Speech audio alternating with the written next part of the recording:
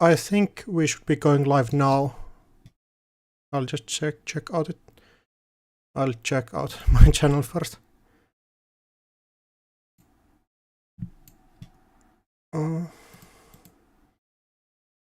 Need to be certain this time. I think we should be going live now. Yeah, alright, we're live. So can you say something so I can check out the stream channel first?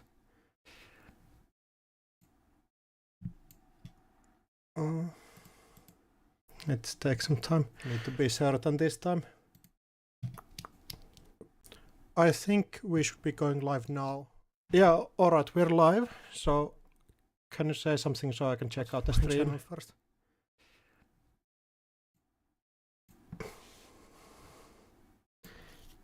Alright, I think everything should be okay now. So if we... oh yeah, I need to share my screen for you that you can see something.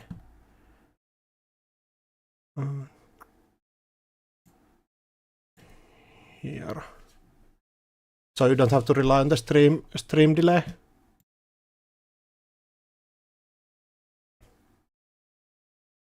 So can you see the screen now? Yeah. So if we look at the R plus list first, there's it's like asset spam deck, right?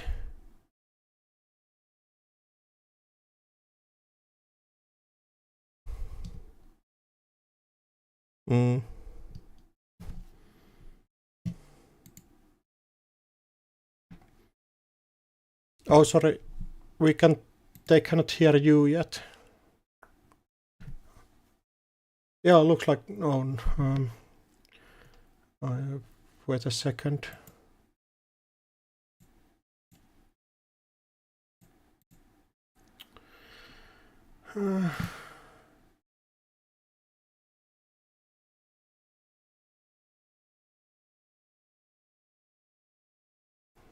How can I change these settings? Can you say something now? No, not yet.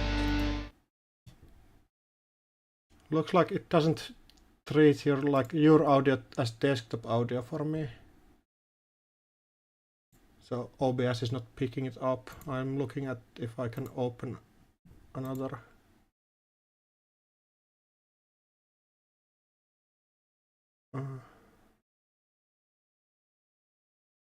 Audio input capture. Okay.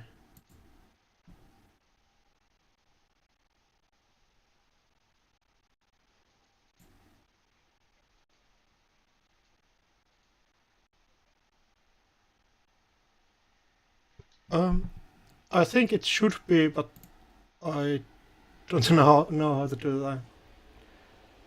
I'm trying to make it work if I add an audio source.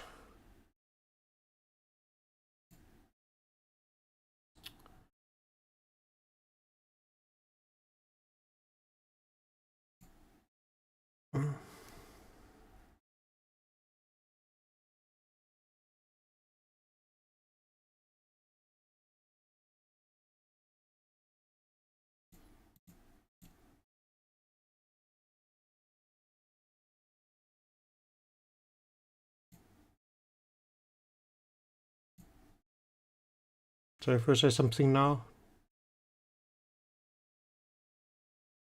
Yeah. Still no. Desktop audio. Fuck.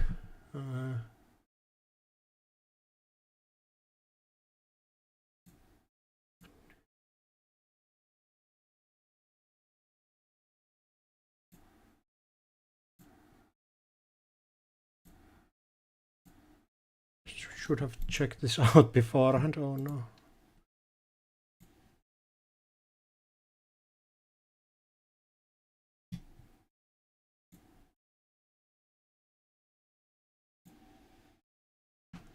If I change setting.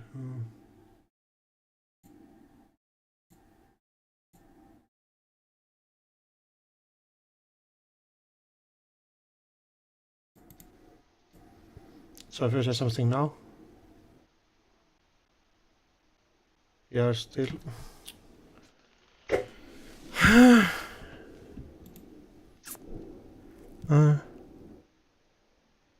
Yes, I'm looking Discord settings.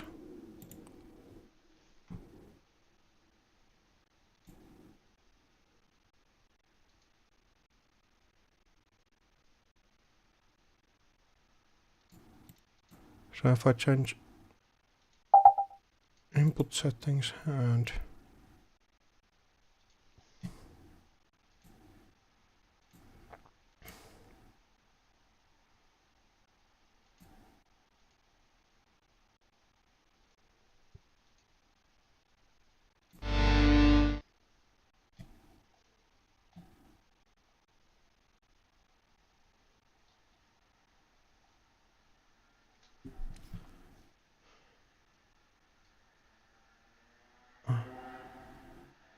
it still doesn't seem to work.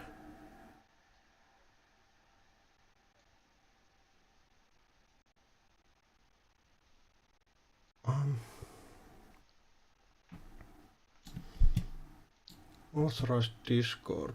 Yeah, I'm googling it fast.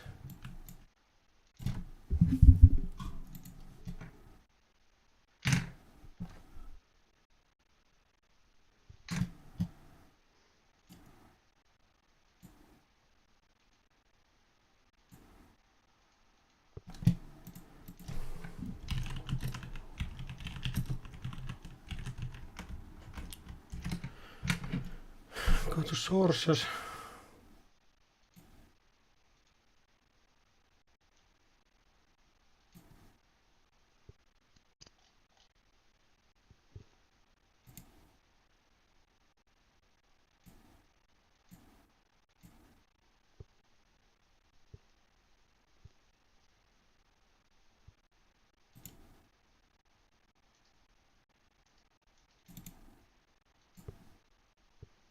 Device.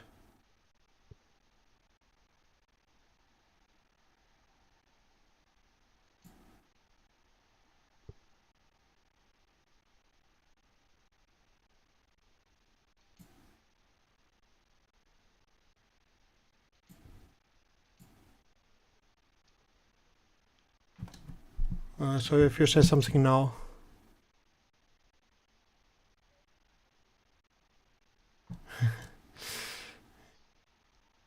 Doesn't seem like it's working. I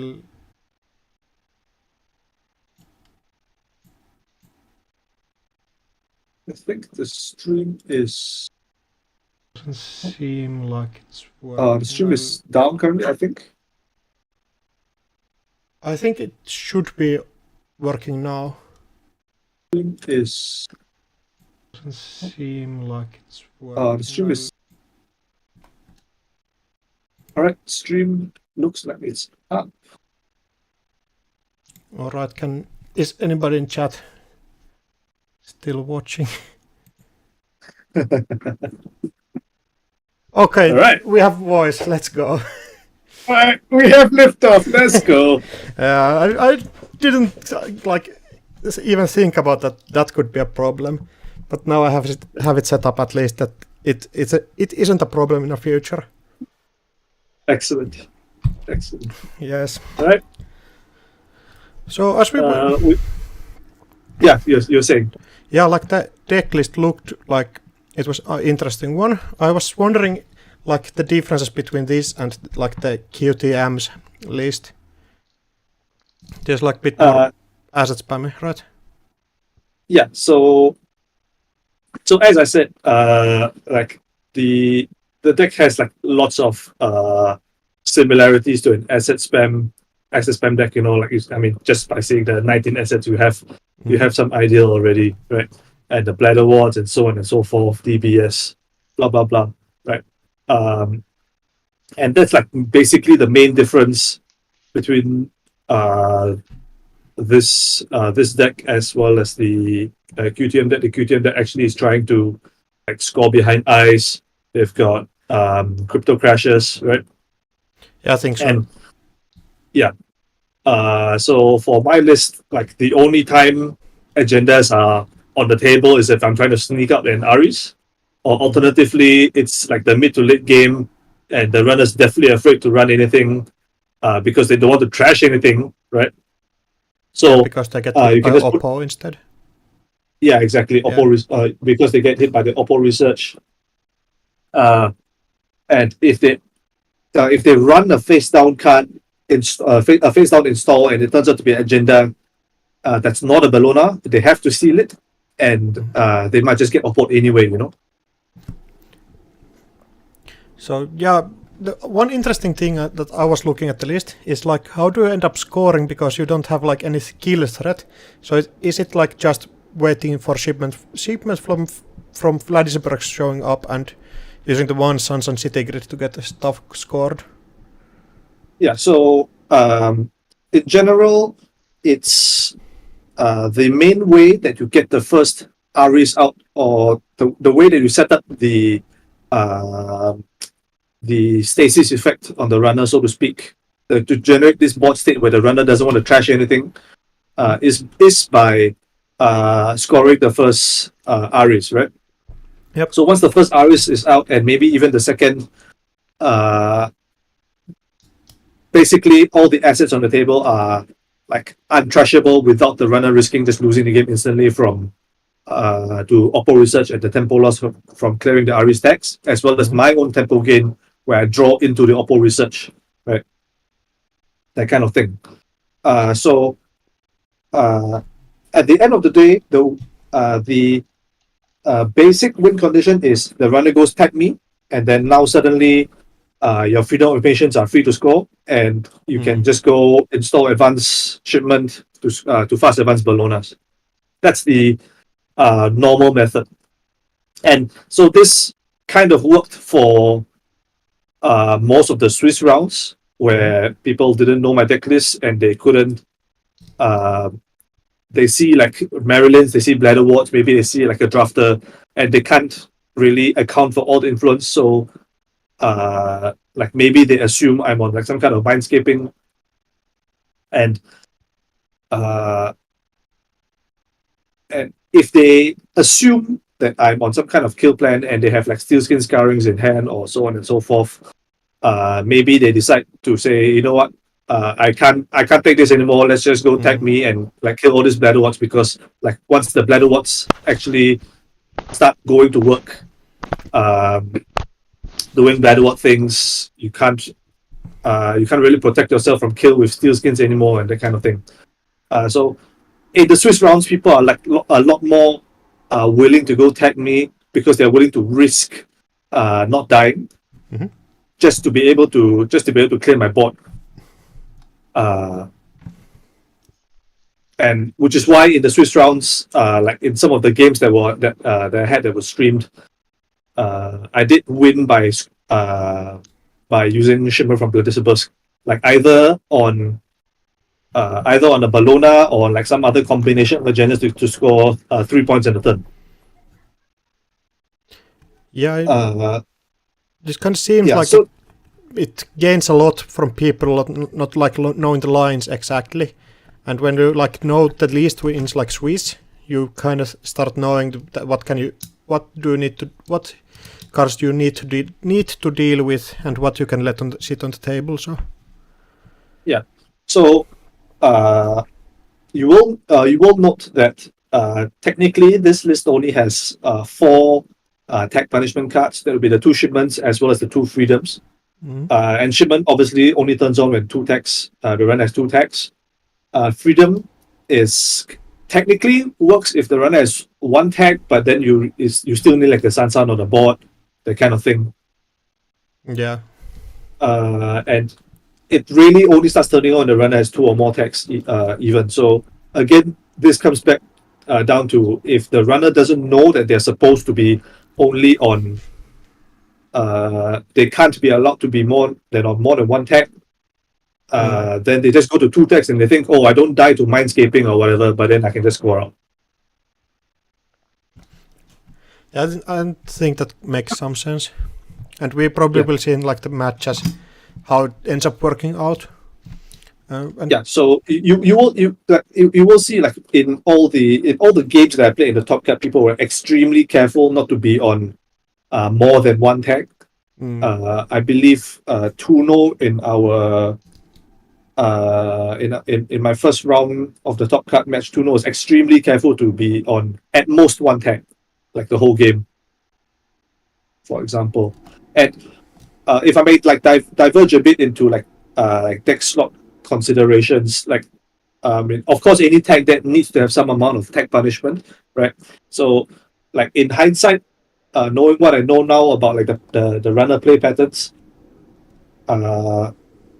it could be useful to like change up some of the tag punishment, like maybe swap the freedoms for project bills and then play your tag punishment in some other slot, such that it's not so straightforward for the runner to say, oh, I see these 4 tag punishment cards and I know I'm okay to be on one tag, but more than one tag is not okay, right? Yeah, that kind of thing. Until you like see all the tag punishment and know where it is. Like if you not know how much tag punishment there are, you cannot really play around it. But when you start like in the Swiss rounds or in the cut rounds, you know what you need to play around. And after you have like discarded or played some of these, the opponent knows like what they need to respect and what's the chances that you have drawn into them. Yeah. So of course, in any tag deck, there you have to play around the fact that sometimes the runner just won't get tagged the entire game, right? And that's like where the must trash assets come in, right? So in the classic example of this is of course the Bladder Ward. We've seen this since Midnight Sun release. Yeah, the like Bladder Ward's Lady Liberties and some. Yeah, so like the Bladder Ward is like you can't just leave it alone because it will kill you if you just ignore everything and choose not to and decide not to trash anything whatsoever. The Bladder Ward will kill you eventually. It will take some time, but you will get there. Right. Yeah, like noticeably, Nasax got rotated out, and that was typically in like this CTM list that used Bladder Ward. Did you have like enough tools to get yourself low on credits, just that you can like get the Bladder Ward damage in? Yeah, so that's exactly the point that I was getting to, in that because there's no good credit sync to sync like your Bladder Ward like credit generation into your Marilyn campaign generation into, you have to get like quite creative in terms of like how to sync your credits. So the easiest way to do it is over-install your Marilyn campaigns before they're empty, right? Okay. So you install you raise a Marilyn campaign to duck below 4 credits, and then you take 2 credits off next turn and over-install another asset. Maybe it's another Marilyn campaign. You can do it again next turn, right? So the upside of this, of course, is that it's like theoretically infinitely repeatable because the Marilyn just goes back into R&D, you draw it back and rinse and repeat, right? Of course, the downside is that like shuffling the Marilyn kind of like takes away the big advantage of having Federal Fundraising the deck, which is protecting the top of R&D. So if you over-install and shuffle Marilyn campaigns, the runner can like find a window and sees the opportunity to go and poke R&D, and maybe they just score out from there because of that. Did it end up like happening in any match, or was it like more of this just that? So something similar did happen in the game 1 of the final versus Charlie. Although it wasn't because of Marilyn, it was because of Spin Doctor. Okay, yeah. Yeah. So that's one way of like ducking your creds. The other way is of course like raising your big big scoring assets. San, Lady Liberty, these are generally like higher budget reses, which let you duck quite easily. And it is somewhat telegraphed because like the only time like the R plus deck the Bladder Ward deck clicks for credits is when they are too low on credits to actually afford to res something, right? So if I'm on like 4 credits and I click for 2 credits, Sansan's on the table somewhere, Yeah, and did you ever end up like purging just not to get any credits on your turn? I did consider it, but I as an option, but it never actually came up. Okay, yeah, makes sense. And of course, the third way to duck credits is just like installing installing like triple stack ice in front of centrals. That's also quite straightforward and standard. Yeah, that also makes sense. So if we look at the tall list next, this is looks like just a basic tall list, but it plays like the new criminal console Hermes as like a thing that you can clear out central servers with, right? Yeah. So you're absolutely right. Basically, this is just Shaper with just we call it the breakers and money archetype, right? I'm sure like everybody's first starter Neverend deck usually looks quite a bit like this. So it's not a very big like upgrade complexity wise in terms of like the strategy. But what is the important thing to know about this deck is just like how you're applying your central pressure and your remote pressure and when to do so. I suppose is the most important thing, because if you poke too hard in the early game and most of their stuff gets rest, Hermes loses a lot of his power.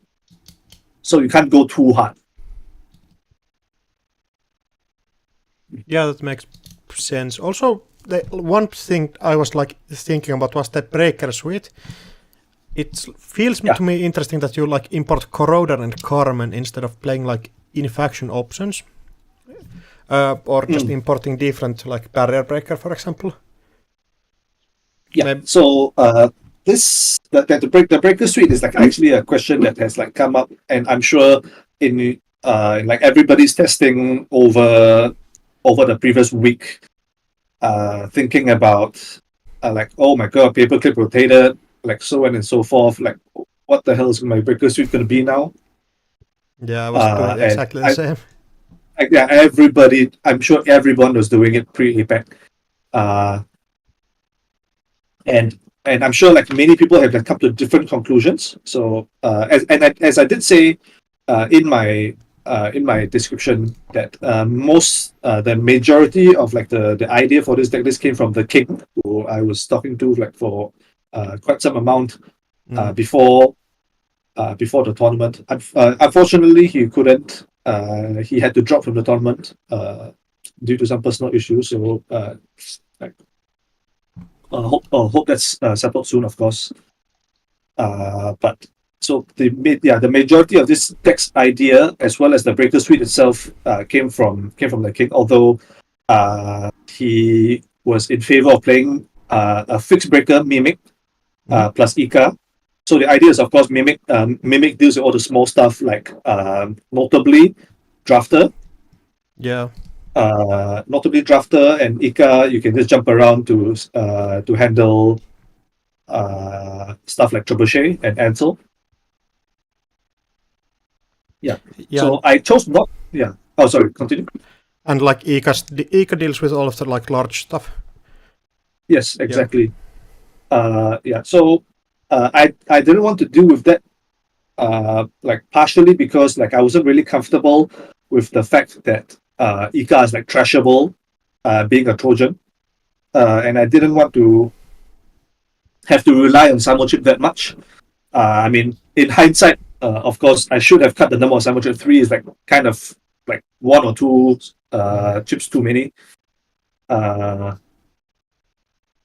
It's of course the card is of course useful to have in the stuff in a rig shooter meta when people are trying to kill your breakers. It's always good to have a solution for that, and it's nice to be able to turbo out your rig. If you have a cyber chip at SMC, you get to build your rig very quickly, but it doesn't have an actual plan A use case in this deck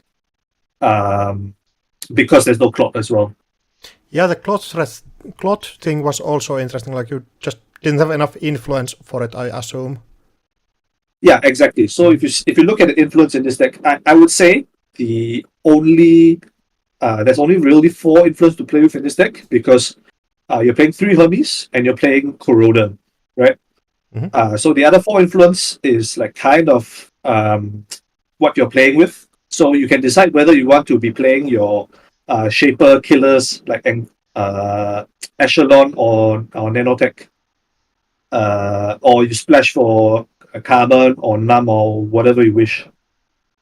And then from that, you whatever you have remaining, you decide on your tech cards. In this case, the tech card was No One Home and DJ Fenris.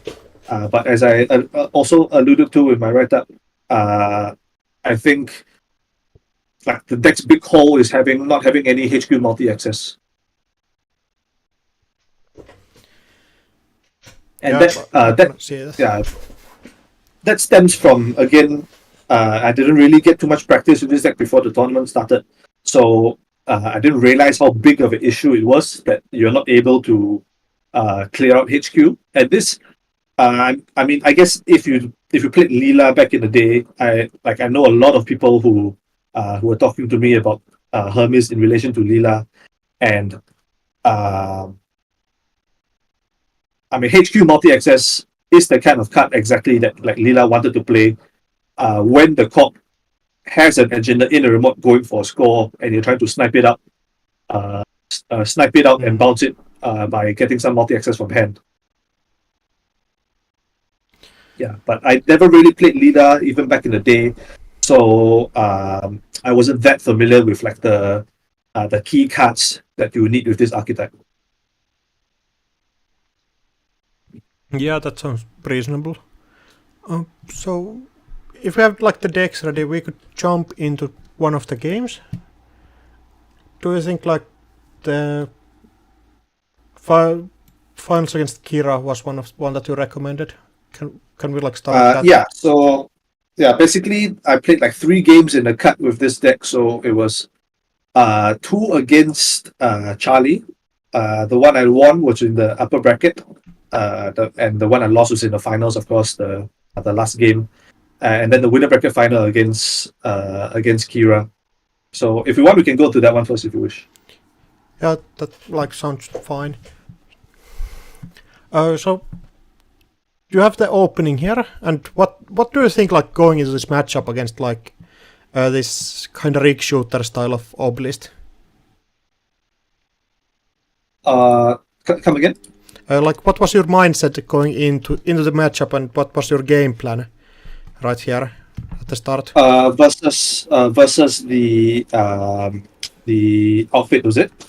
Oh yeah, this was Charlie's. Yeah, Charlie's outfit it was like big deal, right? Yeah. Yeah, I played 3 games against outfit. So Charlie's one was like much less rig shooty. Of course, I don't even think they had any rig Yeah, shooty. Just pure fast I was advance. mistaking this for like a different match. Right. Okay, I don't have the match on the screen actually. Oh, sorry, I'm sharing the wrong thing. Wait a second. I'll just share the screen. It should be easier. All right. Oh, I think I actually have the wrong match loaded here. This should be the one that you were recommending. Oh.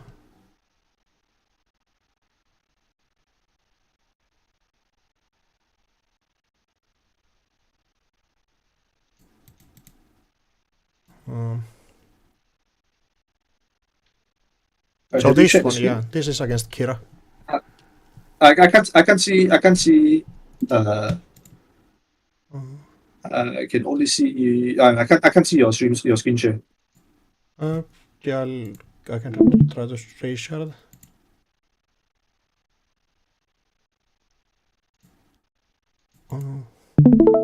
So can you see now? Yeah, okay. Yep. Got it. Excellent. Okay, let's hide this thing. All right, so this is against Kira, I believe. I see from the simulation reset. Yep. And of course the chat. And I see also that Kira is in chat. So hello. I hope we are still okay. Nothing. Never mind. Okay, so I think I can't remember, but I think I kept this hand as the runner. Triple dirty laundry. Oh no, I No, it looks mulliganed like it. you Okay. mulliganed. Both Yeah, I did. players mulligan. Yeah. I can Alright. understand Kira mulliganing here with no eyes in the starting hand. Yeah. So there was a consideration because like for like most of the day and the previous day as well, like so many outfit players were doing turn one hostile scores.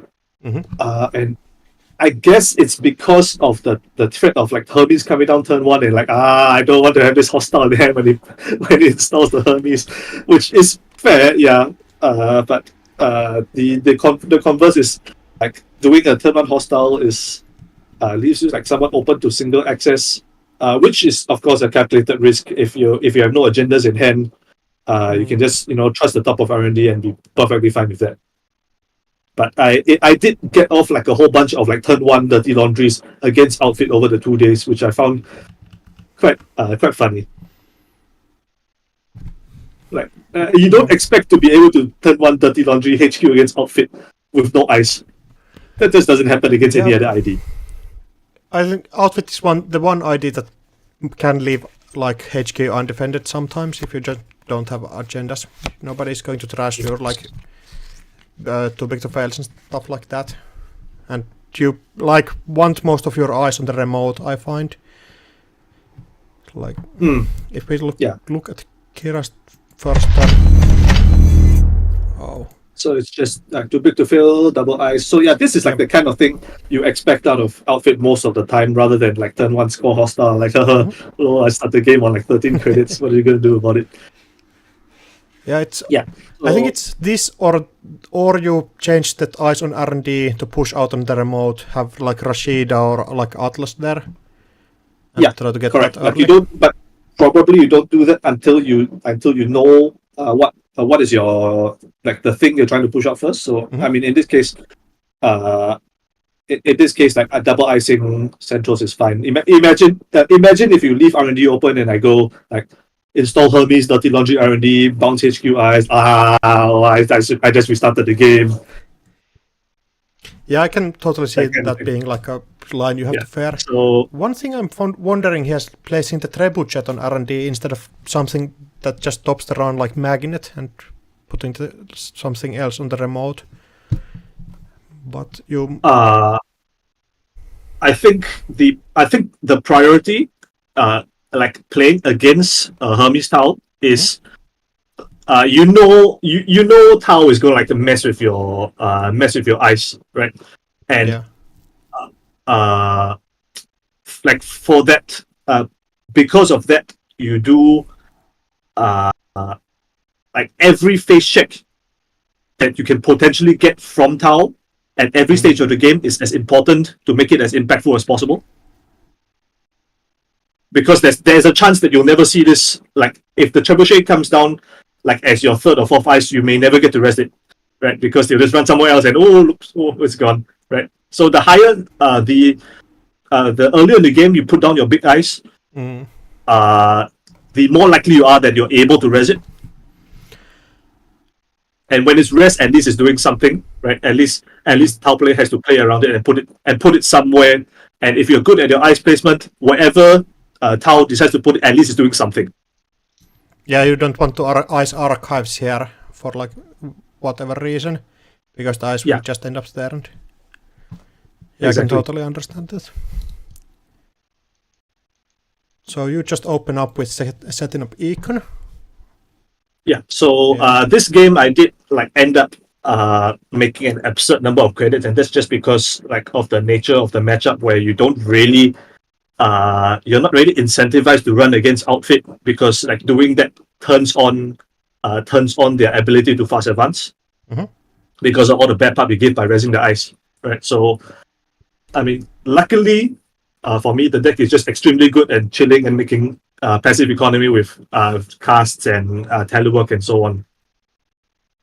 Okay, so you're just trying to set up for like impactful runs with conduit and like making runs that actually like win you the game. Yes, correct. And importantly, you also need to be able to challenge the remote. Because if you can't challenge the remote, then every agenda that they draw, they can just put it in. And if they're not feeling pressured for time, because your 4 clicks can't get into server 1, then they can score. They can score in like a different pattern. They can just install advance a hostile takeover, for example, and next turn advance score, you do your Hermes Tau thing, but then just install the ice back. So it is important. Yeah, it is important as the Tau player to make them uncomfortable and make them feel like they have to get out this agenda as soon as possible and punish them for doing so. I think one thing I was struggling with Hermes with is that I tend to run a lot, and I just open up the both of the eyes on like centrals, and then I get like my Hermes triggers misses sometimes just because I've opened the eyes. Yeah. So this is kind of what I was alluding to earlier, where you don't want to poke too hard, because if you poke too hard and you poke like all the servers at the same time, or like over the course of a few turns before they start scoring, then you don't get any good triggers. So for example, right, as if you're playing Hermes in a Crim deck, like the normal use case, let's put it, right? Maybe if you have a Hermes installed already, maybe you don't want to poke HQ as much as you would have, because if there's only a single unrest ice on HQ, the cop can never go for an agenda score, because if the cop dares to score an agenda with only one unrest ice on HQ, you're just going to doof them to hell. Yeah, exactly. Like you need to pick the server you're attacking and which one you're like using the Hermes triggers on. Just that exactly. Something gets opened up. Exactly. And Corporation here just builds the remote server with the spin doctor inside it. Yeah. It does look quite amusing, actually. Not, I mean, I did eventually realize in the end, because the ice did get rest, but there is actually an archer on server 1 which actually can't protect anything whatsoever at this point. Yeah, but you just cannot check it with like exactly. threat of so I wouldn't just blowing you up. Yeah, exactly. I wouldn't check this at this stage of the game, and of course, the threat of that is enough to keep this spin alive. Yeah. And Nuka click into just setting up more and playing the Econ card. Yeah. So you will see me doing this for like the next 8 turns or something before the game actually really starts. And I think the lesson, the overall lesson, which you'll see later, is just having the patience. I was expecting this server 1 to be a Rashida, because I did. You will notice I did have the overclock SMC. The overclock SMC in hand, so I did have the option to challenge this remote, but so my consideration was that because at this point, of course, we knew all the deck lists, right?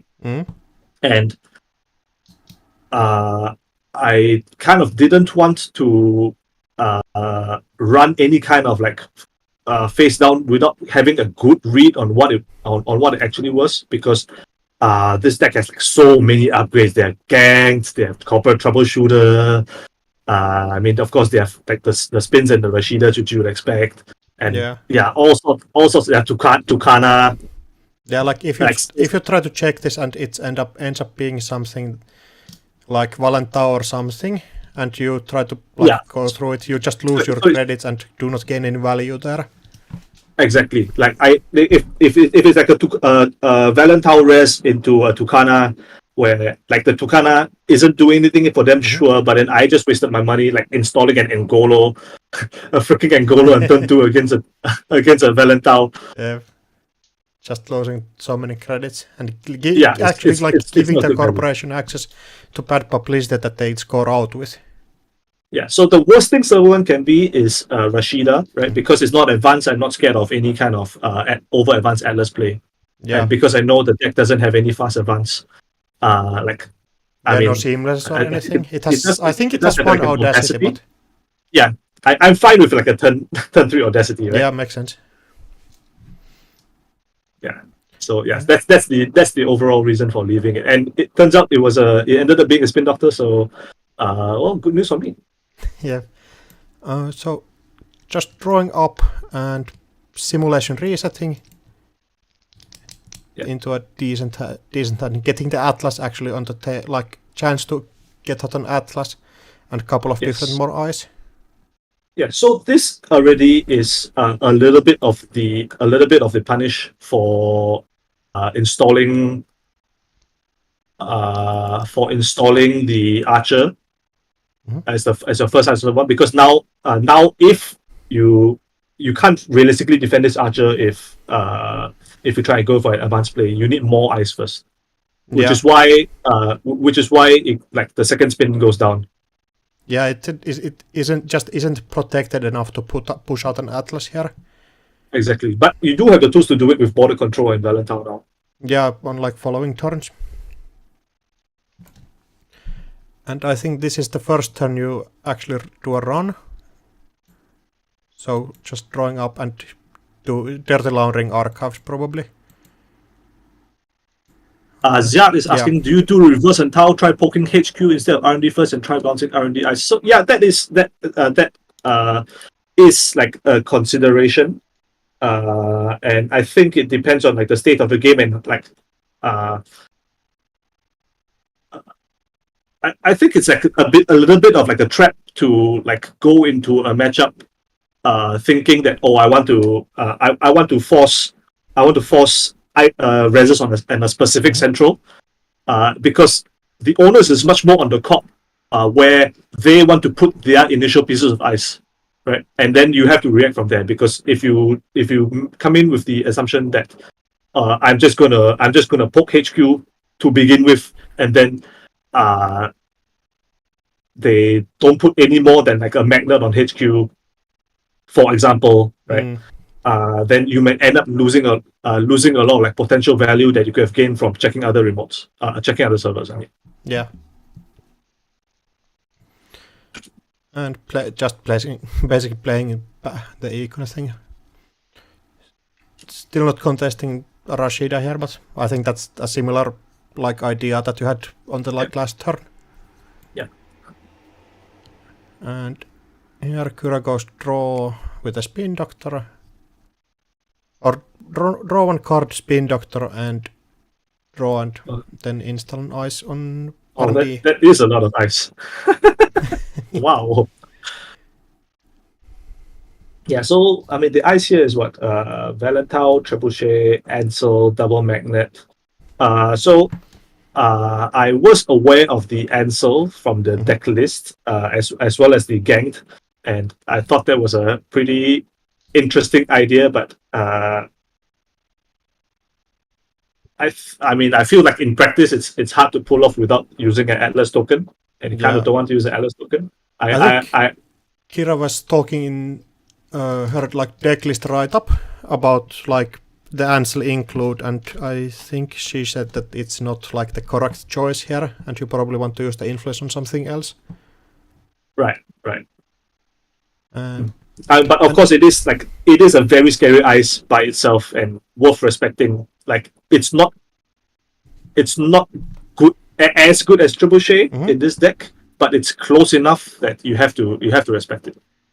And you deal with it kind of differently than you can deal against Outfit sometimes, because Outfit you can run often like on every click, but sometimes you might get blown up by the Ansel if you just continue running. Yeah. And so the knowledge of like the Ansel and the Ganked and the different like defensive upgrades and resources that the corp like had access to or was like in their range, it does like inform some of the decisions I make later in this game. And Kura was in chat talking about like the ice placement here, and they said that they more preferably want to have the border control and Valentao on like the remote now. And yeah, so yeah, that's what I mentioned earlier, right? The border control Valentao is the first thing I thought of when I saw that the hand after it got simulation resetted. Yep. Of course, the downside is you will need a triple ice remote before you double ice any of your other centrals. Just because of the fact that this archer is sitting here, which is a bit unfortunate. Yeah, and I just think that like in my own experience, Outfit is a deck that like lives and dies by the Atlas token. So you just need to get the Atlas scored early with the token. So Yeah. like my main focus here would be pushing out the Atlas and not necessarily defending the central servers. But of course, if you don't defend them enough and try to push out, opponent runs somewhere, bounces your ice back, and then they just get an easy steal. Yeah, of course. And okay, so again, this is a little bit of a diversion, but I find it a little bit funny that in the last meta before rotation, I was playing like a bunch of Acme, and that deck did teach myself personally a lot about ice placement, just because like. I mean, it's easy to say just put the data ward on the outside, but then what happens when you draw more ice, and what happens, and then like at this all these things you kind of need to think about. Yeah. Like setting up your servers not just now but also in 2, 3, 4 turns, and like how you're gonna like organize your remote such that it's inconvenient for the runner to go.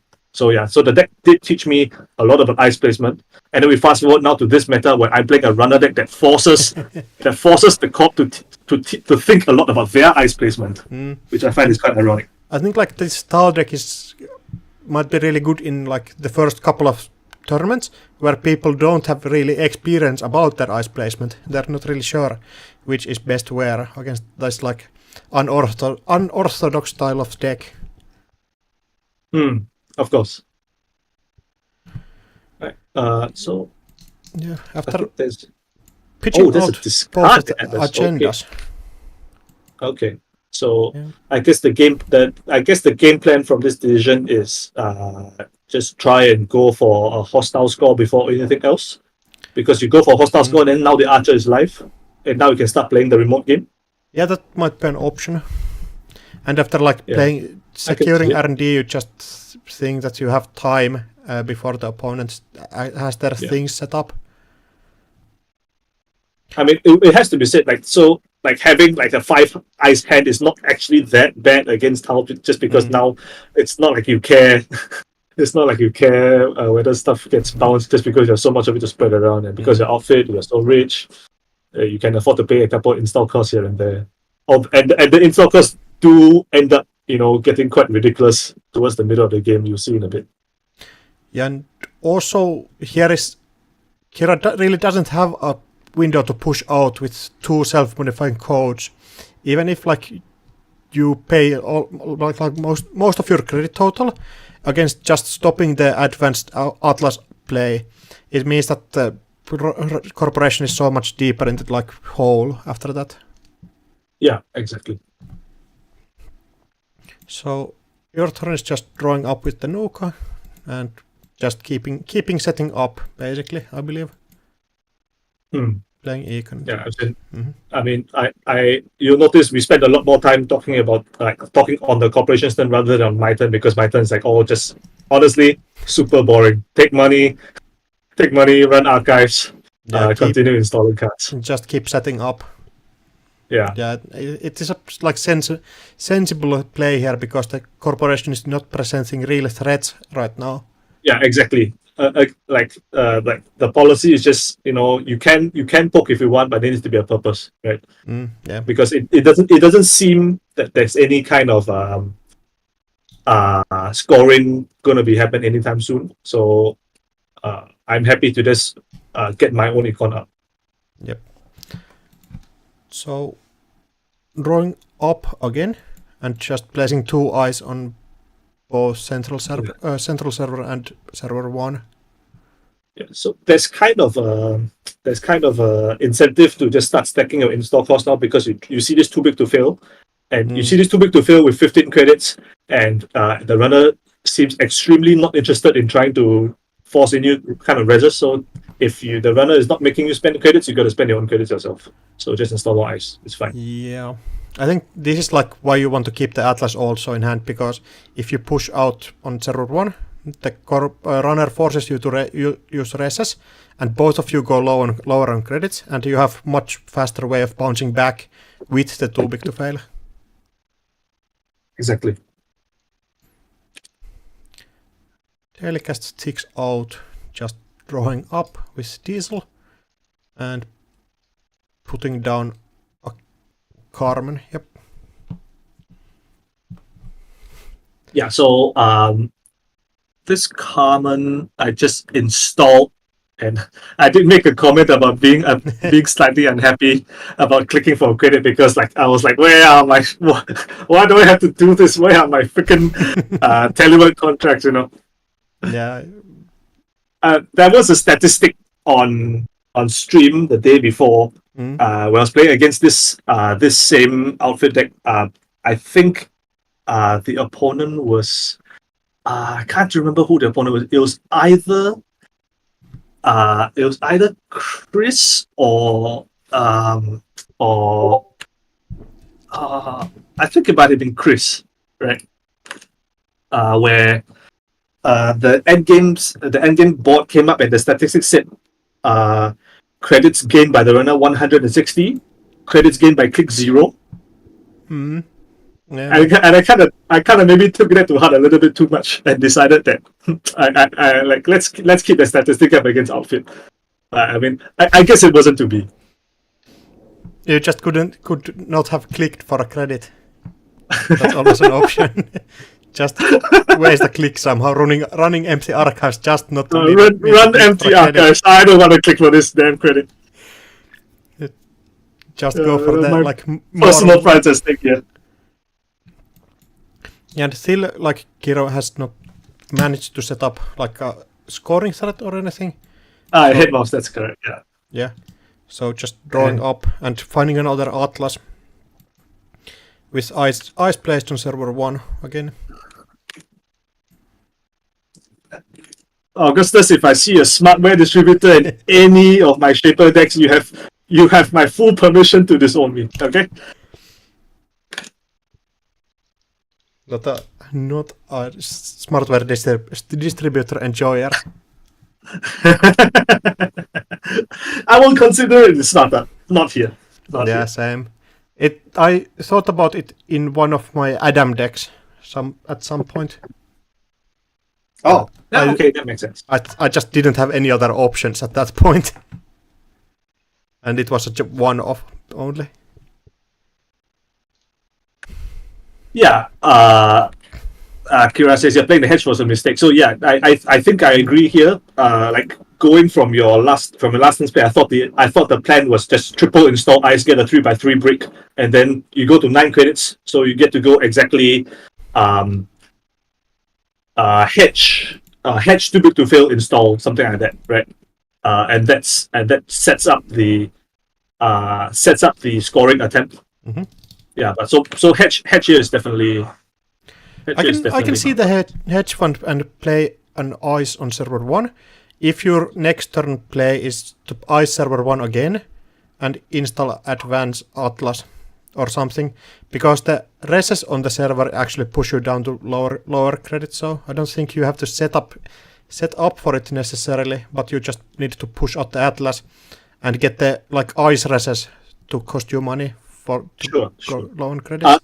So I think that play is viable. Then it depends on what specifically the other 3 eyes that are not Archer that are on server 1. So currently it's Archer into Ansel, and so you can go like Valentau Magnet or Valentau Sandstone.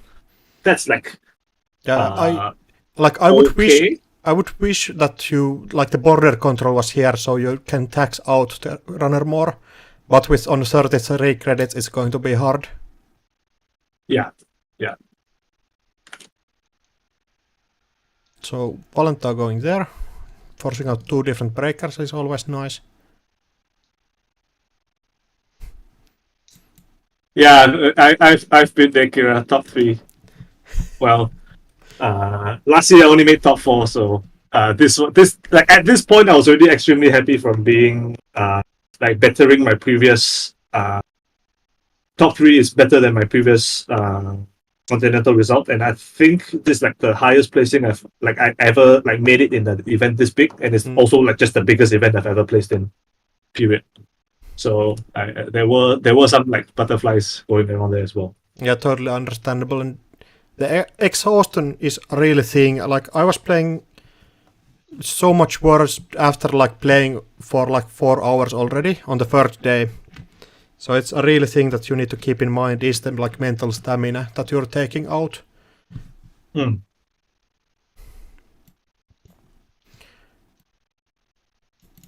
And here it's just again playing diesel and putting 2 cards on the table. Here finally finding out telework contract so you don't need to click for a credit and actually we did it. Yeah, I got the Hermes. I think like this was the point in the stream where like the Twitch share started getting a bit hype. Oh my god, it's the Hermes! We did it! We found the Hermes. Yeah. Yeah, so the Hermes comes down, the Telework comes down. I'm extremely happy about both cards. So yeah, you do see I am keeping the my breakers in hand. I kind of don't like. Firstly, of course, there's like some MU issues if I try to install too many things without the 5th MU. And secondly, I kind of want to conceal the fact that I'm able to run this remote at or R&D even whenever I want to. Like actually my whole rig is already in my hand. You notice that I don't even need this like what SMC I have. Yes, I can totally understand like concealing have your breakers just for the runner to wish that they can push out, and then you just put everything on the table and run, making it so much harder for the corporation to know what you are capable on getting into. Yeah. Of course, the cop has to assume that Shaper being Shaper, they have ways and means, right? But at least, there's already a self-modified code on the table, so yeah, with both SMCs on the table, it's rough trying to like gear check the runner.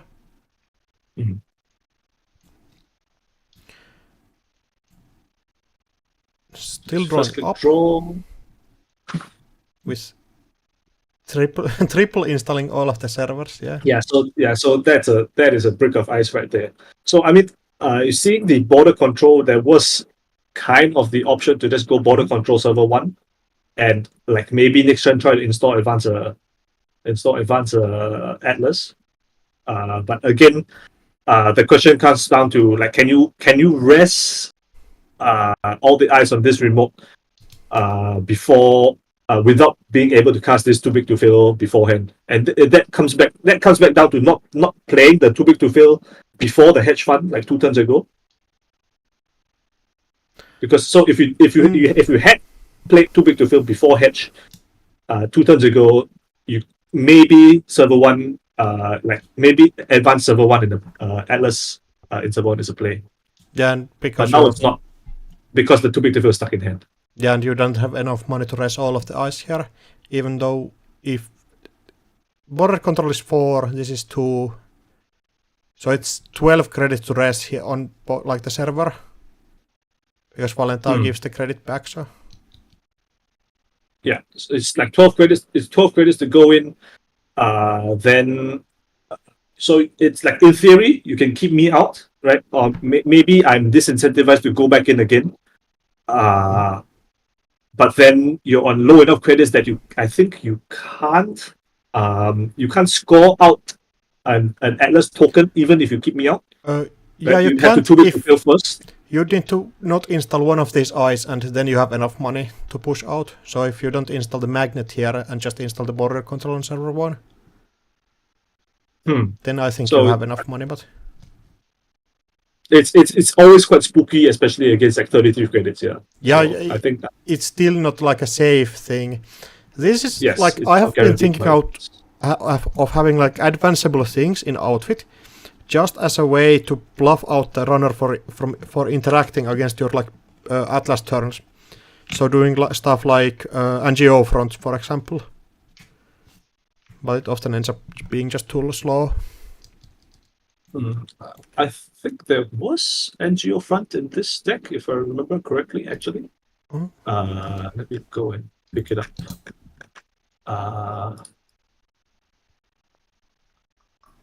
I can. Oh no, there's no NGO front.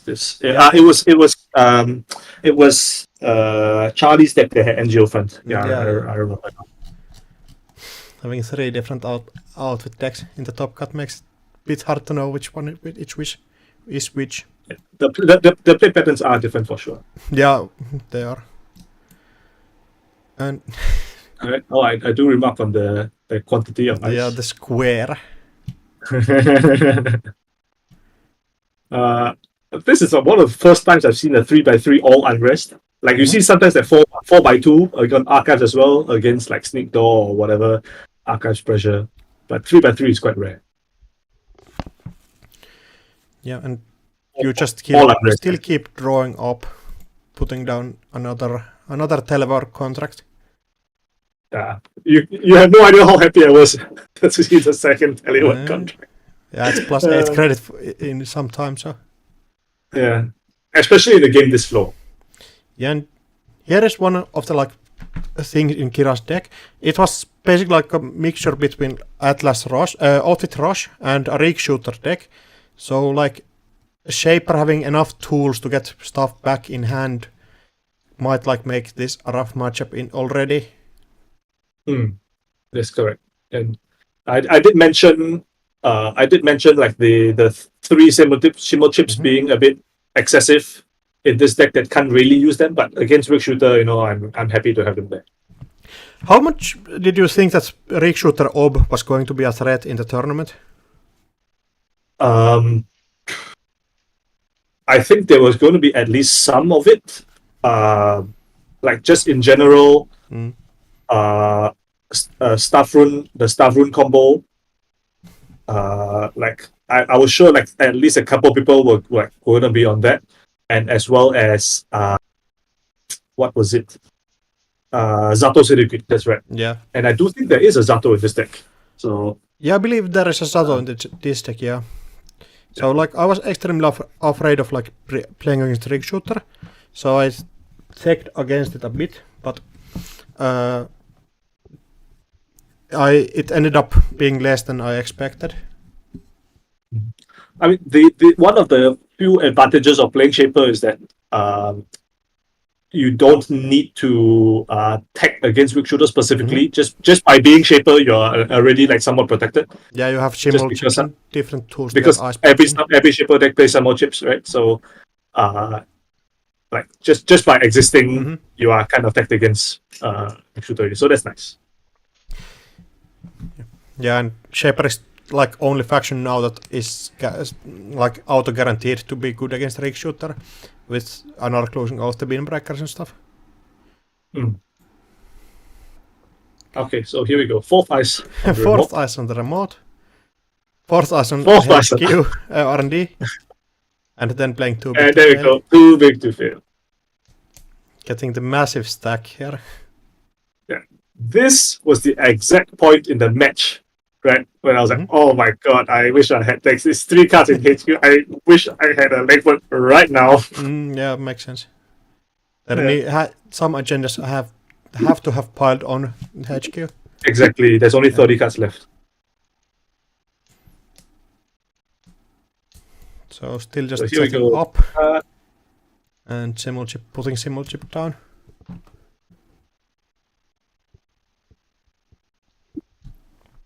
And Commando is Trebuchet.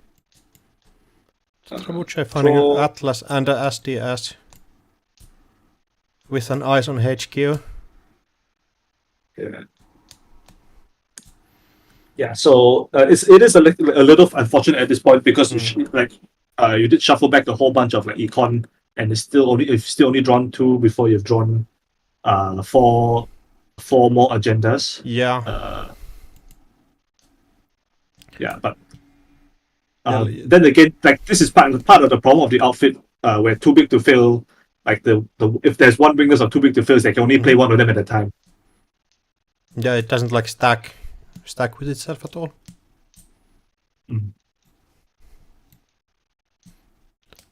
Drawing up and getting just run on archives, and you have drawn like almost just 3/4 of your deck without actually like doing any runs on iced servers here. Yeah. The classic control Shaper of just going to sit on 48 credits. Oh yes, just classic 48 credits, you know. I remember I did the math on how many cards I was allowed to draw by click. Like without losing efficiency from like diesels and nukers. So because I have 3 diesels and 3 nukers, that's That's 9 plus 18, 27 cards. 27 plus the 5 we draw is 30, 32. So I'm only allowed to click to draw 8 times in this deck before I'm losing efficiency. I'm Yeah. sorry, this is yeah. So I'm allowed to do 8 click to draws and 1 click for credit. This is the lesson for today. That's just math. And still not like okay, the Zato crit could open up some scoring plays here. So still just drawing up, finding Draw. a hostile takeover. Okay, so that's a card. So you imagine, okay, so that's Zato going to remote, very reasonable. And last week's playing a Trojan horse for value. So that is just going to take. Yeah, so I obviously don't contest this trace because it's a trace 4 and I don't really care Yeah, about the just SMC anymore. taking out the 1 credit for the runner to lose something. And not need to discard, yeah. And Engolo goes down, Corroder goes down, and I think it's run on 0-1 here. Yep. There we go. And letting you through until Valentau. So once again, like Zato kind of doesn't do anything if it's not protecting anything. So the worst thing that can happen here is trash a program, but I have a summon chip, right? Yeah, so the trash program isn't a real threat yet. And you still have like 2 summon chips in the deck, right? Yes. Yeah, so you are safe from like rig shooting here.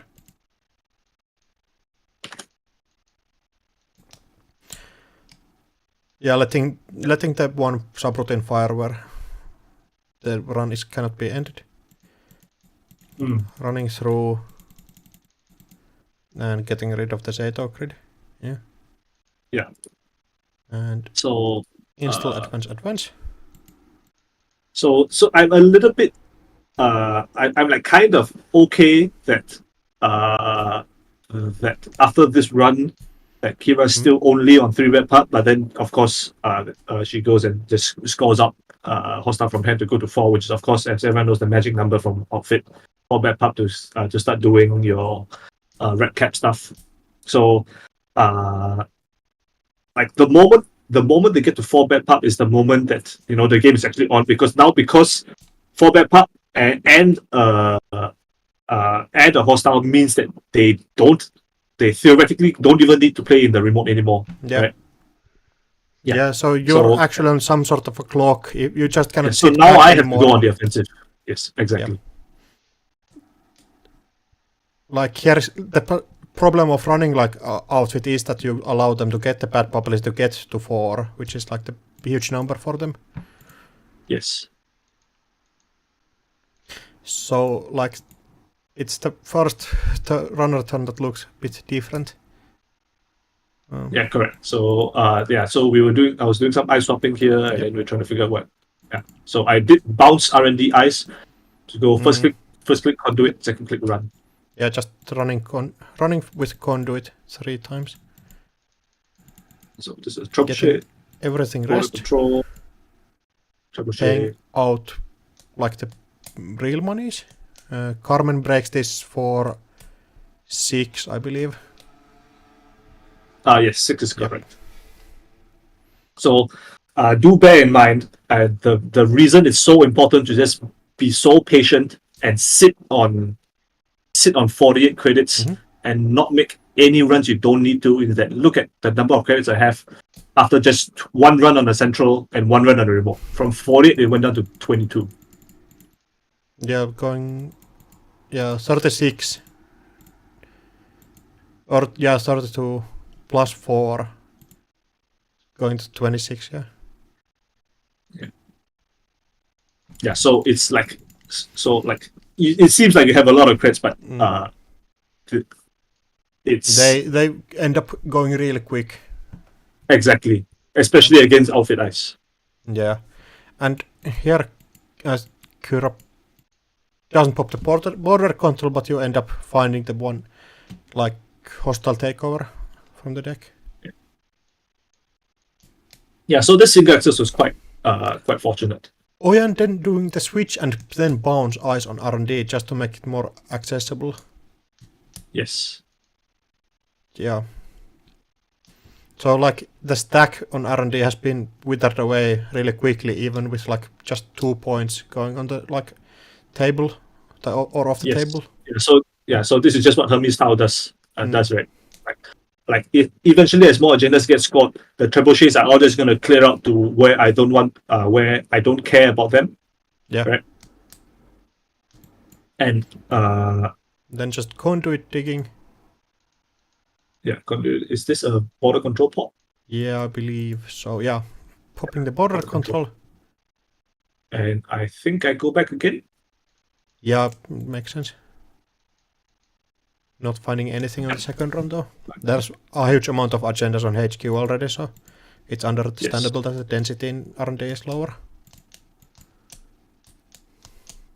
And even like the corporation credit pool is getting a bit shallow here. Yes, correct. At some point, I do think I trashed like a too big to fail, or maybe that was the other game. I can't remember. Maybe it was both games. Not here at least.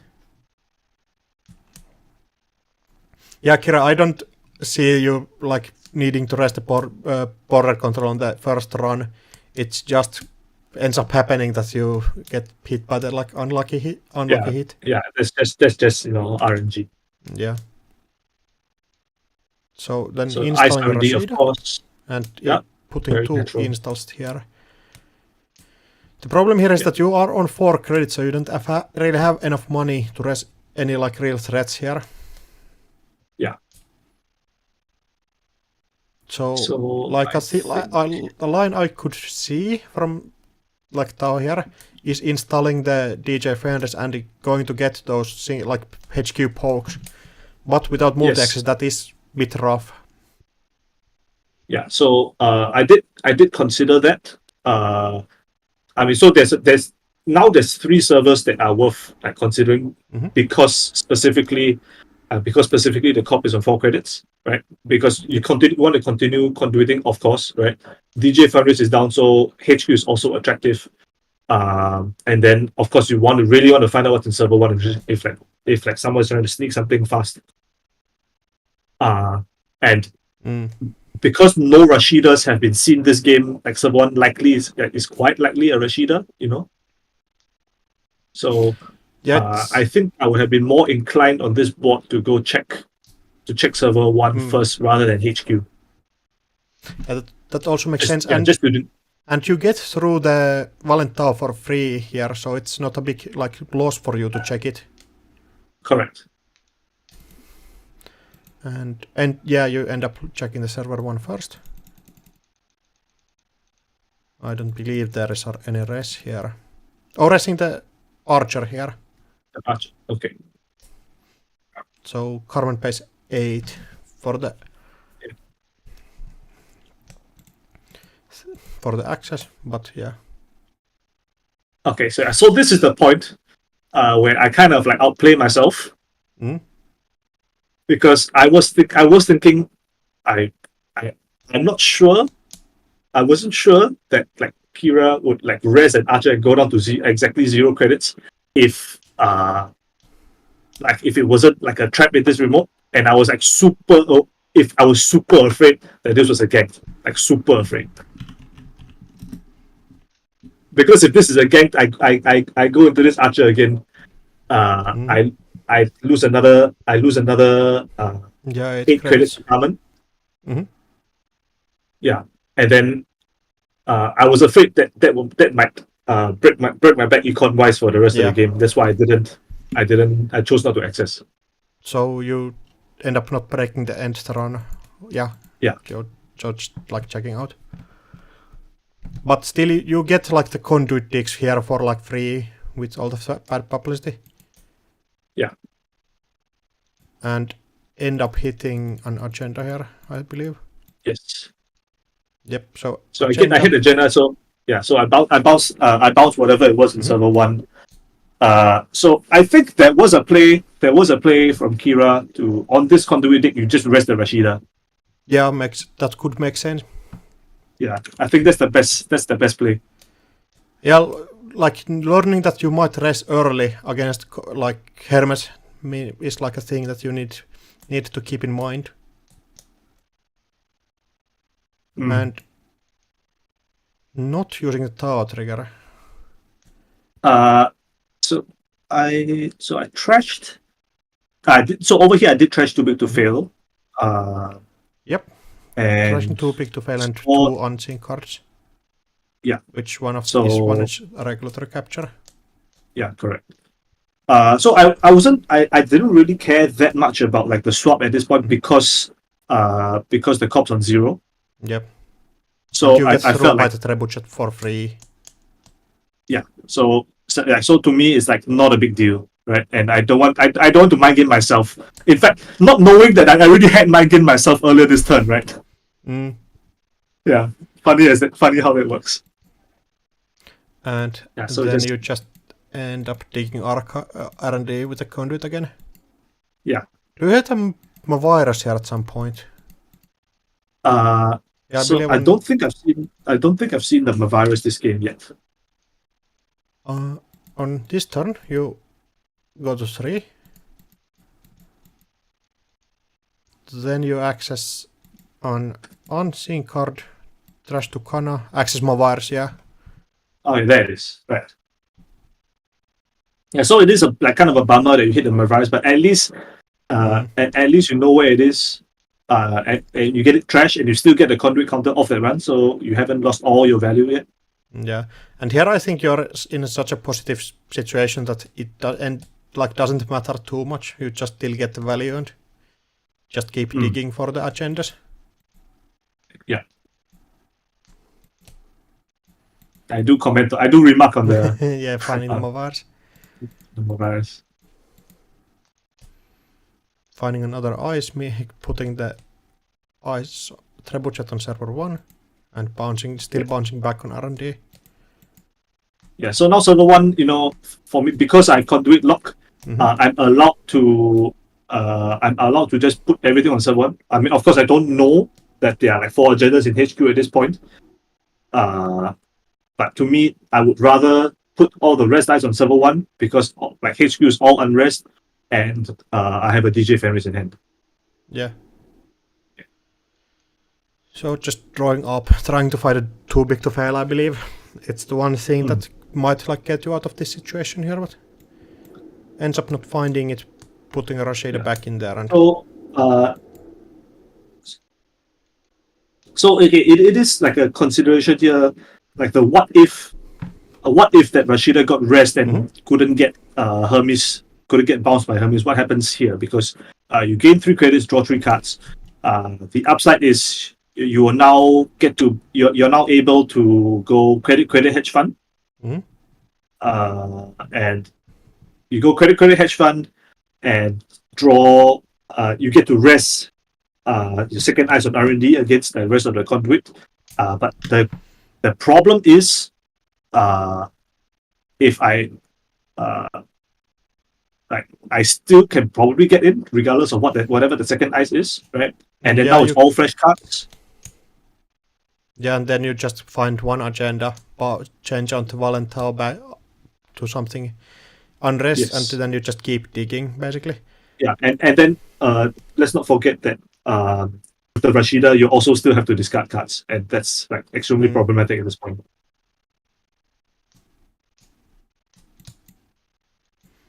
Yeah, so like the game ends up closing here with just digging R&D 2 times. Yeah, so I think so not raising the Rashida was definitely a mistake, but it's an easy line to miss, I believe. Yeah, I think it wouldn't have changed the game state anymore because like it doesn't solve any problems. It doesn't create any problems for myself that I can't solve on my turn. Yeah. Yeah, and you still can dig R&D. So I believe like the game basically closed out around on the like earlier turns when Kira didn't manage to set up server 1 stable enough, and then you can get like these start digging R&D with all of the money and dice going here. It's so funny that like so much of this game comes down to like the chain of decision making that comes down to that stems from like installing Archer as first eyes on server 1. Yeah, like placing Archer here means that your server 1 is less stable, like in the long run. And it is like understandable that you might like want to ice really heavily against this deck, but you just end up losing like the outfit value. And it is a long tournament, and like everyone is really anxious in playing in the top cut, so like analyzing these games afterhand is so much easier than actually playing in them. Yeah, of course. Ziad saying Charlie later found a great line against dumping all rest dice in remote by not making remote. I mean, absolutely. It is so much harder to play Hermes style against like a pure fast advanced deck, especially in a deck like mine where I chose not to play clock. And so it's actually quite easy for him to do the thing. Yeah, that makes sense. If we then go to the next game, which is before we go to the next game, can we just scroll all the way to the end of this game, just to like admire the ice layout? Yeah. So just imagine you cover up the top half of this board, and you just see the runner making a conduit run, and the competitor says with single eyes on R&D and 4 rest eyes on the remote, and anybody will be thinking like, what the heck is this cop doing? Why isn't he icing? Why aren't you icing R&D against freaking conduit? And I mean, that's just what Hermes style does, right?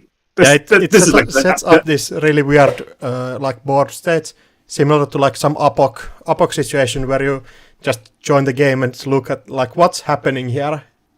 Yeah, exactly. It's quite amusing. And if I leave there, I don't believe I have the stats there, but I believe there just one credit clicked. I hope so. Yes, that should be the correct number.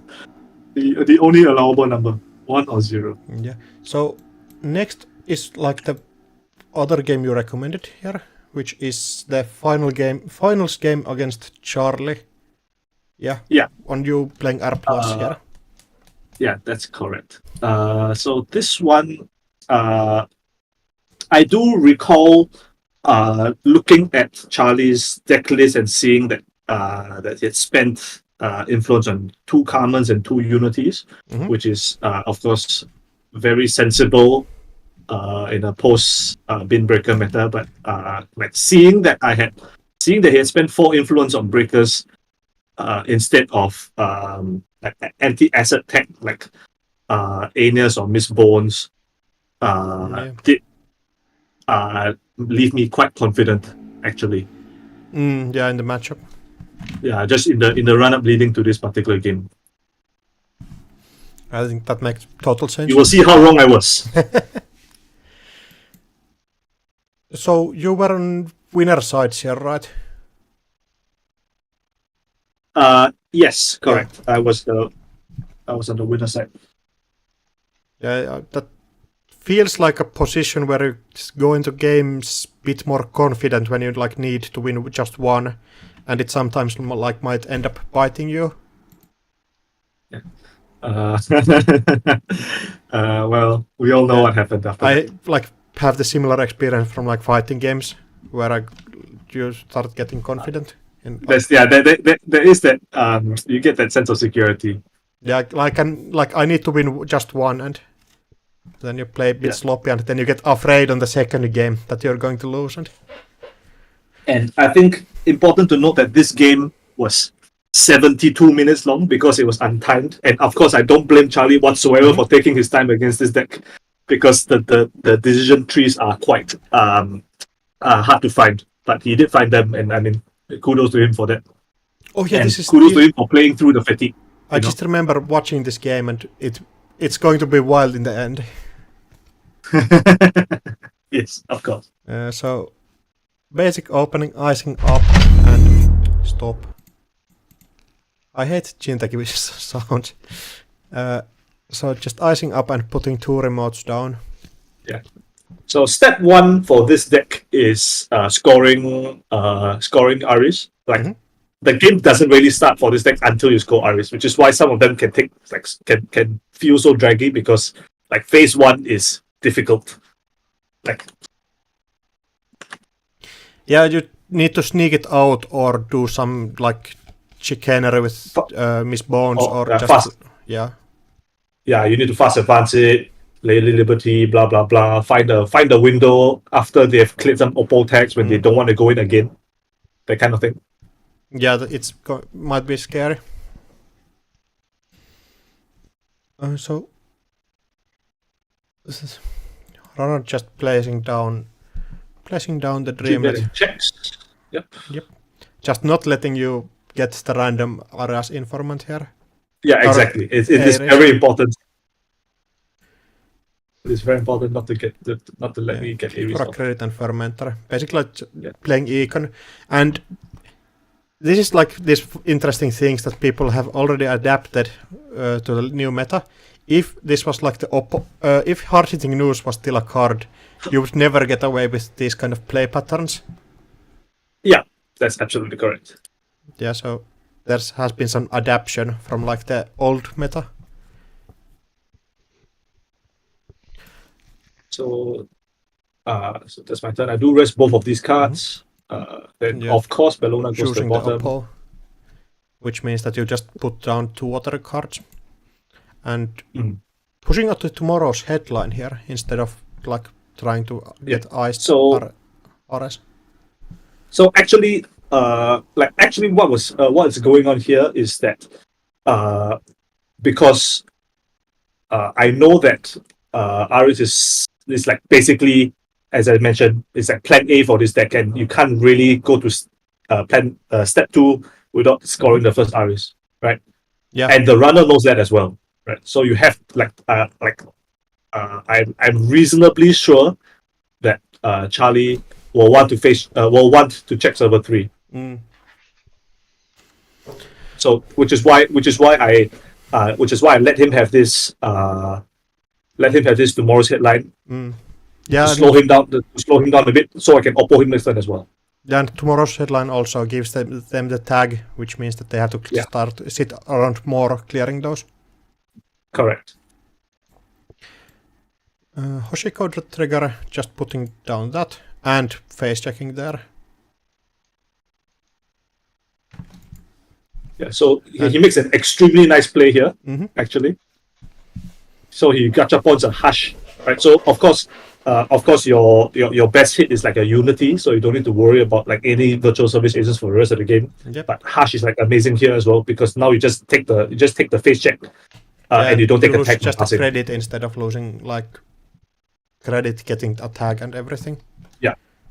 So this was like quite fortunate for him. I was a little bit bummed to see this because like I was thinking he can't reasonably clear 2 tags.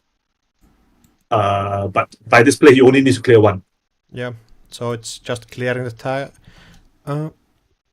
Yeah, so over here I draw 2 Oh yeah, you off, get to draw from that, yeah. Yes, exactly. So this is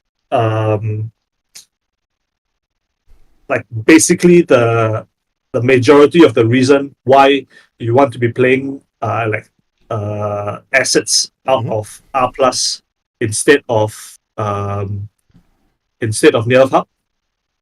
Right? Because Nerve Hub you get your 1 draw per turn, yeah, of course. But I ran the numbers in like a bunch of my testing games, and I found that I got R plus triggers about 6 or 7 times in per 10 turns in my testing games. So every 10 turns that I played in testing, I got 6 to 7 R plus triggers, and that's already like better value than Nerve Hub, right? Because you get to decide whether you want the cards or not. And you get like twice and the a lot value, of the so times you got the 12 cards instead of just 10 that you could get. Yeah. And a lot of the time you're drawing on runner turn, so you get DBS value as well. Yeah, that makes sense also. Yeah. Also, one other corporation that you might have considered is like EA. Like, well, did you like test EA at all? Like Epiphany. Yeah. Yeah. So I did think about Epiphany, right? And I didn't test it, but my gut feeling was that Epiphany, even after Epiphany scores Aris, you are still a little bit vulnerable to asset hate from people and from runners like Freedom. Yeah. I mean, don't get me wrong. I could be completely way off base on this one, but my gut feel was that, like, firstly, it's not like a complete protection against asset hit, because the tempo you gain from clicking or your reward, so to speak, from the runner trashing your stuff is not felt directly.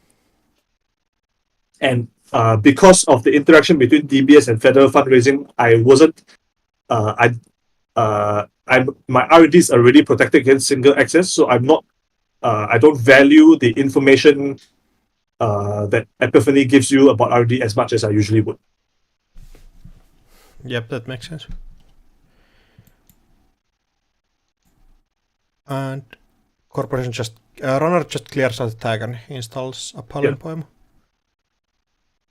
So now having the Oppo in hand, I think that is a reasonable threat you probably could play. Yes, correct. So you are allowed to like install Oppo right now, and there we go. So pushing out the RS in the turn that you Oppo them, just to make sure that they cannot interact with both on the same turn. Yes, yeah, just classic like tech stuff, click compression. Yeah. So this was a mandatory draw federal fundraising, correct? Yeah, it was. Install server 4. Yeah. So yeah, again, so this is like when you start to see the combo go to work, and this is where like the game slows down in terms of like my turn, the time I take on my turns. Yeah. Because the current interface for federal fundraising is like slightly clunky. You need to like move the cards one by one. So a little bit like bacterial programming. If you you need to choose what goes on the bottom and which goes on top. Yeah. So, yeah. Yeah, correct. And I find that I have to be very careful when I make the selection, because unlike bacterial programming and gachapon and other cards that let you choose from a set of cards, federal fundraising currently as implemented doesn't let you start over. It doesn't let you start over. So yeah, so you have to be very careful. Yeah, and like undoing click on there is really annoying. Yeah, it's super annoying. Yeah, because it's before start of first click. Yeah, that's why like my start of turns take quite long. Yeah, makes no offense. Sense. Yeah. Apologies to my opponents, of course. With the rounds being untimed, I don't think it's a problem here. And then you hit them with the Oppo, gaining probably 2 credits back, right? Yeah. Yes, this one is Oppo credits back. So now they have two tags, and if they run server 3 again, they take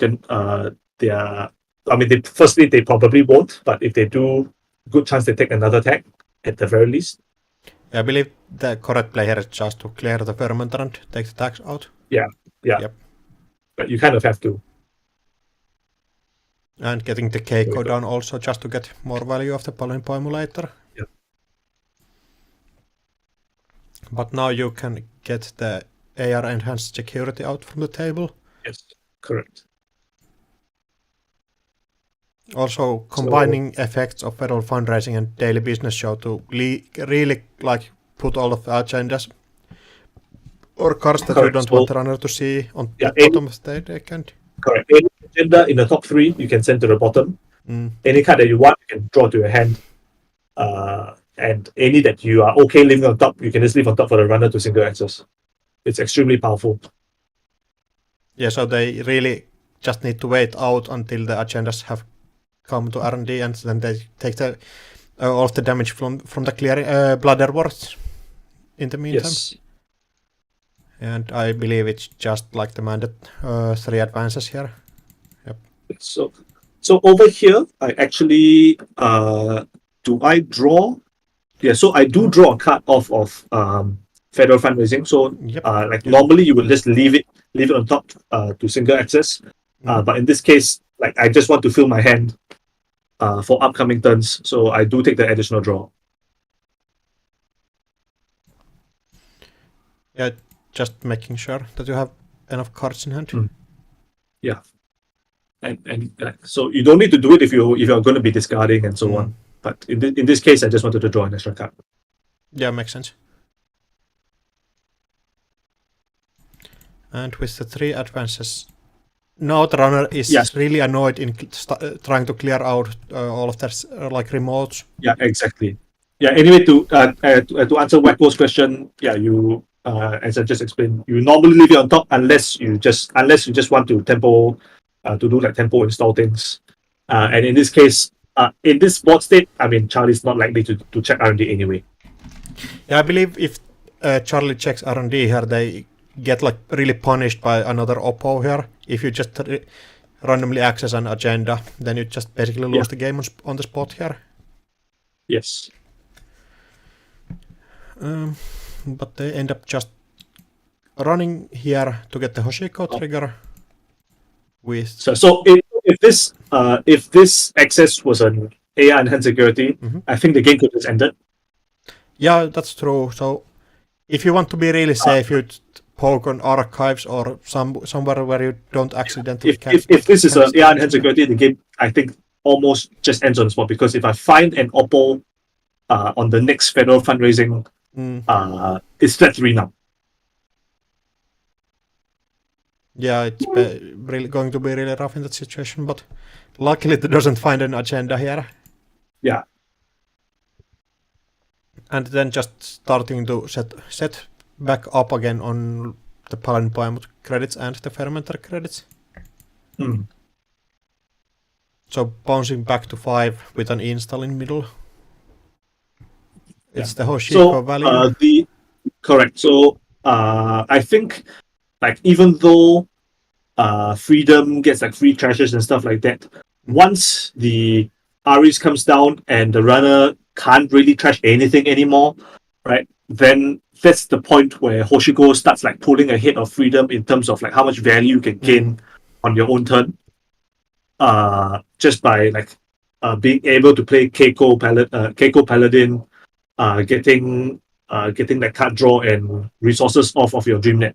Yeah. And that's how you pull ahead in terms of resources and stockpile for when you're actually ready and able to make your move, rather than Freedom, who doesn't really have an ID ability anymore once Ares comes down. Yeah, makes complete sense. And you just end up installing 3 cards here, finding that not fun. Yes. So 3 cards on top of R&D, Bologna, Ares. If it was an Ares on top instead of Bologna, as I said, the game maybe is just all straight up over. Yeah. That's a oof, alright. Oh yeah, it's an agenda on Bologna on top, so they couldn't steal that, yeah. Or yes, they don't steal but it. They saw it. Yeah. And then daily business show also. So obviously the spin, I draw the spin and let the Freedom go to the bottom. Yeah, and Rashida and an eyes on R&D just to stop the single access. Yeah. So right now there's a few things I want to draw to. I want to draw to Lady Liberty, Lady Liberty and Bladder Watts. Yeah. Just to make like get the grind on.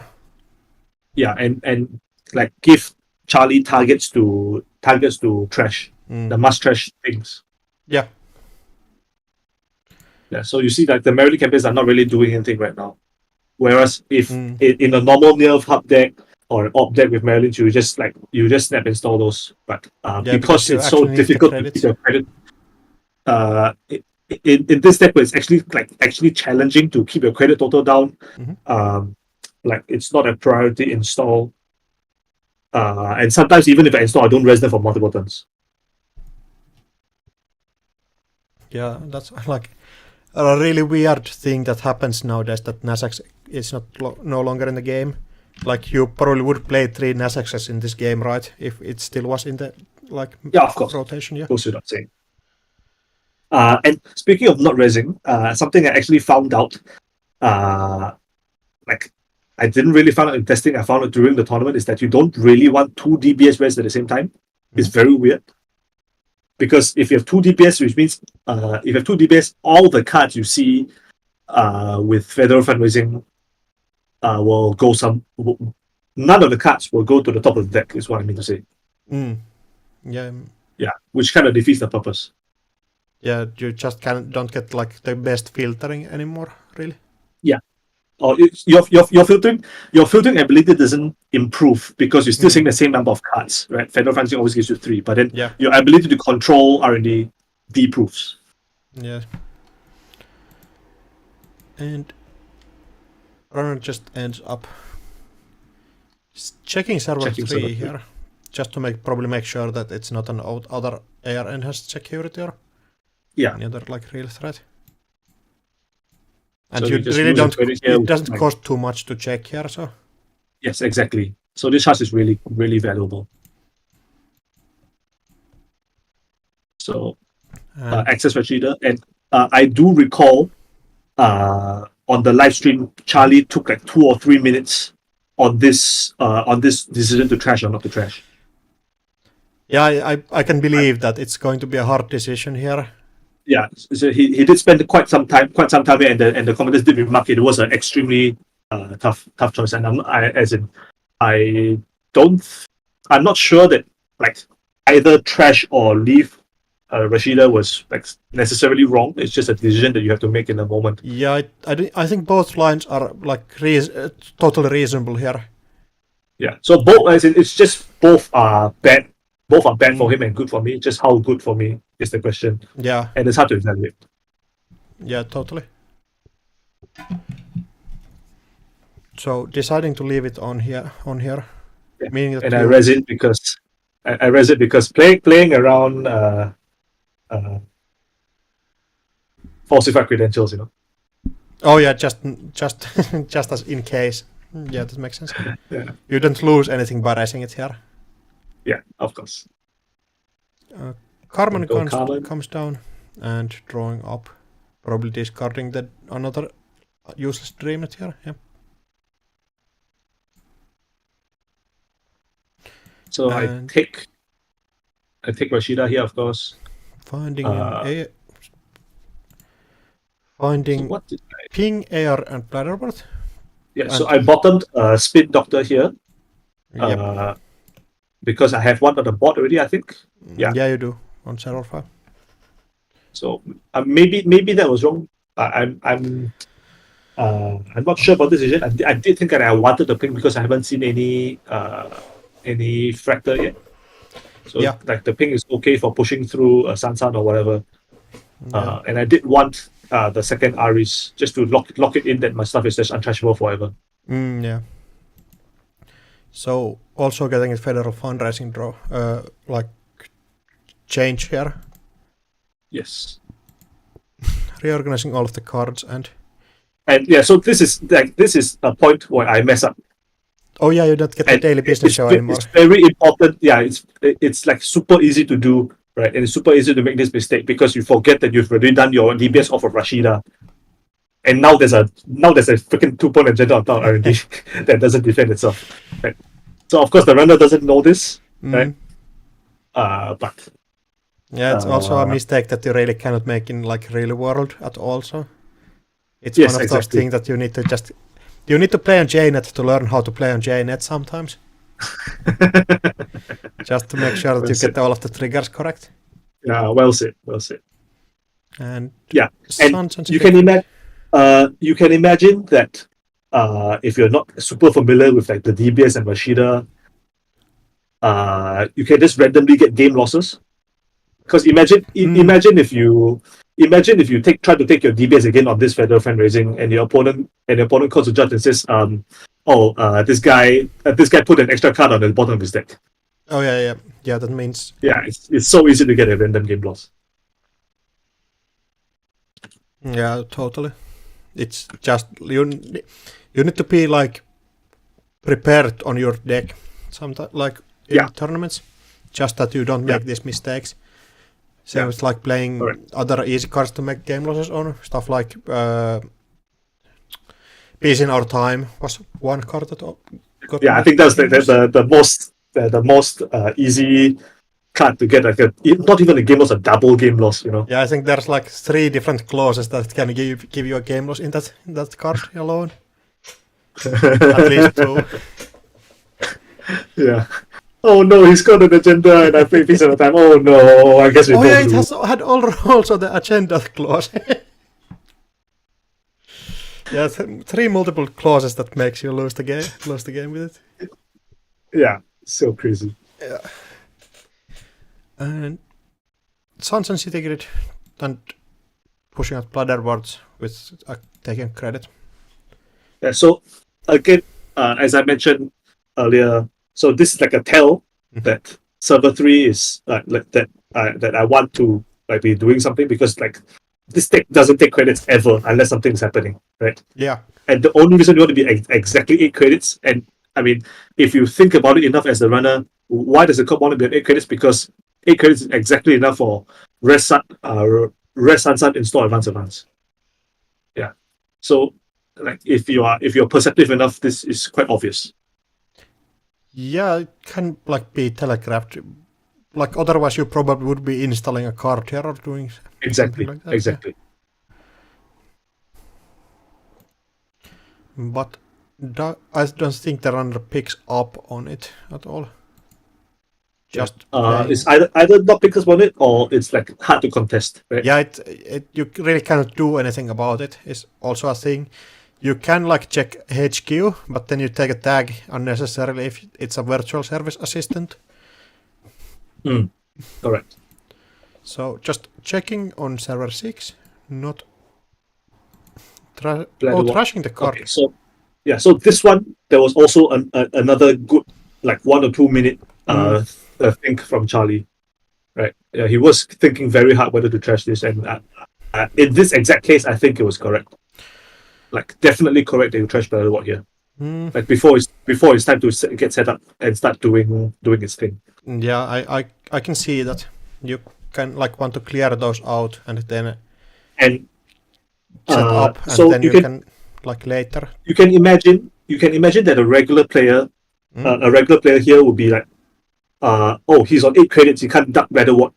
He can't go like get Battleward to below the threshold in this turn. But if you leave it, right? If you leave it, I go rest Battleward, rest Sansan, go to 1 credit. Yeah. Right. Battleward ticks again. I go to 2, and then I score the second Iris, and now you really can't trash it anymore. So this was definitely correct. Yeah, ends up being a correct play here. And then you get 2 cards draw from like the R plus ability. Yeah. So once again, like this is the kind of thing where how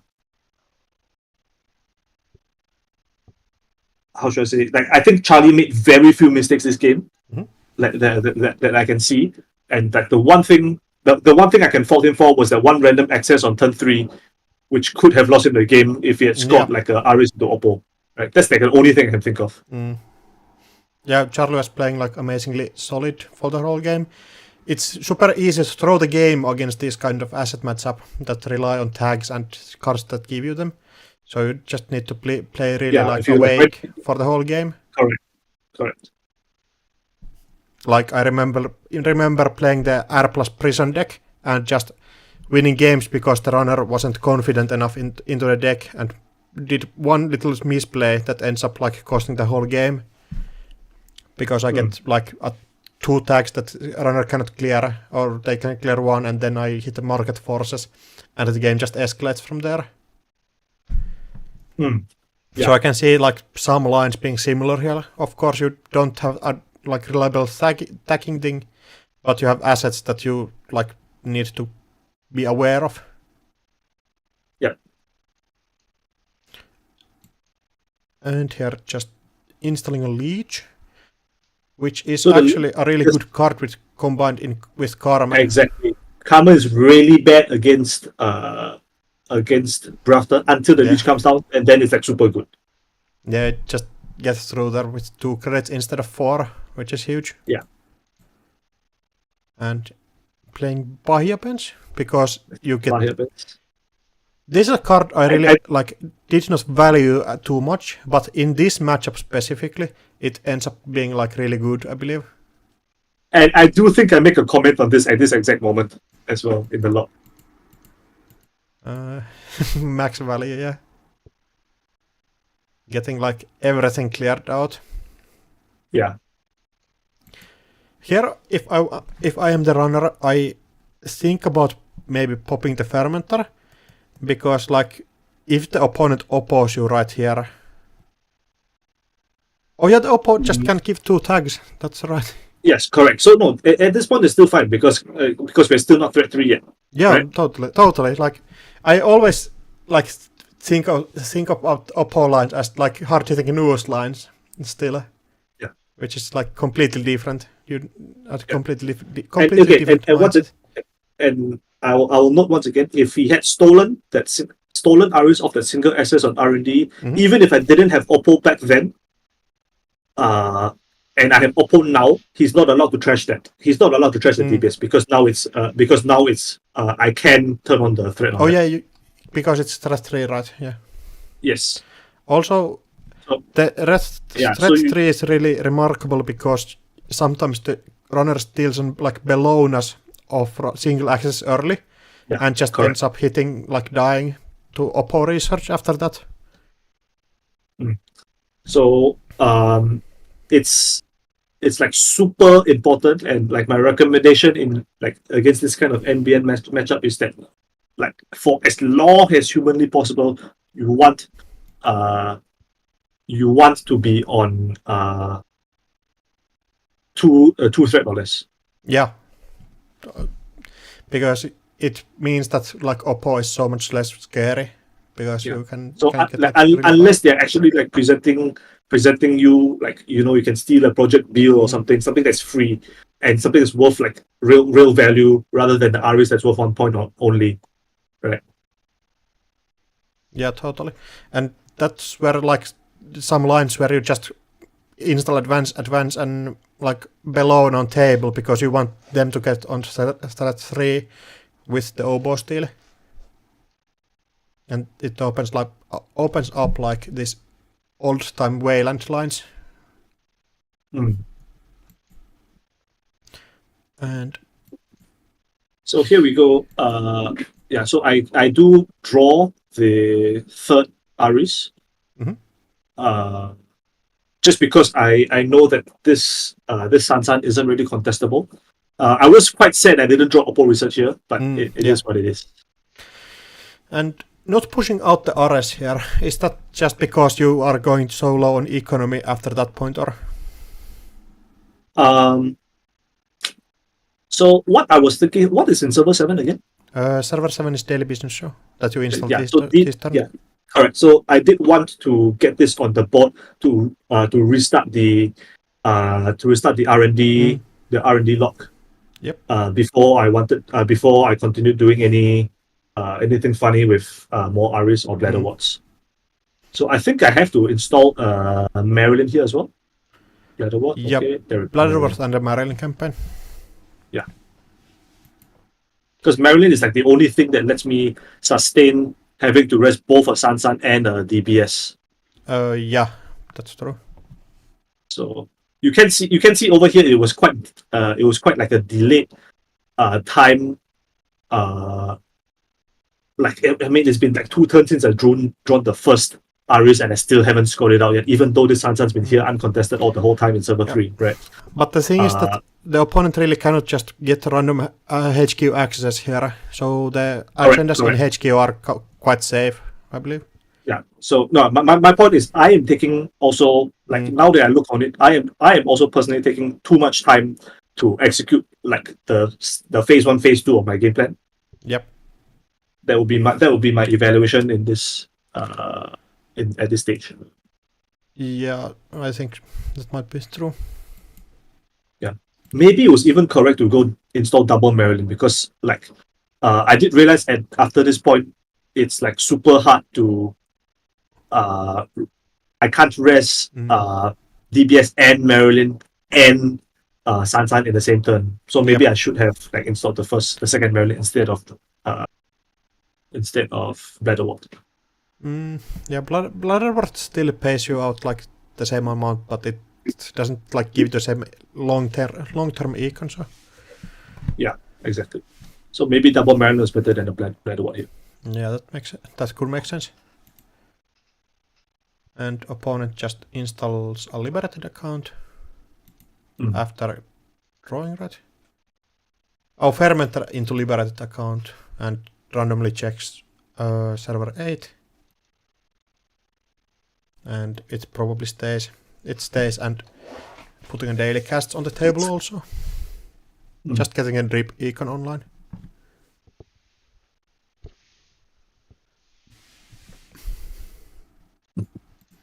Okay, so I am resing Marilyn and Sansan.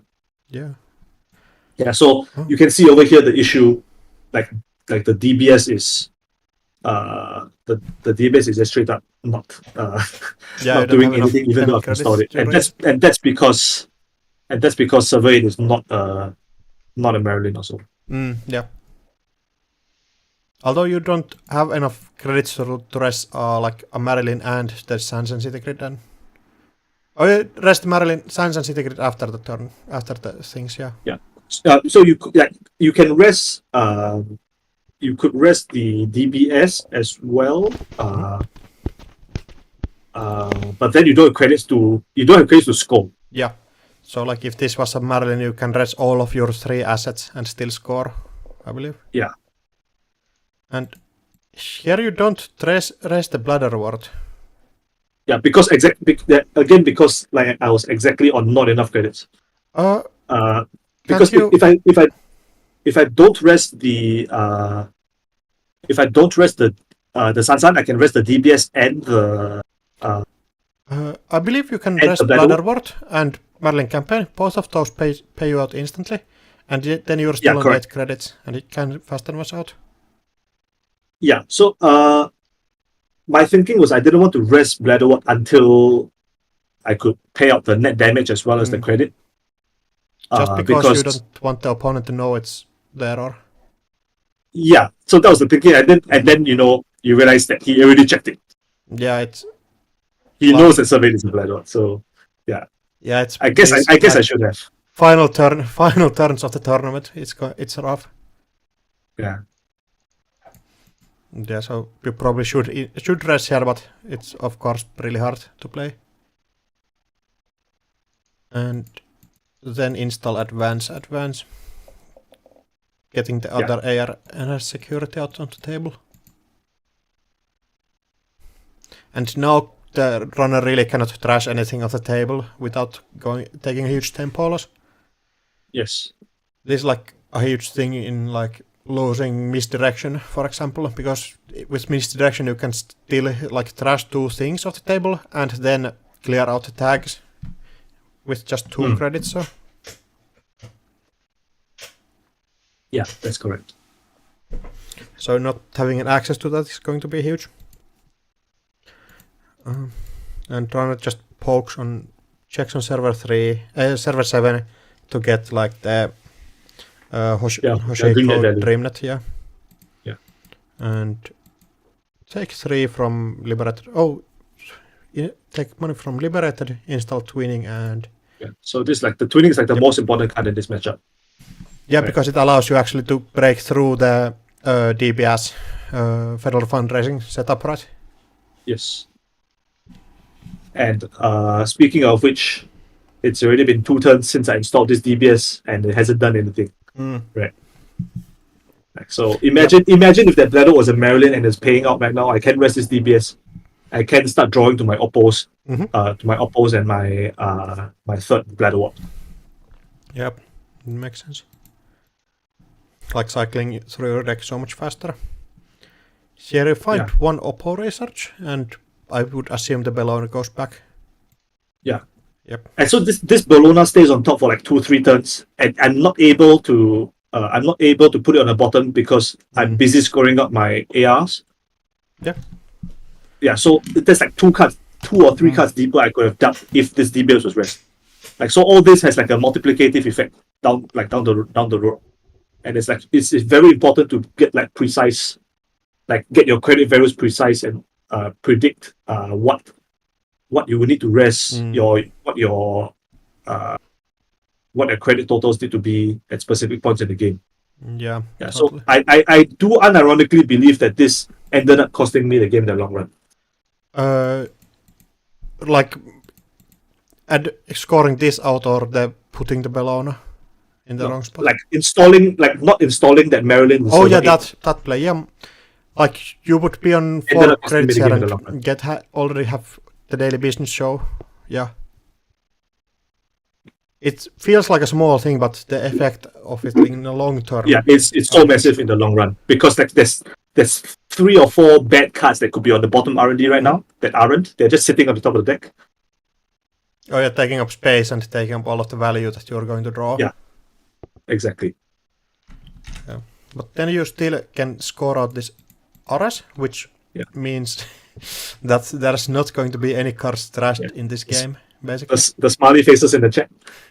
Yeah, it doesn't feel good as the runner to see these boards that.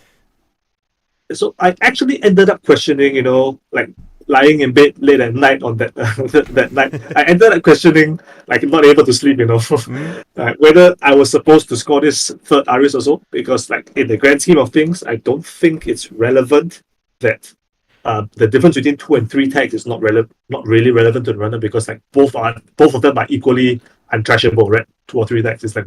I believe like scoring this out is the correct thing because now your oppos are turned on. You just need to find the credit. Correct, exactly. So that was my consideration when I decided to score it. Was that now we're 3-3 now oppo is like live. Yeah. But I think like here is the deck's like biggest problem that I felt after seeing this game. It's just like how do you score out the last few points is the like biggest problem. Correct. So in a bunch of the games in the Swiss and day 1, right? I won the game off of like people going tag me and I just score freedom of information off the table, like for free basically, right? Yeah. But that's the difference between the Swiss and in the top cut where you know I'm on freedom. You know that if I can't ever fast advance it if you don't have any tags whatsoever. Doesn't matter whether the sun's on or not. Yeah, that makes total sense. Like normally you assume that the tag punishment, like you can float 1 or 2 tags, it doesn't really matter. You just need to take out all of the like daily business shows and federal fundraising and all the key assets. Yeah, correct. But I guess the only way you can score freedom information when the runner isn't tag me is when you go Lady Liberty, right? Yeah. And then now think about how slow I am to find this Lady Liberty, which is a one-off in the deck because I didn't resist DPS. Oh yeah, you also missing all of the digs here is going to be huge. Yeah. And so that was very critical, even though you don't notice it, and the runner won't notice it, the spectators won't notice it, and maybe even you won't notice it. Like in the game itself, it's only after when you go back and you like spectate it and tapes. Think about how long it did sit on the table. Yeah. So this is like turn 3 or 4 of it just sitting on the table, and even next turn you still cannot get it.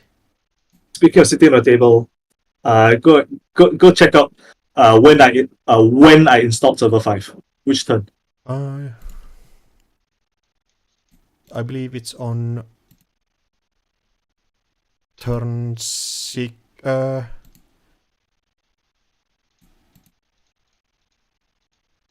Yeah, so turn 5 and it's still not going to be rest on turn 10. Yeah. I did find that one systematic issue that I discovered with my play after thinking about the event was that I'm not rezzing my spin doctors early enough. Because it's like, so there are issues with like having too many cards in hand and having to discard down, which is like not uncommon for R plus when you're doing your ID triggers. But the problem with like leaving them unrest is when you want to rest them and you have to draw the cards, right? Then you break your own federal fundraising. Yeah, so you like draw on your opponent's turn, and then you can short that out. And exactly. So you have to res it on your opponent's turn, but I didn't really think about that during this game, and that ended up also costing me, as you'll see later. And now you're still on like you're on 3 points, but the problem is scoring out in like the future. Correct. And I believe like Charlie correctly identifies that problem in your deck and doesn't like give you the tags and anything for you to capitalize on. Yeah, and as I said, I have the tools to solve that problem because I have Lady Liberty in the deck, but now I need to find the Lady Liberty and I can't find it. Yeah, exactly. And then Charlie just installs takes a liberated account money, installs a Botulus, and goes for a random check with knowing that you cannot rest here. I wonder what's the... Oh yeah, just to get multi-access from the twinning, makes sense? Yes. Basically just want to install one card per turn just to get Paladin twinning value. That's how you eventually... That's the only way you really have to win the game against this deck. Yeah, you really cannot use Stargate anymore because of all of that. Stargate is just death. You'll see he discards it right here, I think. Or soon. Oh yeah, I believe so. But checking here cannot do anything. And putting down Econ just to have enough Econ to contest like keep running central servers and get the amount of access that you need. One thing here is interesting to me is going after HQ instead of R&D. I would believe like federal fundraising is filtering still enough, or like placing cards deep enough that you don't actually like draw them into your hand. So, I think so because it's not as clear because the DPS isn't rest, right? So the combo isn't up, right? So I think because there isn't the DPS, right? That means there's more cards on top of R&D just from the federal fundraising by itself, which means that if I'm leaving them there, it's less likely their agendas. At least that's how I think about it. Like, would you actually draw the agendas here? I would not... yeah. Oh yeah, if you just leave the agendas on top of R&D, the twinning mind like is forced to take the agendas here instead of HQ, where there's at least a chance that the runner misses them. Yeah, so I mean, it is. I think if the DPS is like not on the board, if the DPS is not rest, then it doesn't really matter which server you check with twinning. It should be about the same odds, I think. Yeah, that could like make sense.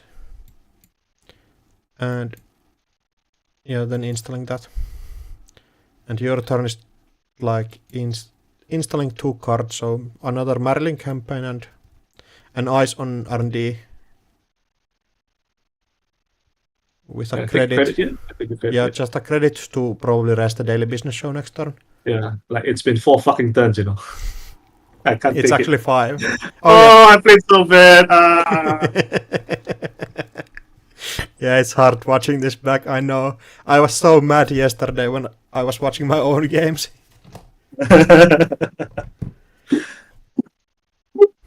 And Fencer Fueno in the deck is interesting. Yeah, so Fencer Fueno is like the one piece of anti-asset tech which I identified, but in his deck, of course. Yeah, it doesn't end up in this game, of course, you cannot way too late. Yeah, you can't play that card now. Yeah, makes sense. It doesn't do anything now. So just randomly checking here that you can't push agendas off the table. Oh yeah, also getting like the DreamNet value. Like there shouldn't be any agendas that you can actually score off the table anyways here. Because it's just 3 Bellowness and 2 Freedom of Informations, right, left? Yes, that's correct. Yep. 13 points left. Yeah, so I think this is just a check to get the value of DreamNet. And then getting a random check on HQ just to make sure there's no agenda. I think I do think like if you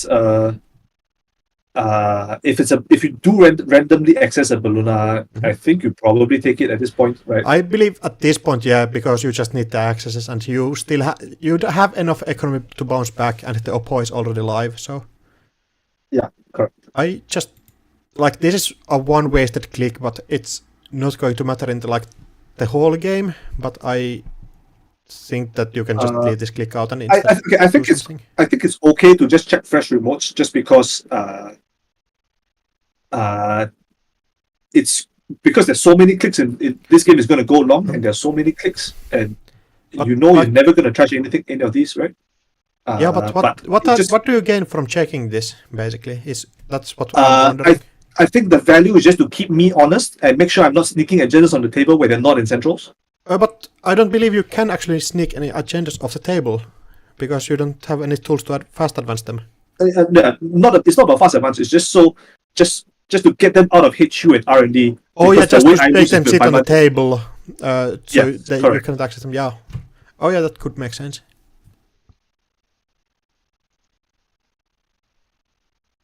Yeah, just to make less access be able to be played or be like game losing. Yes, correct. So I think checking there is perfectly fine and reasonable. Yeah, after like that idea, it's more like makes more sense to me. And liberated account and liberated account. Yeah, just going to. Please tell me I rest this DBSL. Please tell me I rest this DBSL. Please, I'm begging. Oh no, we don't rest the DBS. What am I doing, dude? Oh, what am I doing? So no DPS res, just pressing the one mailing campaign. Server 7 is crying.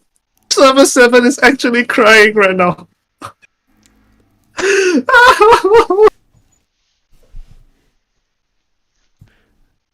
And then just installing 2 things and taking credit.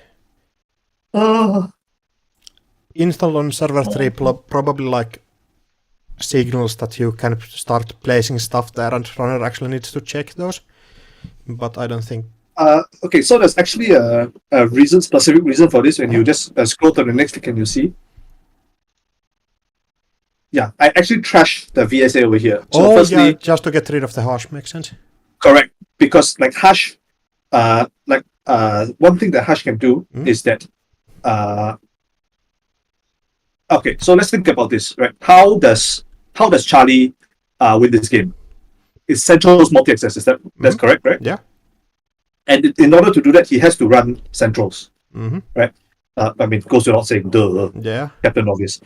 But how he loses is if he takes so many tags on the central run, and he doesn't win on that central run, that can just do my thing anyway, right? And how I do that at this stage of the game when Unity is out already, I can only stack pings. The only way I can do that is by stacking pings. Yeah. If I put 3 pings on R&D, right, and he just does a YOLO twinning run. Yeah, like check 3 cards on like not the last click. Yeah. Yep. And I rest 3 pings, then I can win from there, right? So yeah, it's important that I trash the hash so that my ping, I can be safe and assured that my pings are going to give him tags. Because if he moves ping to outermost and then pushes through, I can't really rest this ping, right?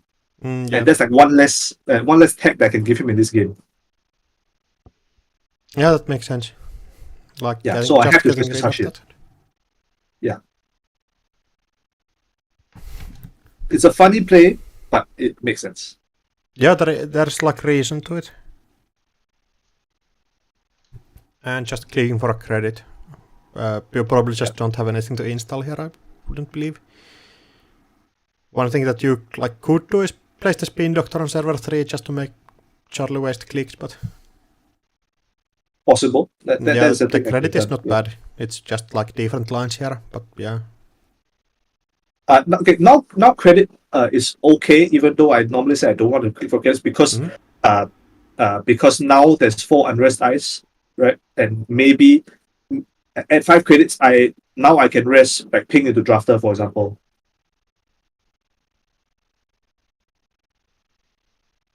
Oh, yeah, mentioning that if you have three pings, Charlie can just end the run and clear out the tags. So that's actually what he ended up doing. I think I had like a double ping on R&D, and he ended up base checking the first one and checking out.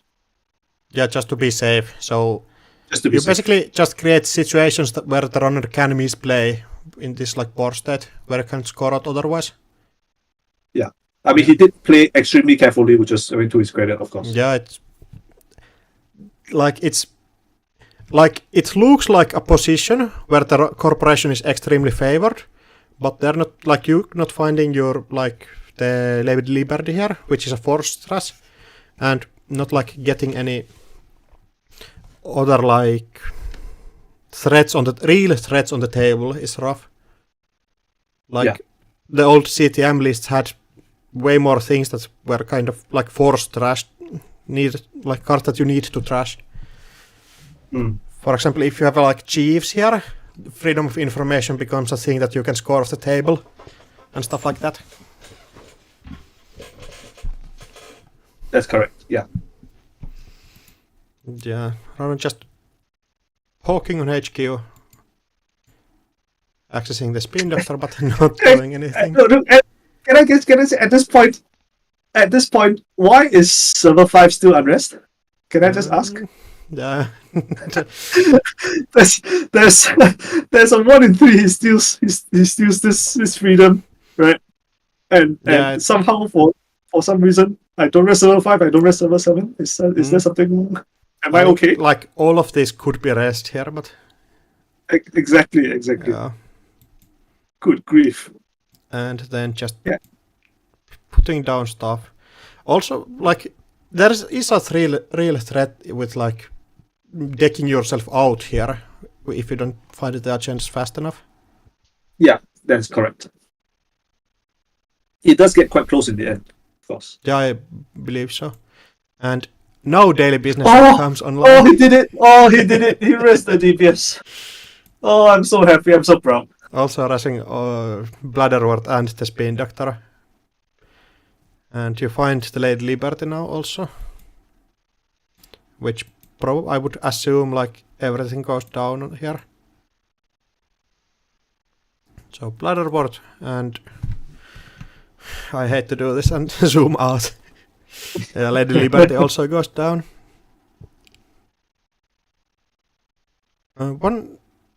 You're not raising the second federal fundraising here. Is there any reason for that? There's no real reason. So firstly, the second one doesn't really do that much unless I need to draw cards on that specific turn, and I just want to trigger all the draws, right? That's the second reason. Actually, the first reason is just because, as I mentioned before, the federal takes so goddamn long to resolve. Oh yeah, I don't want to have to do it per turn. Yeah, and it doesn't add too much, so I can understand not pressing it. Yeah.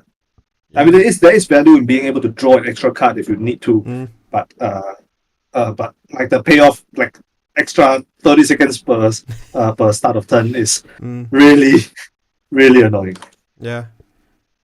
And well, it is a May ability, but Janet doesn't give you the option to not do it, right? You have to click. It is a May ability, so Janet does give you the option to say no, but it's still a little bit bugged in that you can. How it goes is because the ability has 2 parts. It says start of turn, look at the top 3, you may look at the top three, and then you may draw a card. So they ask you to look at the top three, and you can say no. But even after your mandatory draw, they ask you to draw. They ask you if you want to draw a card if there's a second federal fundraising on the table. It's really annoying. Okay, yeah, makes sense. But yeah, now Lady Liberty is on the table, so you can at some point maybe get the freedom of information on the score area. Yeah, that's correct. So my other mistake here was not tracking his breaker situation. I had just assumed that he was like all good on breakers already, right? Yeah. But I like for like the last 3 turns, I thought, okay, he's got everything. Like now, Ping's value is in face checking the tag. Yeah, just give him the tag. And I didn't realize he didn't even have a cleaver out. Oh yeah, so you could do something like if this Ping was if on, I like had this Ping, it could be on 13, for example. Yeah, protecting the Lady Liberty and forcing the runner to find it. Yeah, that could make sense. And also, if you have a Ping and a Lady Liberty, the runner takes 4 tags, which is actually really makes you able to score off the Sands and City grid already. Yeah. Also, can you check what turn this is? This is turn 12. Yep. So basically, I could have had this Lady Liberty down on turn 8. Yeah, seems like it. Yeah. And then, if it was turn 8, this Ping would still be my hand, right? Yeah. And then I could have defended it. It ends up getting trashed here, I think. Yeah, it probably does. Random checking HQ. And you res here. It's like I would think that it's more important to get enough credits to be able to res Lady Liberty on next turn. Yeah, I was thinking about that. Right.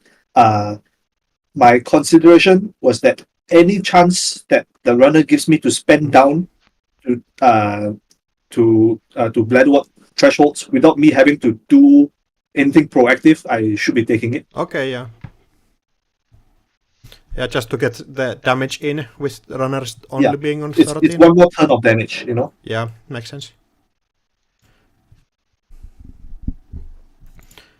And still not finding the one of agenda in hand. Yeah. Getting Hippo down, getting the twinning counter and... Yeah, so this hippo is never actually getting used, right? Yeah, probably. Because you trash your card, you take 3 attacks, it's straight up not happening.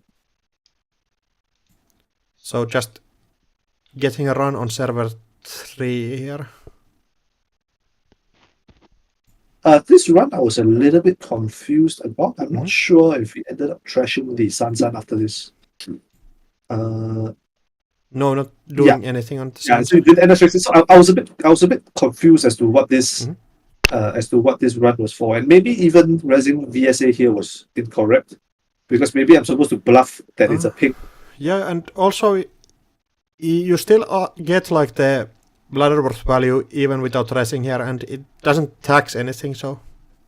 Yes, it doesn't tax anything important. Yeah, one thing that's really hard to learn, at least for me, is sometimes you don't want to res your eyes, just because it doesn't do anything at that point, and it's more valuable as like a face-down thing on the table, sometimes. Yes, correct.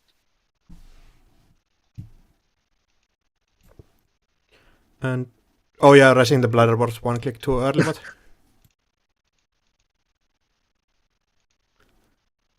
Run just ends up taking credit.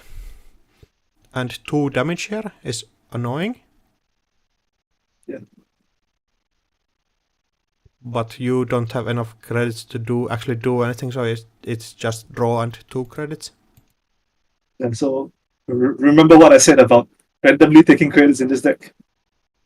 Oh yeah, you want to set up for the Lady Liberty? Yeah. So now I think it's quite a tell that Lady Liberty is on table. Yeah, you already have a Suns and City grid on the table, so like taking credits from here is, I think that there's no like other things that you could do or should be doing. Also discarding the freedom of information. it's safe with Spin Doctor, but don't you want to have it in hand just to have it if runner makes mistakes in like Yeah, so trashing lane? I did think that this was a mistake. It was between the Freedom and the Rashida, right? Or maybe even the second federal fundraising. Yeah, I would probably the guess fundraising, it's the the third fundraising. third federal fundraising that you Yeah. probably like should trash Correct. here. Yeah, that's more of a that should have been the correct pick, I think. Yeah, I guess at this point I was getting a little bit nervous about the twinning triple access on HQ.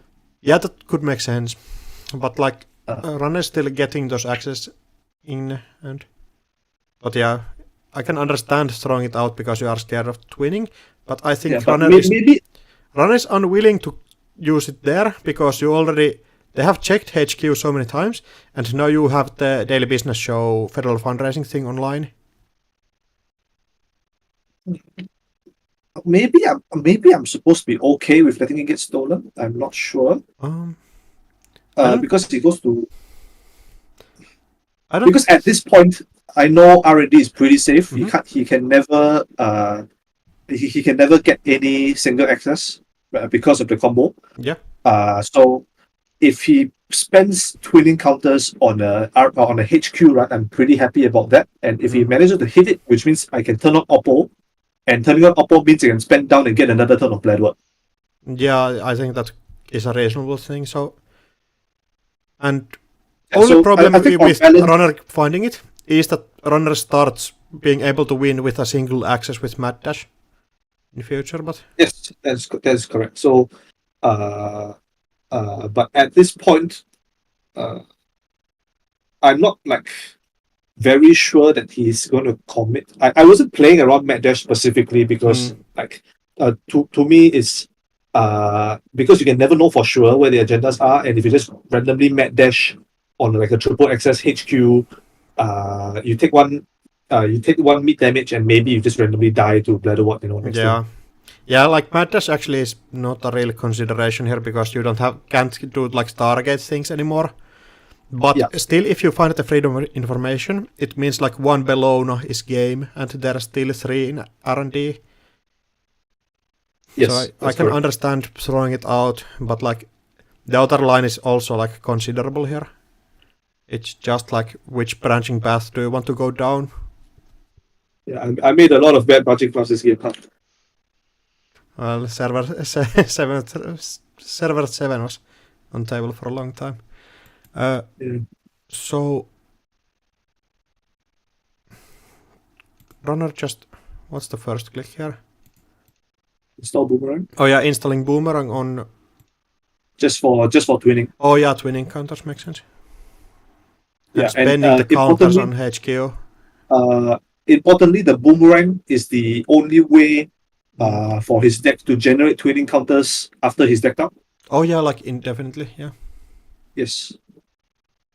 Which is why I think a lot of Hoshikos like decided to play like go down to exactly one Boomerang just for like the infinite twinning value. I think Boomerang has other like value as well. I don't think you really consider this situation where you deck out. But it's so a real thing still. For like early game accessing kind of challenge like Rashida remotes on turn 1, that kind of thing. Yeah. The infinite cycling for twinning counters is just a nice bonus. Yeah, it's a great benefit to have in a card. And then just getting credit. Just making sure that you don't like do anything rash on the last click and lose the game because of it. And Lady Liberty gets rest, which means that you get 2 pings of damage from Bladderwort. Yeah.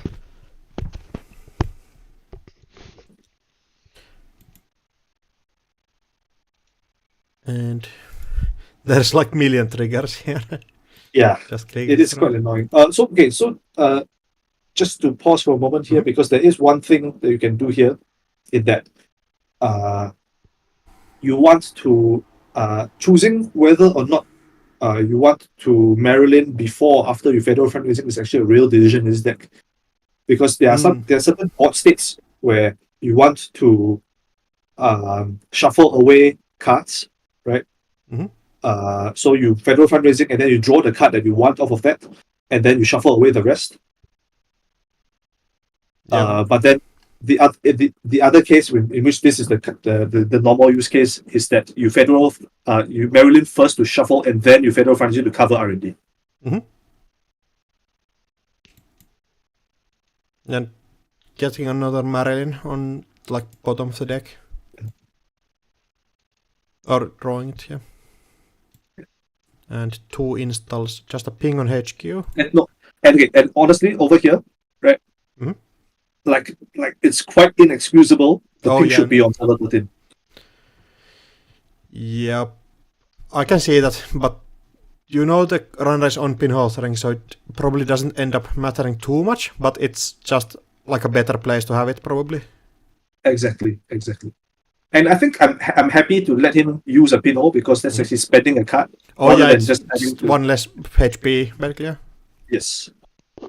Yeah, and you don't have enough like agendas in HQ that you actually want to protect, so it doesn't end up doing anything when placed here. Yes, correct. And first click run on Lady Liberty, cracking it down. Trash. Getting 3 tags. And then just click 3. Yeah, you Charlie plays like Bahia bands. Trash away. Or trashing the Sansan. Oh yeah, because you already got the trash of AR, like AR Aras here. That's correct. You can trash that for really cheap and not get any tags. But I believe yes, so it uses the install. Oh, taking the install. Option, which is very interesting. Yeah, I maybe you have enough credits that it doesn't matter at this point. Yeah. Although it would have mattered. It would have mattered 4 turns ago. Yeah. Yeah. If I had played it with 4 turns earlier, he has 4 turns less of econ. But more okay. So what makes this mod so this particular Bahia Band's combination so good is that he's on a turn where he's forced to clear 3 tags. He still gets his twinning value. Oh yeah, you get the install and still get winning. That's great, actually. Yeah, this was really well executed by him. Yeah, like Bahia Band's paying off right here. Yeah. So like Ziad pointed out some time ago, this is the exact thing that he's supposed to be doing, right? Trash a key asset, clear 3 tags, or trash a key asset, clear 2 tags and Bahia Bands for value. Like he only played Bahia Bands twice this game because I think the third time it got hit by a Bladderwort trigger or something. So the third Bahia Bands got hit by Bladderwort or whatever. But both times that he used it, it was excellent usage. Yeah, I think like Bahia Bands, one of the like matchups where it's actually good is one of like something like this, where all of the like different triggers are going to matter. Against like normal decks, most of the triggers are not mattering as much. So, like, I think in general the install paying 1 less mode is like the least valuable mode on that card in the matchups where you want it to matter, because like in the matchups where you need to clear assets and clear decks at the same time, it's excellent for those modes. Draw 2 cards is and draw 2 cards is the same as Deucer, so you know it's the baseline value. So install paying 1 less is not as good, but he made it work excellently here. Yeah, you just for the winning counter is great here, and you would discard cards otherwise here. Yes. But like managing that turn, great. And you still have the same Spin Doctor here that hasn't gotten any cards in. Like, do you want to like use the Spin Doctor just to get another like Lady Liberty on the table? Yes. So I think at some point this spin should have shuffled probably Bladderwort and Liberty, something like that. Yeah, something that the corporation runner has to deal with. I'm okay with leaving the first one in the bin, the freedom in the bin, like because I can just install another spin from hand, it's not a big Yeah. deal. You just want to record all of these most trust assets. Yeah. And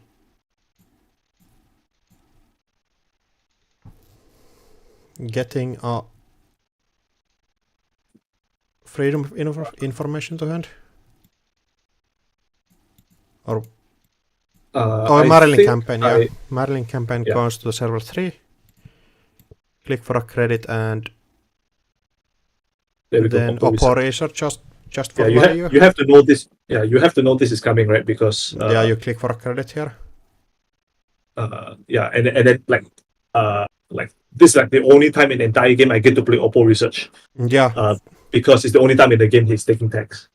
Yeah, I think that's like He's trashing cards. I mean. yeah, like Charlie played this matchup really great, not like trashing anything you don't need to and get like value access just only. And like also in the early game not stealing the agendas, just to stay on two 2 points, not to increase the threat. Yes. Yeah, so playing Oppo for the 4 tags means that the runner is going to use their whole turn just to clear out, probably. Yeah. A thing that you could like do here is install advance the if you had an agenda in hand with the yeah. So I think I couldn't install advance. I didn't have the credits to install advance as well as did I? I ended the turn on. You start the turn on 6 Good. with install, so you can. I only need 5 to Oppo. Yeah, so I could have installed advance Oppo. You're right. Yeah, because Oppo gives that money first, right? Yes. Okay, so I think so let's say I keep a freedom of information in hand to make the install advanced Oppo play. What that means is I needed to have I think that play is valid, right? And I could go for it, but if I wanted to go for it, I needed to have a backup Oppo in hand. Oh yeah, that makes sense. And I think all of your Oppos are just 2 Oppos. Yeah, I have one. Yeah, but you don't have enough money to hit the other Oppo here, so yeah, I can see that it doesn't do anything if you Oppo here and install advance because you still need to find the 2 points after that. I think it's okay because now it means that he can't get tagged ever, but already he couldn't get tagged ever, and Liberty ends the game instead of threatening to end the game. Yeah, that's true. So it was a valid play, but if I wanted to go for that play, I needed to set up the third Oppo first. The backup Oppo, I mean. Yeah. And because at this stage of the game, I was thinking that I can just bladder ward and grind him out. Oh yeah, like your game plan has switched out from scoring to bladder ward grinding. Yeah, that makes sense. Yeah. I also see that server 5 is gone. What did I end up shuffling? I forgot. I did. What the hell did I end up shuffling? What? You use it here, and you shuffle Sunshine City Grid and an Oppo research. Okay. So Oppo was probably correct, but Sunshine is almost certainly wrong. It has to be Lady Liberty or what? Right? I feel like Lady Liberty or Bladder Ward instead of the Oppo is a reasonable thing. Or even the last Oppo maybe is even better than Sunshine. Yeah, but I don't think Runner's going to be trashing Tomb. Yeah, still needs to steal agendas though. Yeah. Yeah, so like Sunshine is definitely like the 4th or 5th best card I think to shuffle back. Sunshine is less bad. Like Lady Liberty is just a better Sunshine here. Yeah. So this is just straight up a bad play. Yep. But you might probably be thinking about scoring out somewhat. So it's hard decisions made here. And hitting the 2 damage of Bladder Ward, just playing R plus Grinder. Spin Doctor goes down and draw. Left. He has 7 HP left, but notably, I haven't hit his labor rights yet, which I found a bit annoying. Oh yeah, just not not hitting And it. he managed to dodge that, to Yeah. dodge the labor rights for quite long. I believe Not that it it ended up has being- been in hand. This is turn Yeah, for the entire 16. time. It has been in hand from turn Oh my god. from turn 1. And it has been missing, just Oh my God. clinging to life. Oh no. That one labor rights. Good grief. The survivor. And just drawing up here, placing a ping on R&D. Probably trying to do the hit 2 pings, don't check out, lose the game because of that line. And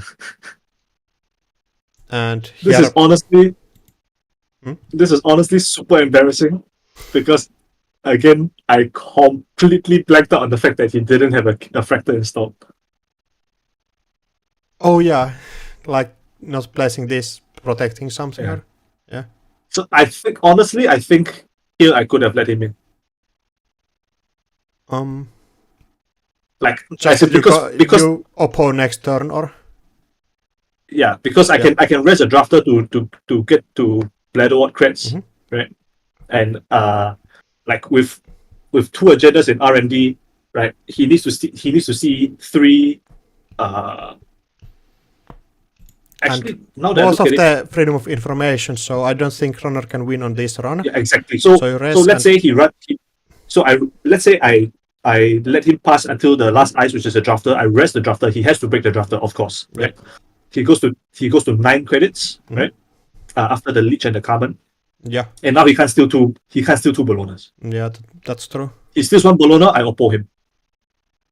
If he steals 0 Bolognas, the game continues and he's wasted 2 twinning counters. If he is super big brained, he could pop the gachap on here and get a paladin poem counter from installing a cleaver or something and get 2 access, but then you lose if you lose the grinder game plan if you hit that. But correct.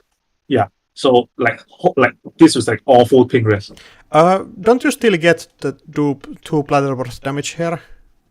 I do, right? But then I could have gotten the Bladderworth ping damage and extra value from him burning twinning counters. Yeah, and then you can hit the oppo and you hit the oppo, yeah. And I want him to break the drafter, you know. Yeah. And just poking HQ.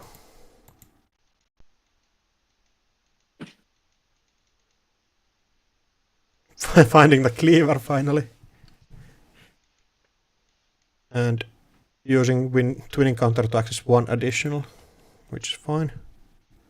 Yeah, because he only needs 2. I suppose. Yeah, correct. Yeah. And now Bladderworth 2 damage. Missing the cleaver and the labor rights. Labor rights. So is this his only cleaver? I need to check his deck list actually.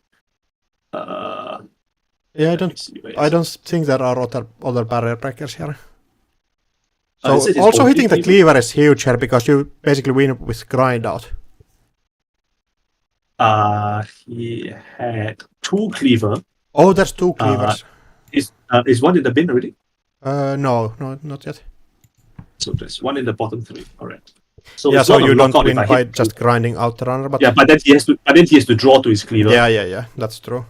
But you already have 3 cards enough so that you can draw into it. So yeah. So it's not the biggest deal, but it does matter because now he can't. He has to put some effort into finding a solution. Yeah. And here somehow the labor rights, you're just getting credits while still being able to rest Sanson next turn and doing Bladderworth grind damage. Yeah. And protect HQ. But at this point, because there are 3 agendas in R&D, 2 in archives. If he runs archives now, R&D is super fresh. Yeah, true. So runner turn is install Cleaver to get twin encounters and the Real Breaker, check archives, Yeah. and run, yeah. Oh, Yeah, so there's a little hiccup here when he accidentally hippos the ice, which obviously you don't want, yeah. because then all the tags go off, right? But we just resolve it like peacefully, and we just go through, and then because he went archives to make me shuffle R&D, Mhm. and then goes R&D, he gets 3 accesses and he wins from there. Yeah, I believe so. Yep. Yeah, there's just so many agendas in R&D, but still it's going to be scary here with like So the you can Bladderwort see- grind damage. So you can see it actually made a difference that I didn't hit the bladder one. I didn't hit the cleaver of the bladder one, which is Yeah, that's true. Like Shame. it's going to be the last card and you cannot get in R&D. and then But imagine if I had Yeah. you see if I don't rest this ping previously, Mhm. if I don't rest this ping previously, I let him go through the drafter, right? And even if he steals 1 Bellona off of that run, Mhm. Yeah. On the run where he bounced off the Yeah, ping, I this mean one. previously. Yeah, this one. Mhm. Yeah. So I need to check what was the top of the deck on that turn. Can you just go to my If you go to my here. start of turn 17? Yeah, what was my Feather Friend Raising on that turn? So it was Bellona. Double Bellona. Right. So you It was double. would not have So lost. because the thing is, I couldn't have lost that because he has to break drafter, right? Yeah. He goes to he goes to 9, and I believe if you do that here, you go to 9, and you can steal 1, and then see the other one on Yeah. 4 credits, and then you get Oppo next turn. yeah, I was just wondering, can you get enough credits and run back? But probably not. Yeah, not on 4. If you were on like a bit more, you could, but then you can just steal it. Like if you can play the sure gamble, you can steal it. Like if you had a Mystic Mime or something. So it's first click run R&D. You go to You 9. end to you go to end on 4, and if you have Mystic end on Mime, 4. you like play sure gamble and run back. I mean, you could go credit gamble last click run. That's correct. Then you res. No, because I only have enough to rest one. I have only enough to rest 1 ice. Oh yeah, you can only rest the drafter. So if you rest the drafter, What is server 15? Server 15 is a spin, isn't it? oh I yeah, can it's a spin. spin, so you're safe. Yeah. So I can just spin, draw, send that Bellona to the bottom, Mhm. and then like he has like single access to find the last Yeah, and Bellona. basically you just That's which lose. is like one in like 7 or 8, Mhm. and I'm fine with those ones. Yeah, that's true. Yeah. So the TLDR is Rest daily business show, basically. the rest is server 7. Oh my god. Oh, I'm so sorry. It seems like a small difference, but it actually ended up being like a big deal. So there's like, it's a tight game where it's about like small optimizations from your end, I believe. Yeah, that's correct.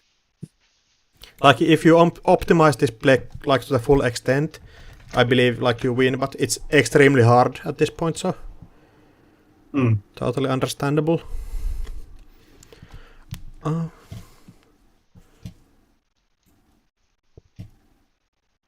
I think we could get. Do you want to still get one game in, or? Sure. Yeah, let's do at least Yeah, one. I think we could get somebody else's game. If Of that's course. fine. I think we could check out like QTM's one of the R Plus games with that. Okay. Yeah. I think. That should be. I'm not sure who else is on that list other than Tuno. There's Crowfy Who's on the same list. Crowfy is So correct. Crowfy. Yeah, okay. Trophy against Mr. Sticks is probably a decent game. So Hoshiko against... Oh, sorry, I need to check one thing first.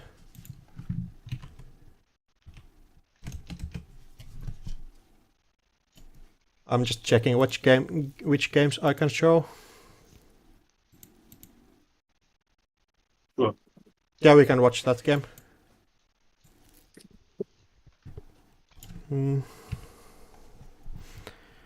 So this ends up being typical like fast across length game. So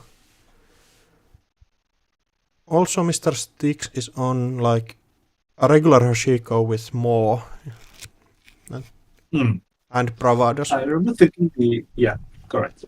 I ended It's like my quite first round reminiscent was of against last time. Mr. Sticks, and I played like sports metal and just ended up playing like getting the sports hits. So Yeah. Okay, let me go to the bathroom 1 second. oh yeah, I'll take a bathroom break as well.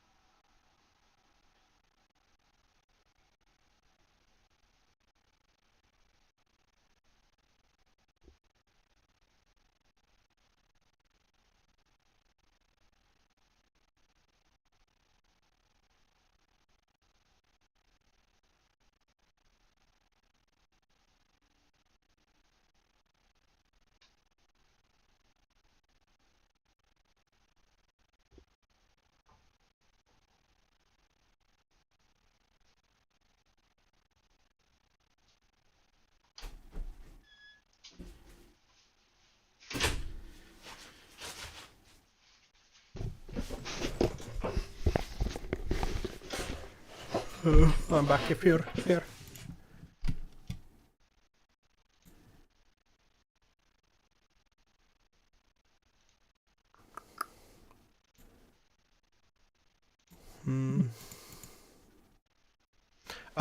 Okay, I'm back. Yeah, Xiat was asking in the chat about Mr. Sticks' Epiphany list. I don't think they published it yet.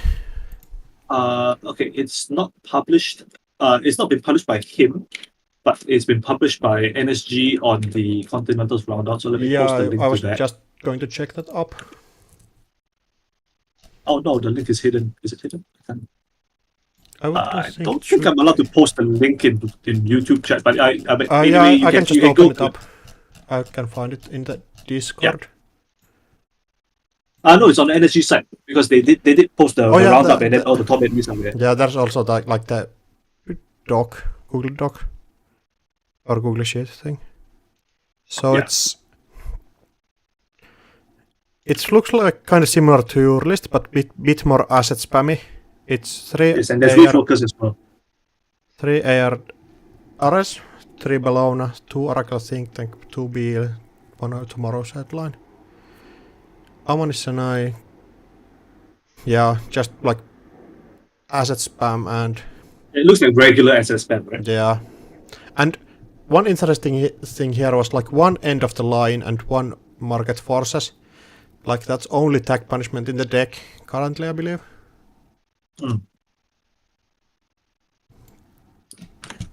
So it feels like a really small amount, but you probably can like gaslight to whatever you need. And like market forces if opponent goes tag me is like game winning. Yeah. So have you played any of these like fast as Mary decks at all? So I haven't really played against like all these like Pigeon Fighter Asmari style in this rotation yet. Yeah, I mean like in the old rotation, because I feel like this Asmari list, this Reality Plus is like really similar to those Asmari lists, where the opponent needs to set up really quickly and get the access. Yeah, correct. Yeah. So I did find it quite curious that because Tuno was the top seed. Mhm. Tuno was top seed in. So Tuno it got to choose. It got to choose matchup against me, Mhm. and the decision ended up being the Hoshiko, the regular Hoshiko versus my R plus, as opposed to this the QTF R plus versus my Hermes Tau. Mhm. And I was just thinking it was kind of a interesting decision because in theory, like this kind of pigeon fighter, like Tempo, this uh, can try and set up like a double ice remote and Mm. try and like pepper you down with tags and do the Starlit Night thing and the let me go find the list again as well. Sorry. Did you ask Sparrow about? Bomber, that's right. Did you ask it about like the reason at all, or did you just play the game? I didn't end up asking to know any of them. Mhm. But okay, so my theory is that or at least in the half an hour or so that I had to prepare for the game on and the matchup when I didn't know which side it was going to pick. Mhm. My theory is that if I'm playing the Hermes Tau against like this Sparrow Brawler, Mhm. is I probably can get into the remote, right?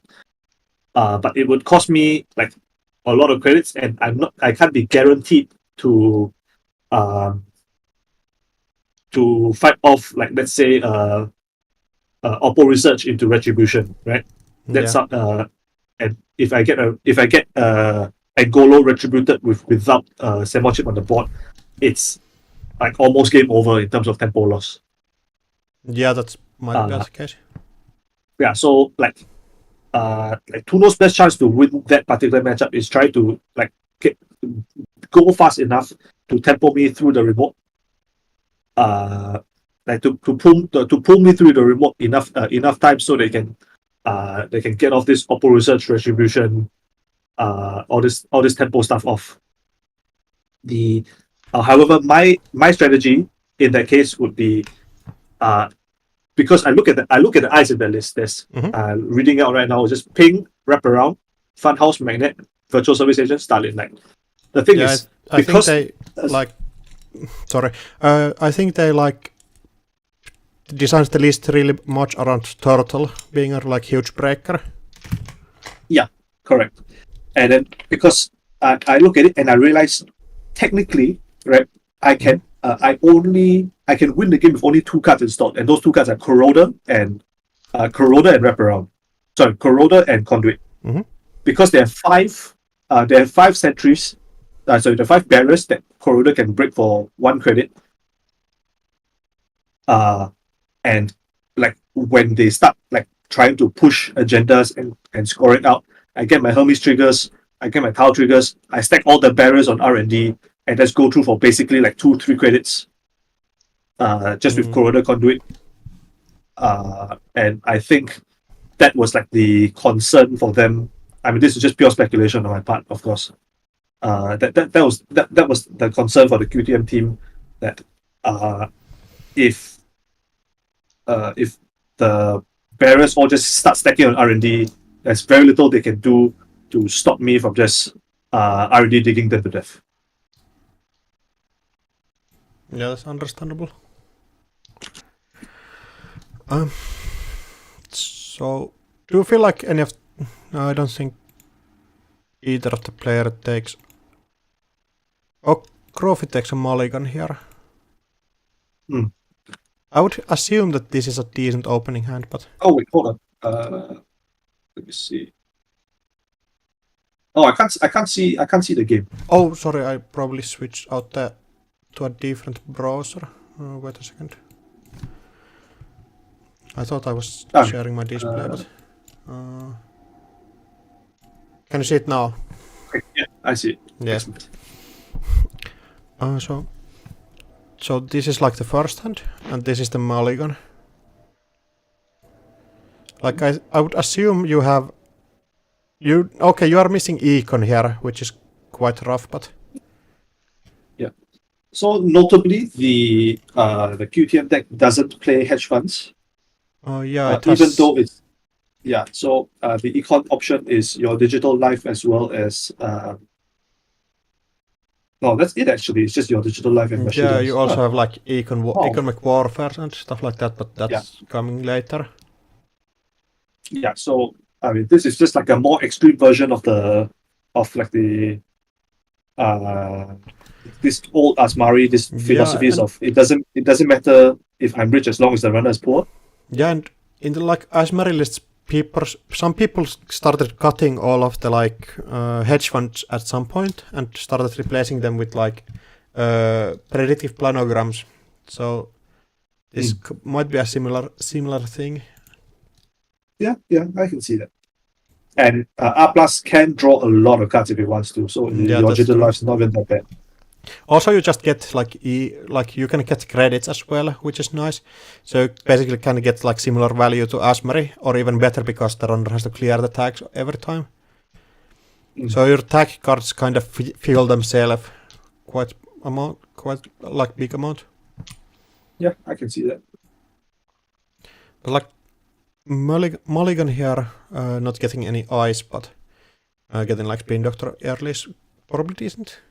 And going install and jump scare chain sounds. Install eyes on HQ and just drawing up. Yeah, so discarding what? Yeah, you can get rid of both of the changes here.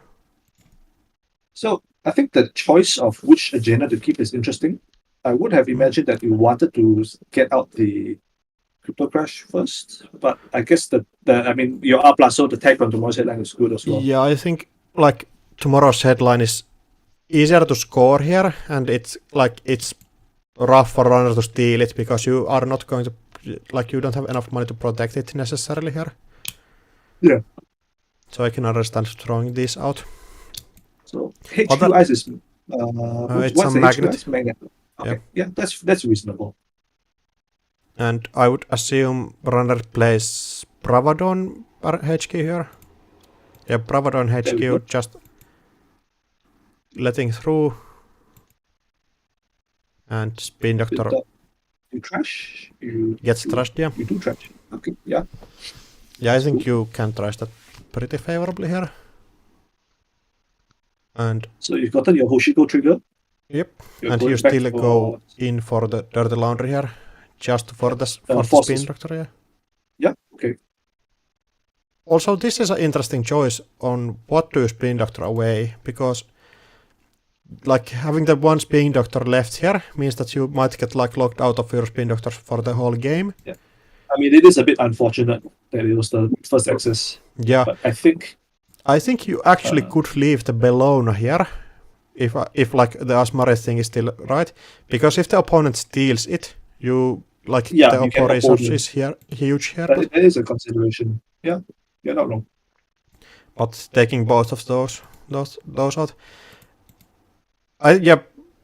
leaving the Bellona means that the runner doesn't steal it now and just gets the econ and comes back and takes it at some other point. Yeah, because you can't guarantee when you get your next spin dock. Yeah, that's true. So that's probably the right choice. And then just installing the fermenter on the table.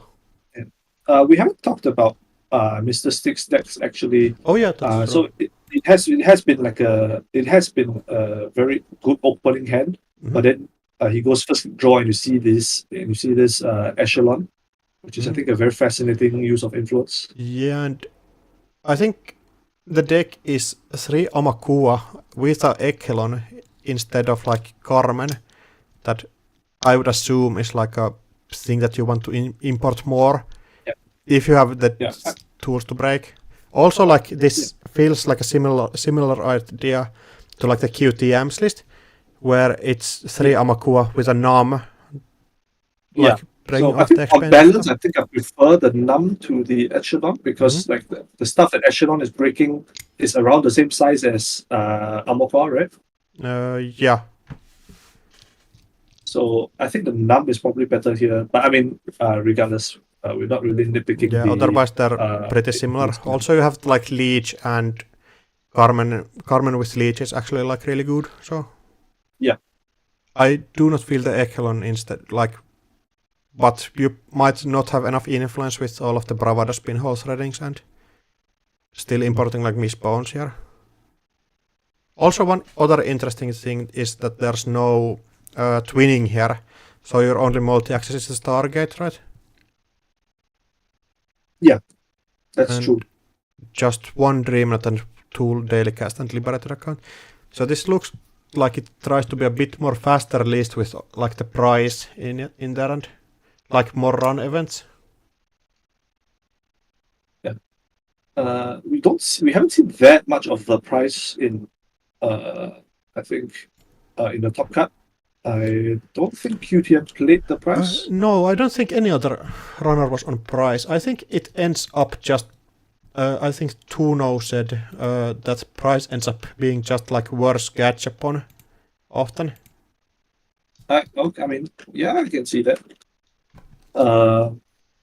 I think a lot more of the freedoms you saw on day one were on the price, just because like unlike Hoshiko, they like value the faster setup time a lot more. Yeah, that could be true, and I think I'm yet to see like a freedom list that actually like feels like a strong thing. I know Soka and Bridgman were on both on freedom, and they like played. I'm not sure what they played as their like breakers. Oh, I think they were on like Odore, which is the downfall sentry breaker, and I think that's not not a good choice with like playing like different things. So I was also testing it when I was like on my crisis with playing like trying to find a breaker suite with Hoshiko. So you tried Odori with all the companions? Yeah, I played like enough virtuals to get it online, but it's still not really a good good choice. Right. And I think like this turtle thing is going to be the like main thing for like Hoshikos, and probably I think Freedom also could like try to adapt it with playing like Yusuf in like addition, and then it's just going to be about which the meta is going to be look like, or what meta is going to look like. Yeah, that sounds correct. So like I think I like position that Mr. Sticks ends up here. Like you have your econ dripping. Only thing you kind of just want here is like getting your other breakers down or something, or getting like consistent draw. Like Dreamlet would be nice here. And the price did honest work in more lists, but don't play more kids. I mean, that's a pretty strong opinion. Right? I think more is perfectly. I mean, the more is serviceable, right? Surely. I actually really like more, but I think it's struggling a bit without like having the big Hoshiko value. But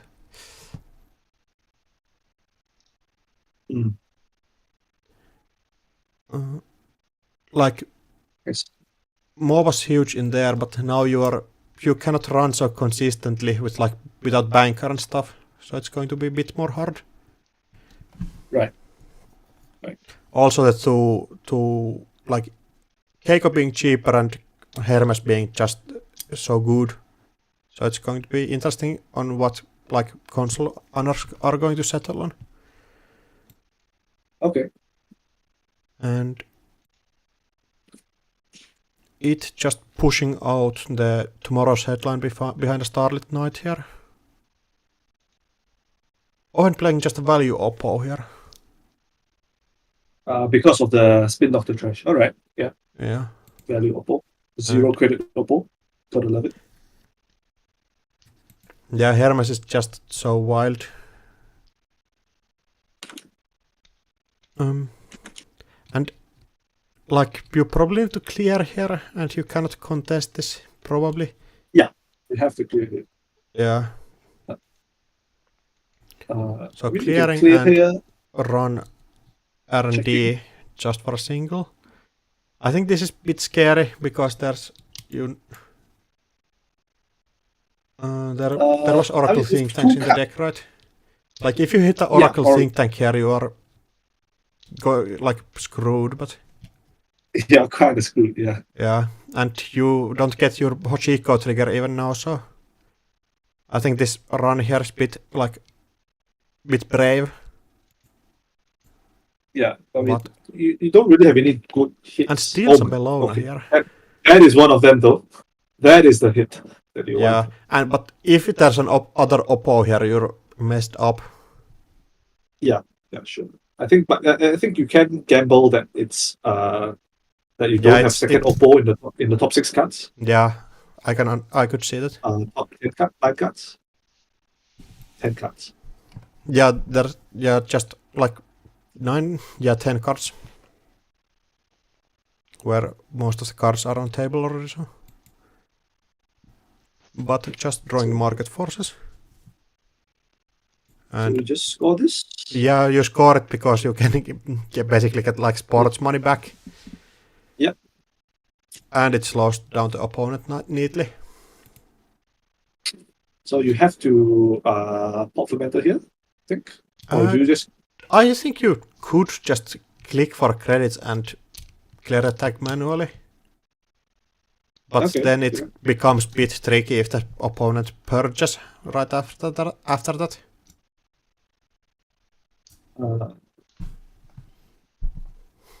I'm not sure what the play is here. So it was first click draw, so you still leave yourself the option. Yeah. And then you click and... Okay. This ends up on 5. The other way, like if you just click for credits, you end up on 1, but you still have the fermenter on table.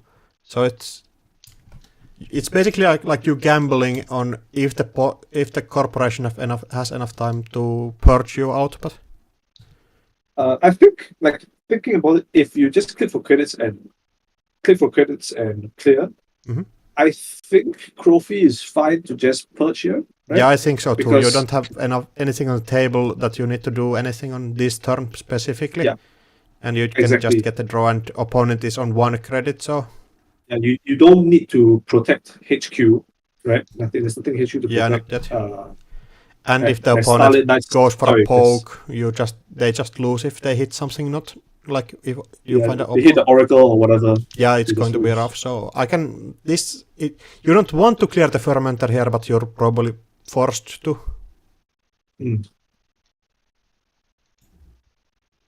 Also, just clicking for a credit and getting the Hoshiko flipped back down here is quite nice, I think. Yeah.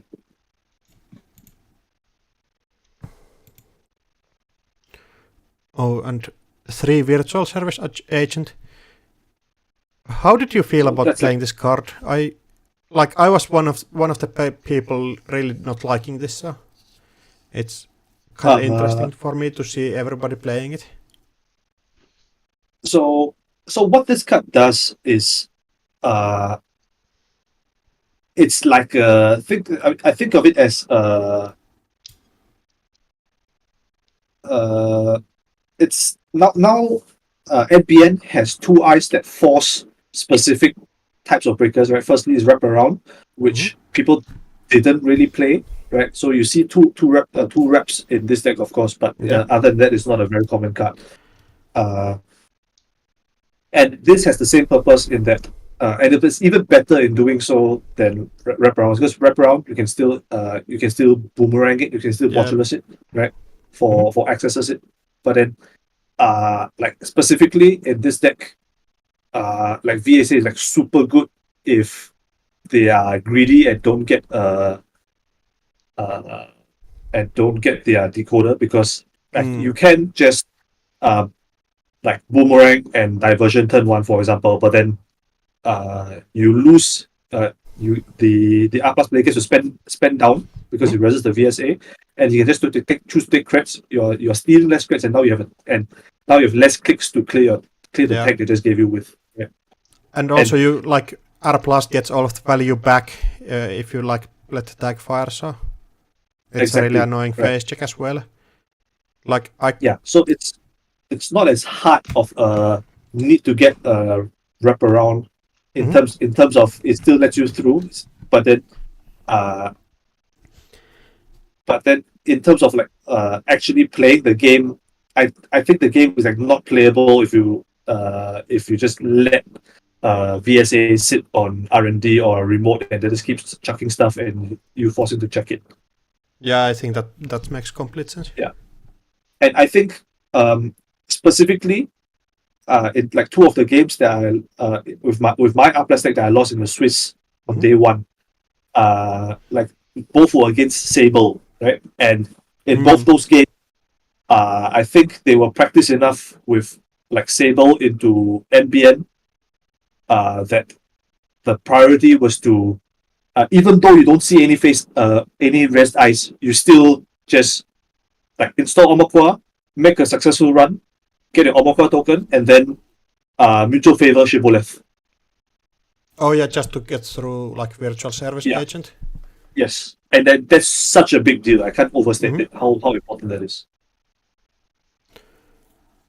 Do you think? Yeah, I like criminal deals with it. We deals with this quite nicely, but like Anarch doesn't have like tools to tutor out any of the like code gate breakers. So yeah, so what Anarch can do, and this like, seems like a pretty dumb thing to do, but you can hippo this ice. Yeah, you can hippo it, and because it's trashed before passing, you don't get the tag. Yeah, I could see like breaking this with Turtle just because you really struggle to break this otherwise. And this deck doesn't have any other like big eyes in it, so. So like I could like see trashing this with Hippo to as up like good enough play. And wrap around. Yep, just a decent eyes. Wrap around. Virtual service agent on R&D, yeah, just forcing out the breaker at some point. Yeah, best place for it. Yeah, you cannot run through it continuously, and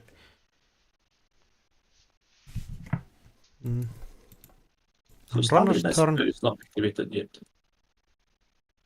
Playing Botulos on Magni. Oh, you hate to see it. You hate to see it. You hate to see it. But it feels so good when you play the corporation here. Oh no, Styx, what have you done? The best feeling on the corporation side is when you get like the two botulos on the same magnet. It feels so good. Oh no. And then you run here. Oh no. I'm not actually sure if you race here.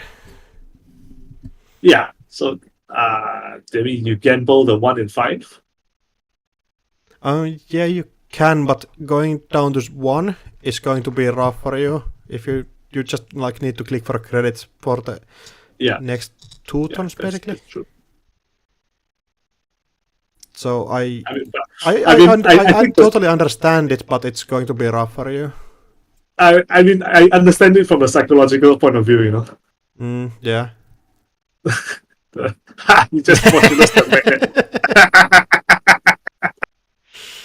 And then just running, corporation doesn't have enough money, so you get your Hoshiko draw here.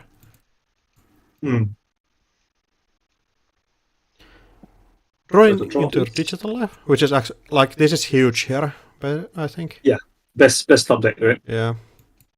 So you go Econ Warfare first and credit. Okay. That's interesting. I would assume you play like draw credit and your digital life. That would be like what I assume you do. I think this play is also okay just because you have your this still leaves you with enough credits to rest of VSA R&D, and the VSA R&D will pay for itself, right? Oh yeah, that's true. And you also like slow the runner down hugely because they really cannot get anything going with these credit amounts. Yeah, and so next time you can go mandatory draw, then you go first click draw, second click VSA, first click digital life, and third click do something and not have to discard. Yeah, like this sets up nicely for next turn. That's right.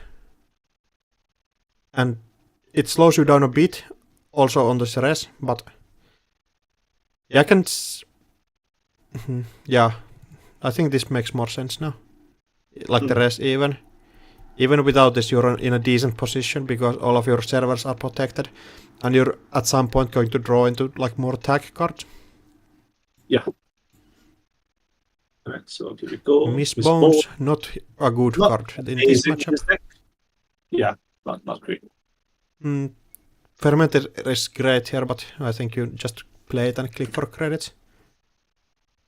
So think- interesting that I think playing the price on this amount of credits is going to be rough because it's just a 3 less. So you can only hit to like 4 credit cards. 5 if you include Paladin. Oh, can you use Paladin? Yeah, you can. Yeah, but 5 is still like... What can you install for 5 in here in this deck? I mean, the best thing to hit right now is probably something like a daily cast. I think daily cast or liberated account. Yeah, so So- because you want to try hit the rate, you probably should be clicking for credit first, right? Yeah, it increases you. It like doubles your best hits here if you click for a credit first. But I had to click for 2 credits. yeah, and also hits the Steelskin Scarring drawing up. And hitting Fermenter Liberated account Steelskin Scarring. Yeah, so punished so for you- not clicking for a credit here, but Yeah, exactly, right. So So- now you have to get a fermenter, which is not bad, right? It's not the bad. problem but is it's- that you already have a Fermenter in hand, which you want to play on the table, but now you check, like, if you have 2 on the table, it means that you get so much less value from both of them. yeah, correct. Because the you know, corporation purchase on 3, and then you like do nothing for the rest of the turn. exactly. Yeah. So Yeah, like it is putting like this quite a down punish for not clicking for that credit. Yeah, and it's a thing that you need to think before you play the price and think what are your like hits that you're actually trying to hit here. It's like a hard thing to like think about, I think. And you're clicking for credit as your last click, so they are getting Yeah, hugely true. punished for like not that is not pretty bad. realizing pretty that. bad. But it's extremely hard in like especially in this top 8 situation, so. And Okay, discarding bones, of course. yeah, Bones And don't do anything here, I don't think. Yeah, both those cards are not great. And I think it just probably draws and plays your digital life and it's back on like Yeah, so credit. you go draw, digital life. Back on 7 and Install then you can Oracle. even push out on this turn. Oh yeah, install nice. is fine. Yeah, so no fractal out yet. So Yeah, so you can push out Bellona even on next turn. mm, And like Starlit Knight is also really annoying here. correct. I think this is a bad card everywhere else but here. Like in this deck. In this specific deck, yeah. I Yeah. wouldn't even play it in my R plus deck just because cost 5 is way too much. Yeah. And if the runner gets a breakers out, that they get at some point, it just costs 2, so it's not too good. And Mr. Sticks just playing a Steelskin Scarring here. Trying to find any economic outs, I think. So you go credit, Click for a credit and laundry. dive the laundry archives probably. Yeah, archives.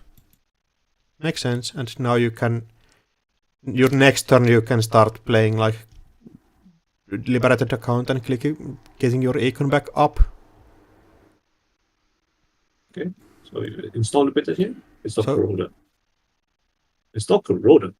I think this Corroder install hurts you.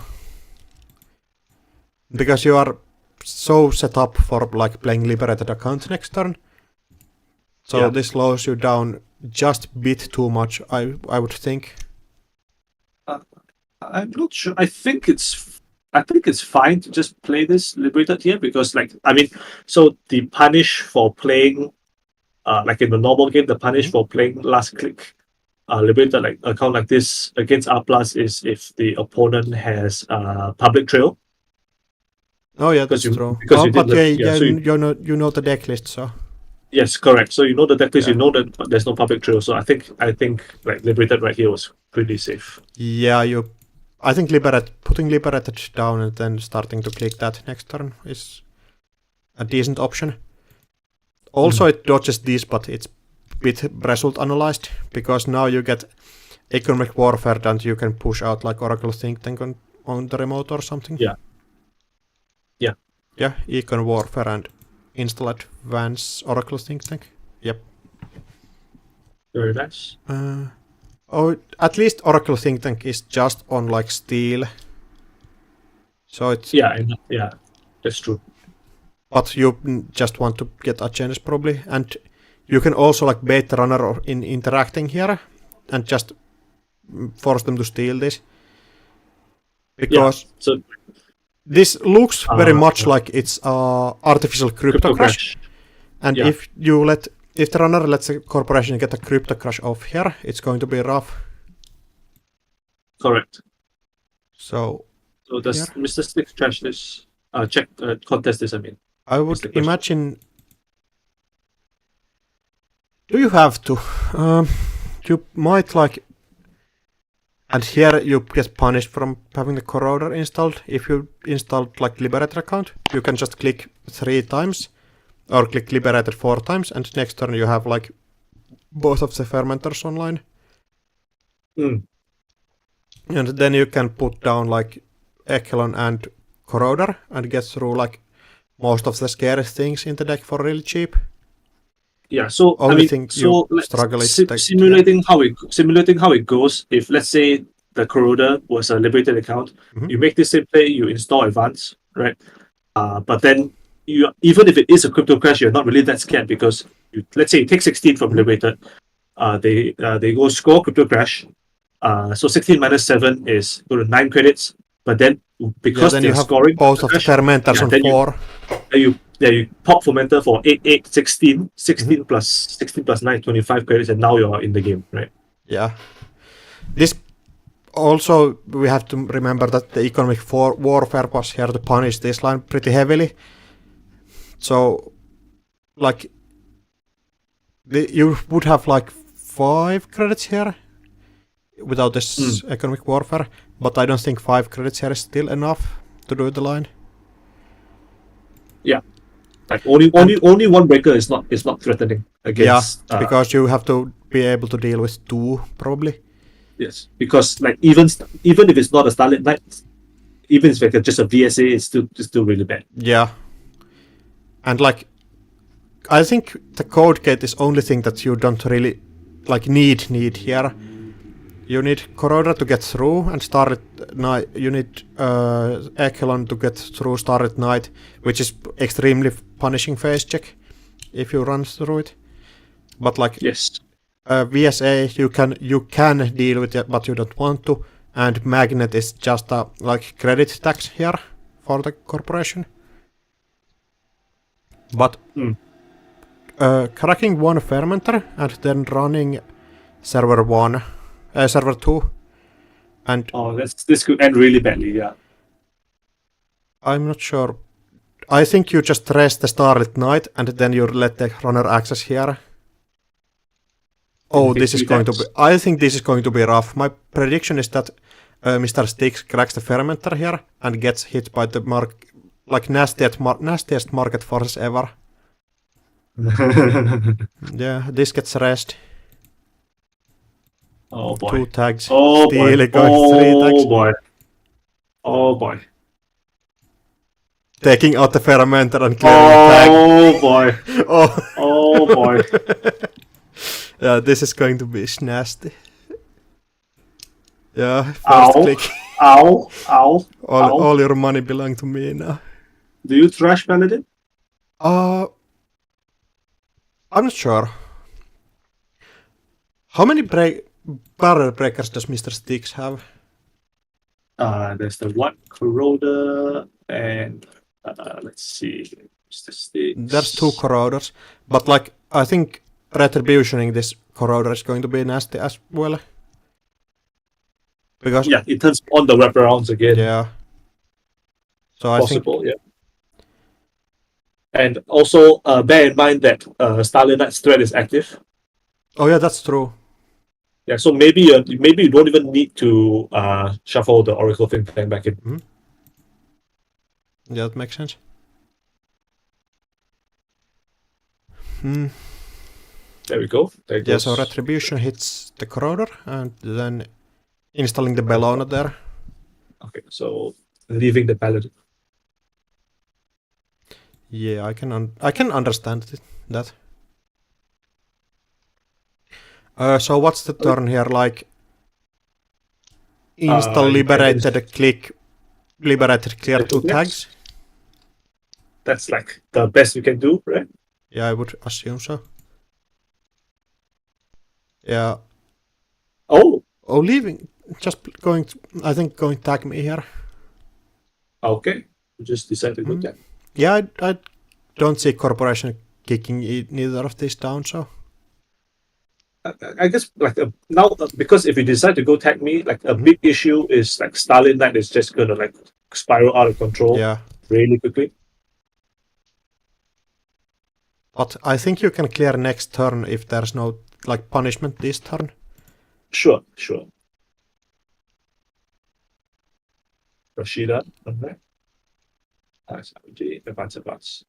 And this is like super safe, right? Because you just kill the corroder. Yeah. You just kill the corroder. His runner still tag me. Remove 2 tags.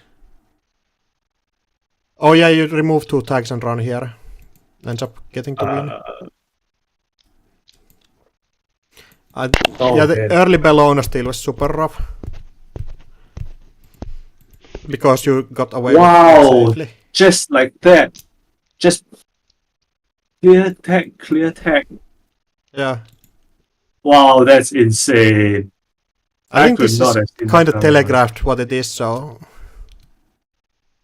Yeah, true.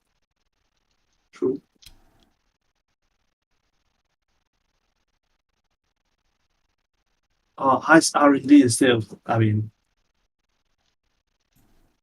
I don't want to say, okay, so basically this is the only play that wins you the games. You have to be clear tag, install something that exactly breaks yeah, whatever because it this is gets that is. those on encounter, yeah. Yeah, so you lose to Toll Booth with this line. Sorry, not Toll Booth, Funhouse. No, yeah, you do. Does this list have fun houses? I think it's one Funhouse. Yeah, one Funhouse. Oh yeah. So there's like Funhouse, Ping, Magnet, another Starlit Knight. Okay, wait. Let me count this. So, so it has 6 credits, right? So all the ice is reservoir. You lose to Starlit Knight. Yep. You lose to Virtual Service Agent because you get attacked. You lose to Magnet because it's Magnet. Yeah. You lose to Funhouse. You lose to Ping because Ping is attacked. So the only ice this could have possibly worked against was the wraparound.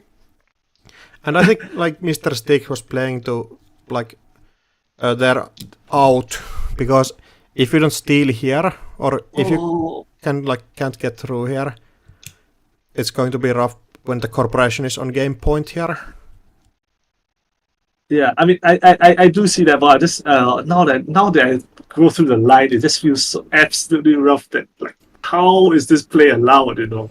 Yeah, like I was wondering how the game will end. Like, it feels so. This shouldn't have worked. Right? It shouldn't have worked. Like after this run here, it feels like corporation gets such an advantage, but like the early steals where you cannot punish the runner are going to just punish you so hard. And we do agree that it's not wrong to like leave the Oracle think tank there just because of the threat activation, right? Yes. Yeah, I think Oracle think tank here is like the correct play, and also like if you push this out, and I think this is like extreme good play, and like running here gets punished so heavily. Yeah, exactly. I mean, if you had shown me a screenshot of this game right before the runners last time, you asked me who was winning this game, I would tell you like 99 times out of 100 it's NBN. Yeah, right? and also like this play seems kind of interesting. It feels like you need to clear the tags, but if you like look at the corporation's list, there's like nothing that actually like truly punishes you here in this position. Only thing that hits you really hard is the second market forces. I believe. Like this is a rough thing compared to like the old Asmorilists, was that you can close out the game with boom every time. So corporations just cannot be on two tags ever. If you like if you think about the tag punishment here, it's just like the 2 market forces and 2 retributions. Right.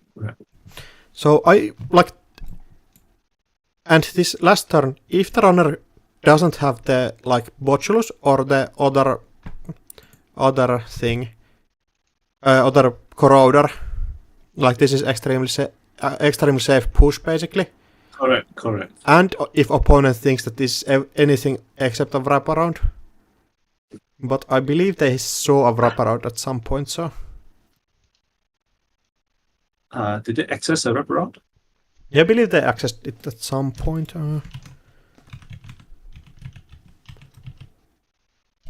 Wraparound. Oh, they didn't. Don't look like it, yeah. But still, I think.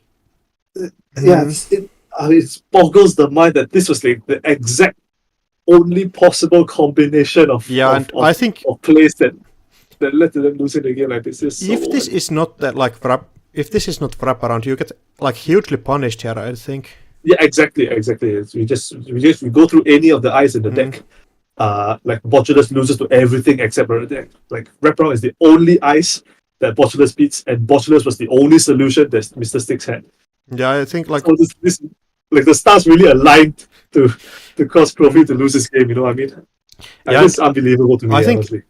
The game gets really rough at when did the first steal happen? I think this is the point where it goes really rough for you. Like when you play the first oppo, and opponent can get like they can do this line without like fearing for their life. Yeah. I think, but okay, so even this bot state is like more justifiable because you can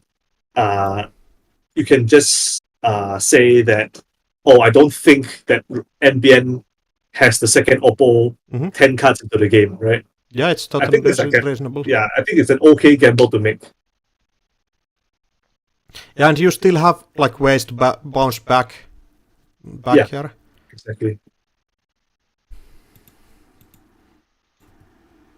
Yeah, and on like the first turn when you run, and you end your turn on like 5 credits, like you just can't do these kind of things against hard-hitting news. So like oppo is a decent replacement, but it just loses so much of the early game pressure that hard-hitting news offers you. Correct. Like the one thing that oppo lets you do that hard-hitting doesn't is that it lets you put tags on the runner even when you're behind on credits. Yeah. And that's quite important for my deck, but not as important for this deck. Yeah, it feels like this deck likes to do like the 2 tags more than like the 4 tags. If like and like so. Yeah, you go first. I think like the tag punishment here it feels so rough when you can just hit market forces and corporation just bounces back instantly with like the two, like this turn. Yeah. And like the eye switch gets pretty punished here as well, but that just sometimes happens. Yeah, so I think we can think about it in the opposite way as well. Is that like my R plus deck can't play hard hitting news at all whatsoever. You know. Yeah, because I just play so poor, so low to the ground. Yeah. But this deck can. Yeah. So you think about it in the opposite direction. Yeah, they fit like different play patterns. Exactly. And there's also like the pushing magnet here, and there are a couple of different lines that might go into different directions. But the magnet res here, if you lose the Bellona, you basically just lose the game. And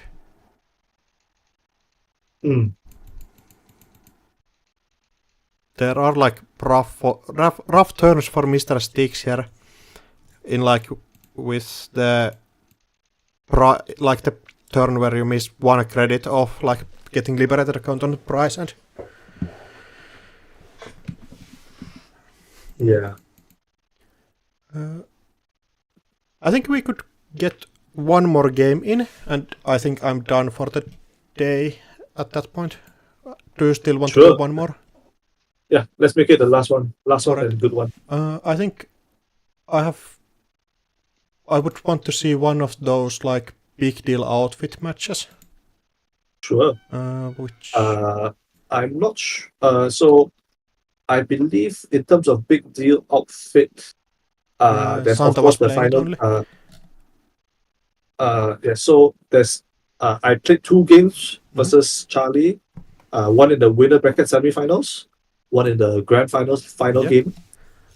And I believe he played at least one more, one of which was against Kira in the loser bracket finals.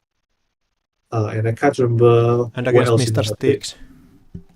Did he play Cop against Mr. Sticks? Oh no, he played runner. Yeah. Okay. Do you mind watching the like final game? I think that was the quite final interesting. game. Sure. Yeah. Let me experience the pain again. Why not? We can watch Let's other go. games if you want. No. It's fine. How many turns was this anyway? I forgot. Let's see.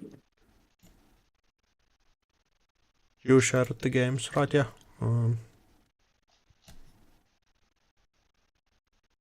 14 turns. Oh, that's not awful. I just want to see this game because big deal Outfish is the deck, one of those decks that I just love. So I need to look at how the game does. Yeah, of course. So this is the grand finals, last game of APAC Continentals, and both of these hands look fine, right? Do you keep this as outfit? I'm not sure. Surely this is okay. I think you keep it. You have like too big to fail and both two good eyes to put on centrals early. Yeah.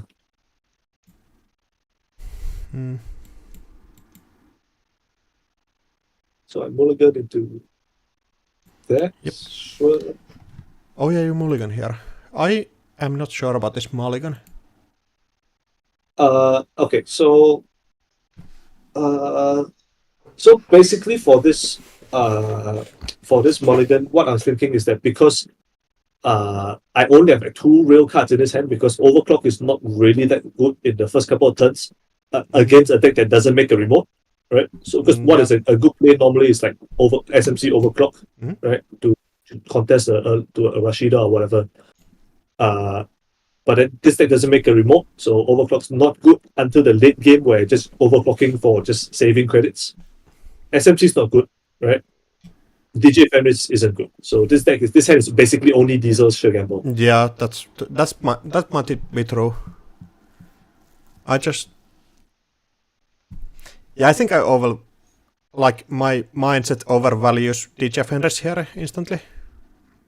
Like it's a good card after you set up, but like I have conditioned myself with the big Hoshiko mindset, where you can get through every ice for like 3 damage, and then you just get cards back in your hand.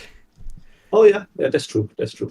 Yeah, so it's a really different like deck. So here I see that it's not too valuable early.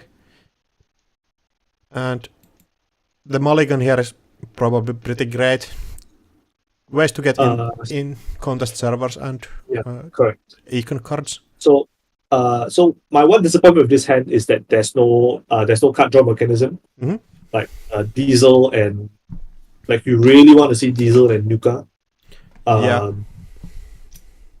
As I mentioned, you only can click for draw 8 times in this deck before you start losing value, and I think I do click for draw a lot in this first few turns. Yeah, I think that's the one big loss you take on not playing Lat is that you just don't have this inherent draw every turn. Yeah, and you have to like play draw cards and get like sometimes unlucky when you don't draw anything. Like that gives you more draw. But of course, the like Hermes Tao thing doesn't work if you're on Lat, so it's different takes.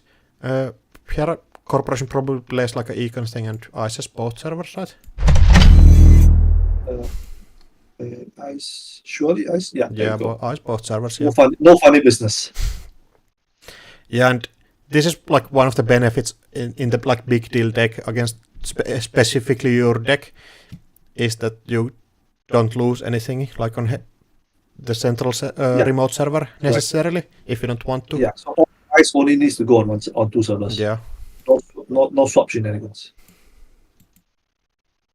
So drawing up, yeah, Dirty Laundry and Dirty Laundry just playing 2 econ cards.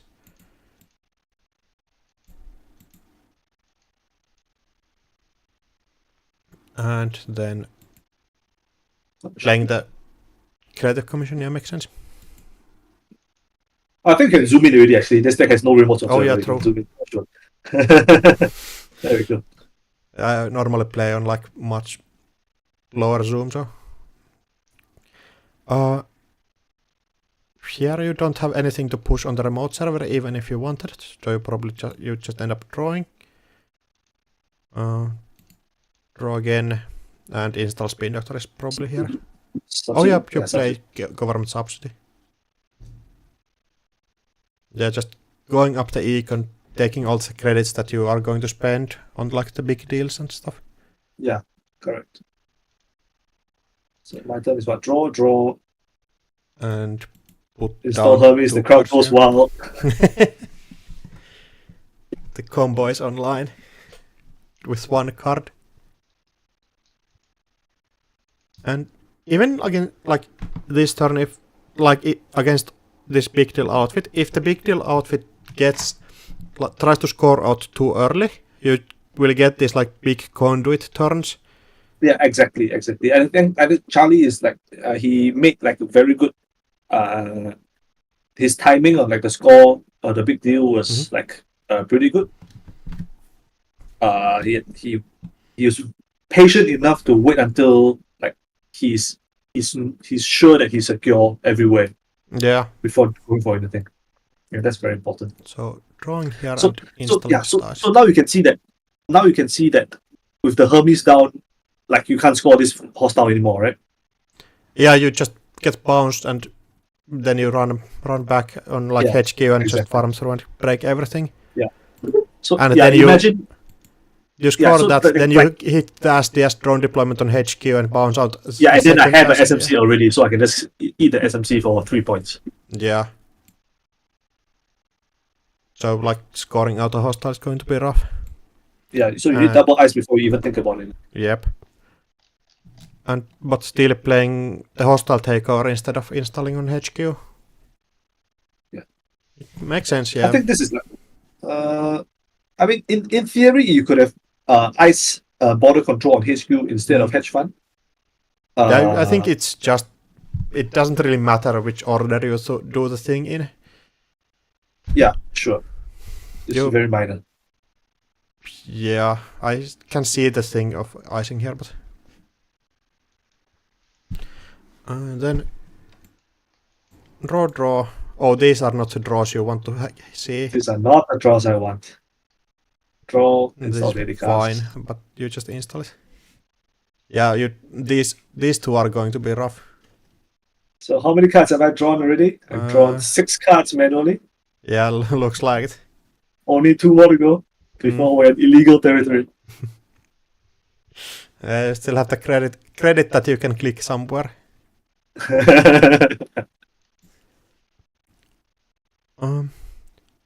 Above the law. Funny Not amazing. about law. I think you can like use Spin Doctor now to just roll Yeah. these two out. Yeah. Because you don't actually want to score this out yet. So that's probably the play here. Install res. Install Oh. hostile. Oh, okay. Oh yeah, undoing makes sense. Okay. I remember this. Then you install Spin Doctor, raise it. Finding Oh, two yo. other. The What is color this? threat. Just draw again. Okay. And Ice then you HQ. install one ice and still have enough space to throw out both above the loss. Yeah. Yeah, so There we treble go. jet goes there. HQ. Drop 5 points. Yep. These instantly go back. And Then yeah, just force them to use the Spin Doctor. And then just drawing up and clicking for credits. right, I'm allowed to draw 1 more card this game. Going to be rough. I It needs to be a good one. I'm keeping track. Don't worry about it. I am keeping track about it. And Audacity is not a card you want here, but it just sticks around in your hand for the whole game, so it's not too bad. I think you can score hostile now. It's like not the best, but it's okay. Yeah, I think scoring hostile here doesn't like hurt you at all.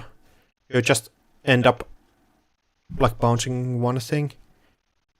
It might be a bit more rough if there was something raised already. You will discard a card from the bounce.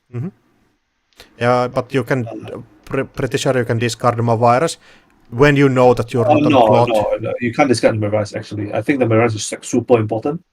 It will become very important later. It will become extremely important later. Okay, I'm interested to see how. Yeah, install advance. Getting one of the Valentine's bounced. Yeah. And discard spin. Yeah. And so the thing is, like I said, it's not very important. It's you're allowed to do this, right? Like early score, so to speak, of a hostile because my credit total is not at the point where I can just ram R&D straight up, even if I have the correct breaker for and the conduit. I'm not as so rich as to be able to just go in all the way. Yeah, you cannot like install conduit then start farming through. Yeah. So if this is the bot state, but I have like 10 more credits, then it's a bad play, right? But yeah, I only have you 14 get credits. Punished. Yeah, correct. Yeah, like you just go for a single poke here. I can. Yeah. Okay, so it's not a single poke because you get I can the different timing. Like install this after you pass it, just to be sure. Yes. Yeah. Like this is like just the correct timing to play this on. Okay. And if you see an like ice here, it's huge. Or like agenda. Yeah, correct. Like you bounce these and then you just farm through it 2 times and both of these go. But yeah, not enough credits to go through there again. Or would there be? To go through Valentine again? Yeah. I don't really need to go through Valentine. We can swap it first and then bounce. Swap it and then bounce, but you need to find an agenda first. Yeah, exactly. Yeah, so if I didn't find agenda, that's why I didn't go back in because I can't really afford it. Oh, you saw like SDS on top or something? No, it was like I think it was a hedge fund. I can't remember. Oh yeah. But like I could see, because this is costing you a credit to get through. Or 2 3 credits. 3 credits. Two credits. 2 credits. Yeah, that's correct. So I mean, I could have. Do I value? Yeah, I think like click telework run through is a real thing, but I think it was. I mean, now that you mention it, it was, I think, a valid option. Like 2 credits for 1 access is actually not that bad. yeah, and because it's just so good if you hit it, I think. Yeah. So yeah, that's it. Actually, yeah. So probably that was the better play. But I can also understand like setting up here. You have this thing, and if the opponent scores again, you just put the like punch this out. So like setting up here is not too bad. It's not wrong for sure, but I think probably Conduit again was better. The problem with conduiting again is that you probably need to click the telework first. Oh yeah, no you don't. You run here, and then if you see an agenda, you steal and bounce this. Like so if I steal the last click, I probably bounce HQ Ice, but I leave Velador on R&D. Yeah, I mean like if you basically I think the turn is install Engolo, run, and just run on this click instead of playing instead of drawing. Yeah, instead of drawing. Yep, and if you hit here, you switch this and bounce this on RD and run again. Yeah. Yeah. So that is a misplay there. That's for sure. Yeah, I'm not sure if I'm like calling the misplay, but it's a like different line that might be more beneficial. It's way more high rolly. Like if this rolls well, it's extremely good. But I think like the matchup is like bit tilted against your favor that you need to be going for this lines that win you the game. I completely agree with that. I think 2 credits is a low enough price to pay for 1 access that I'm okay to sacrifice some short-term economic stability for it. Yeah, and it's 2 credits that you are getting back pretty easily on like the table. And not to mention that like it's not like I lose value because I keep the conduit token, remember? Oh yeah, that's true also. Like you pay 2 to get a conduit token that you can use later. Yeah. So it's like maybe like 3 accesses more rather than 1. And I start to understand why the virus token is going to be important in this game. Yeah. And I knew I was going to hate watching this replay. Damn. hedge fund, you probably like play hedge fund install ice. My memory is better than I expected. Draw. Oh, it wasn't a agenda, damn it! Oh no, getting punished. It feels bad.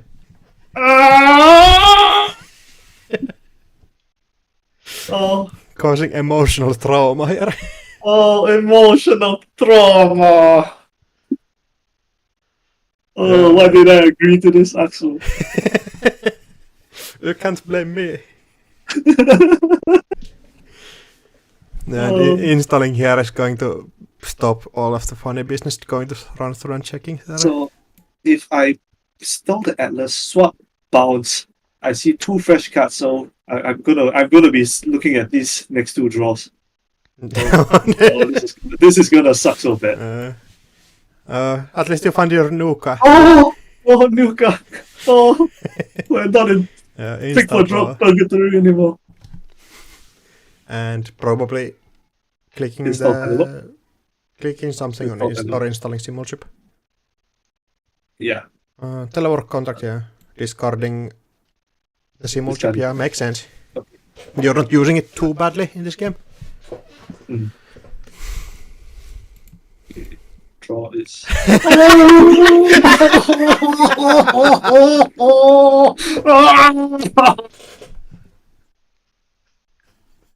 Stop it! Stop it! No.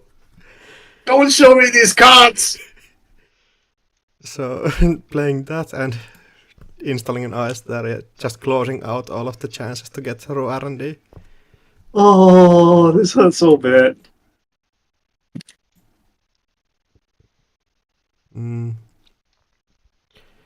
Getting Nuka and like install and just get money. Set up for like the turn where you R&D gets bounced again and you can start digging.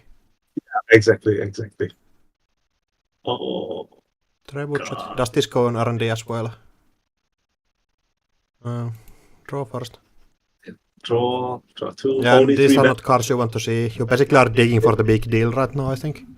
Big deal on the pivot. Yeah, pivot also works. Like, pivot is actually sick for this deck. It allows you to score out so much more efficiently with like the big deal. Yeah. And Trebuchet goes on R&D. That's rough. So what you're telling me is, if I just pick 2 credits on turn 5. Yeah, Request you would four have 4 points. agenda points on your score area. That would be way And a less conduit eyes on on 3? here. And I conduit on 3 counters. And discarding 2 agendas. Yeah, makes sense. Yeah, of course. Yeah, forcing the Spin Doctor away. It's just like a good play. And install Corroder with the self-modifying. With that up. Oh yeah, bad publicity, that's right. Makes complete sense. Install Carmen just to be able to run here, yep. Yeah. So now the game is fully set up. And now I install DJ Families because like for one I have triple overclock, and the overclock is not good on R&D because I already have a conduit token. Yep. Right? So you can use this to run through HQ.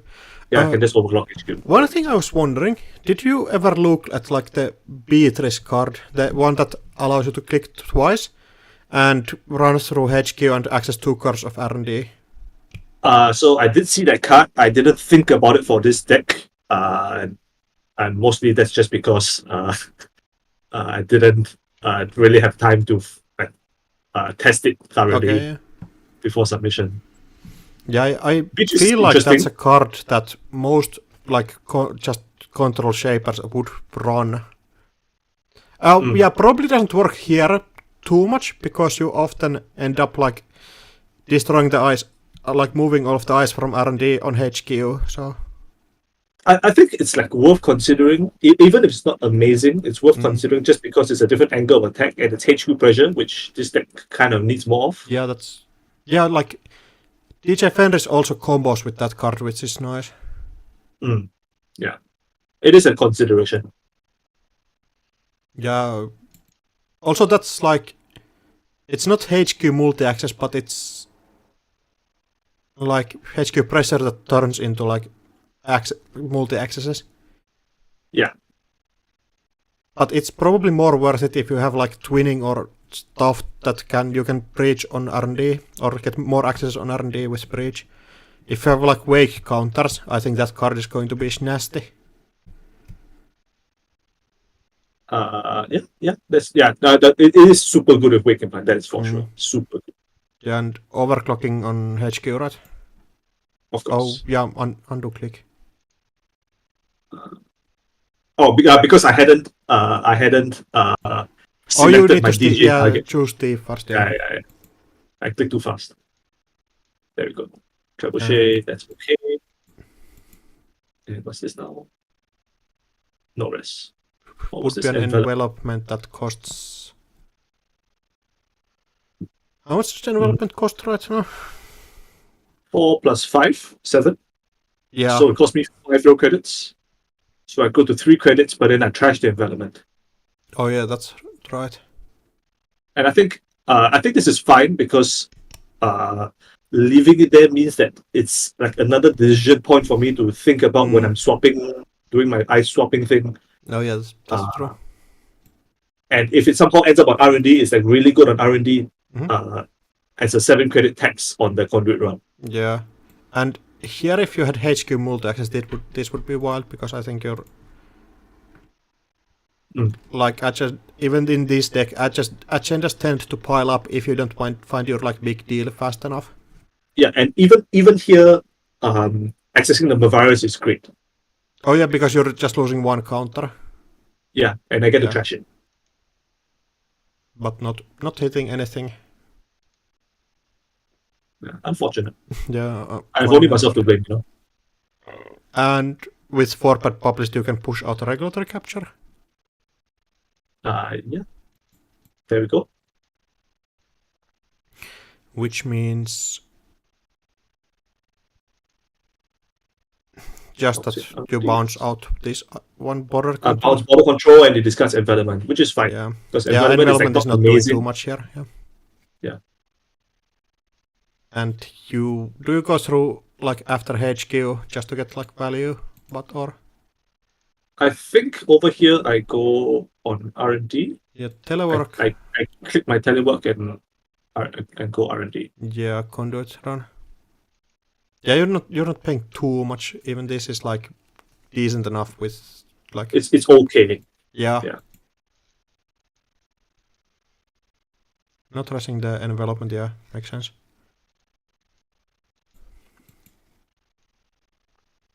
Because if you rest the envelopment here, you go so on like you don't have enough credits for the big deal thing. Yeah, correct. Like big deal. Like, so whatever amount of credits that Charlie has here, you go to minus off like 16 or 17 credits. Yeah, 17. And unseen card. Find an Atlas. Huge. Oh, bless. And bounce out that, yeah. So now you can get through there one more time, probably. Yeah, click telework run. Valentau pace. It's rough, but you kind of have to do it. I have to do it. And I think I'm with here. Yeah, with here. Yeah, we complete with 2 accesses and nothing. But here it wouldn't like matter too much because all of the ice is already rest, so. Yeah. Or of course you want that points, but like for Hermes for sec.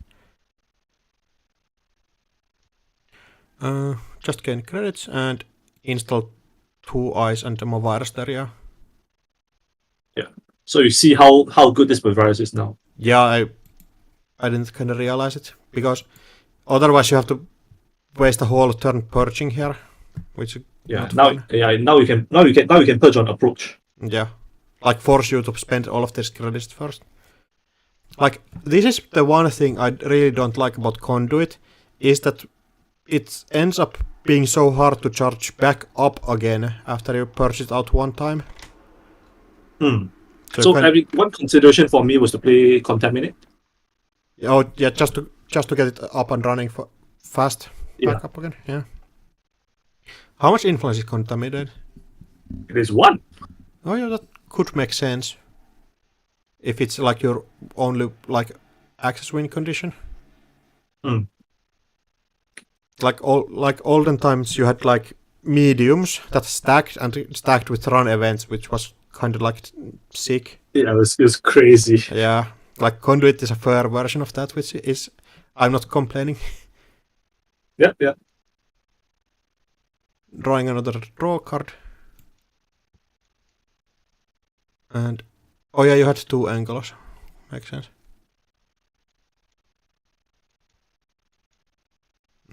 Credits.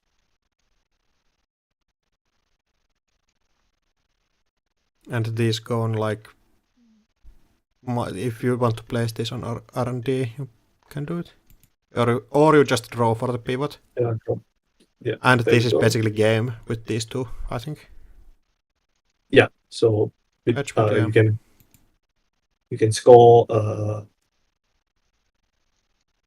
You can score this with 1 kind of low on credits, so you cannot dig really efficiently. And if you dig, you lose like Mavirus pops, and you just don't get enough value.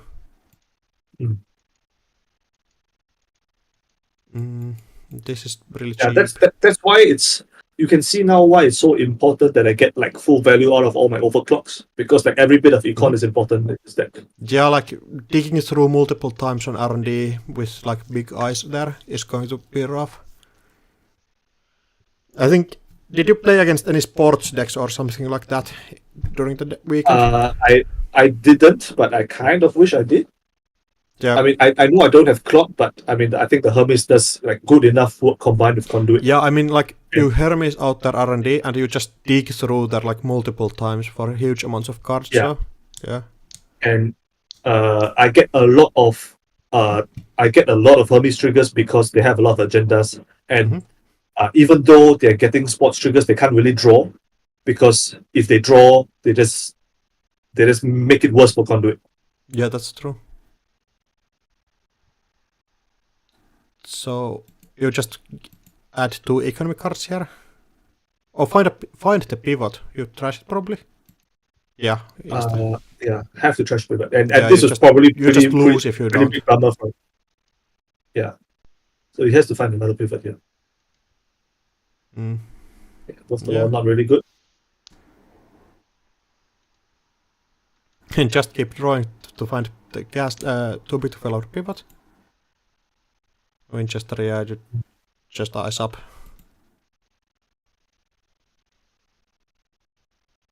And Yeah, so over here, I'm not sure what he's digging for, but after accessing the pivot, I mean, I still don't know what he's looking for because he could be either looking for the Atlas or the big deal. you're not sure on which one he is looking for. Yeah, specifically. Yeah, correct. you know that he's looking for like one of these like draw cards, or you're one of the combo pieces basically, Atlas or a big deal or pivot. So Yeah, correct. I think So, if you see the because- pivot, you start to think that he doesn't have the Atlas in hand, because you would already play the pivot if you know the Atlas in hand. Alright, pivot can dig for agendas also, right? Yes, you can do for agendas or operations. So basically, it's either. Oh yeah, pivot is so nasty for this deck. Yeah, But, it's really good at this deck. Yeah, you just need to dig for econ here. Econ, so you can get like the couple of accesses that could like save you the game. Mm. But yeah, the Mavarus here is going to be so annoying. Yeah. Clear telework, draw again. Play that, yeah. So back on econ again. But like the game is basically swinging on how fast the corporation will find out a pivot or a big deal. Exactly. Well, yeah. And there it is. Man drop pivot. So this is a very important thing that he did actually. Like Resma Varus Firtor. Yes, Resmovirus. Because now I can't Hermes bounce it. Oh, that's extremely smart. Yeah. Yeah, that's sick. Yeah, finding the big deal, scoring out. And now I know because Yeah, you he has have this. one. Yeah, they misclicked want the that. install. Yeah, you can get 2 counters on turn. No. Oh yeah, because it's a terminal. They missed no, the terminal. no. It was my mistake. I misclicked my swap. Oh yeah, right. I misclicked which one I was swapping. I was Oh supposed yeah, to swap balance you can't get with pivot. You cannot get like extra clicks because it's double. Yeah, correct. That's true. But Yeah, so still, one it's enough. you only Here. get one counter, but one counter is enough because you can just get red cat. Yeah, that's true. You basically need to like dig this turn and try to find something. And I think that's what you're going to do, but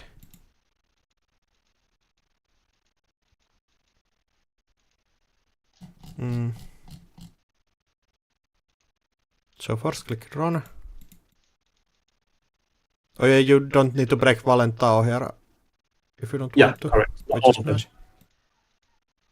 And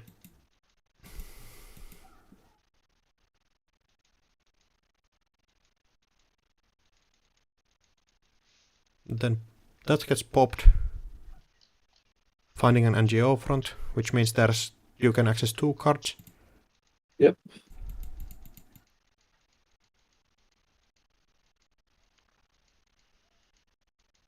Not. Oh, finding a regulatory capture, which means you bounce one of the ice here. Yeah. Yes.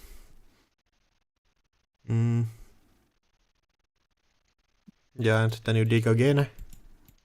Basically, that's needing to find something. Okay, then.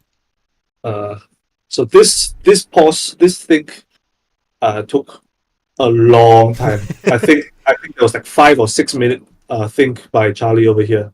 I don't think it was that long. You probably think it's longer because you were so like in the game. Possibly. I mean, yeah, but that's quite true. It But probably I do feels a know- lot longer, like during when you're actually playing here. Yeah. So, what's the decision point here? The decision point is: are you tutoring something with Atlas? And if you're tutoring something with Atlas, what?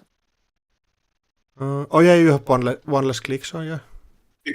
Because I have I'm on 4 points. Mhm. I win in one access if it's SDS.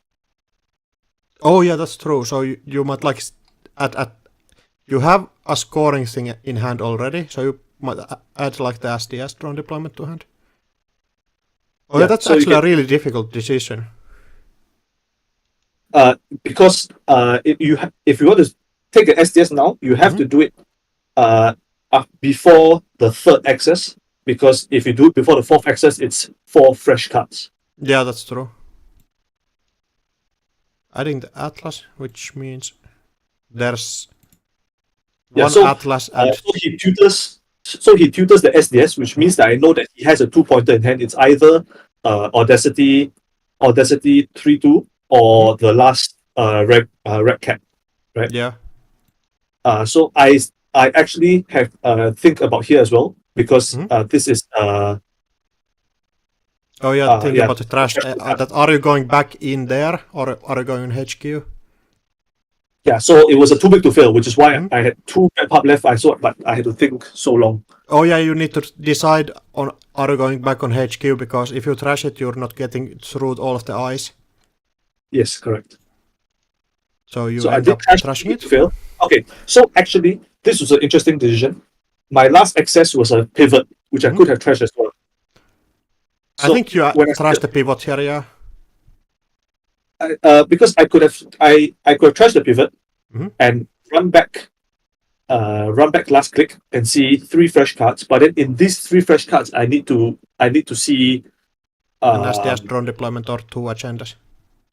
it has to be 2 agendas because I know his 1 SDS is in hand already. Oh, he So has it has only to be- 1. Yes. Oh, that's So rough. So I know he has 5 points in hand because he wouldn't have tutored SDS if he didn't have a way to score a 3-2, right? Yeah. So So I actually think you like end just up the doing the 9 worst points- possible line here if you don't trust the pivot. Like trashing the too big to fail means that you're not going back to HQ. I don't No, believe. I can't go back to HQ. No, I did the math and I figured and then I did the math on the HQ run and I realized I could still run HQ if I did trash too big to fail. Okay, that's Also because I'm overloading hand. yeah. So oh yeah, you have yeah, overclock. Yeah, that's right. So going for actually, yeah, that's a really good calculation on them having like the 2-3 in hand, which means that they can add the SDS. So you basically win if you access either one of these.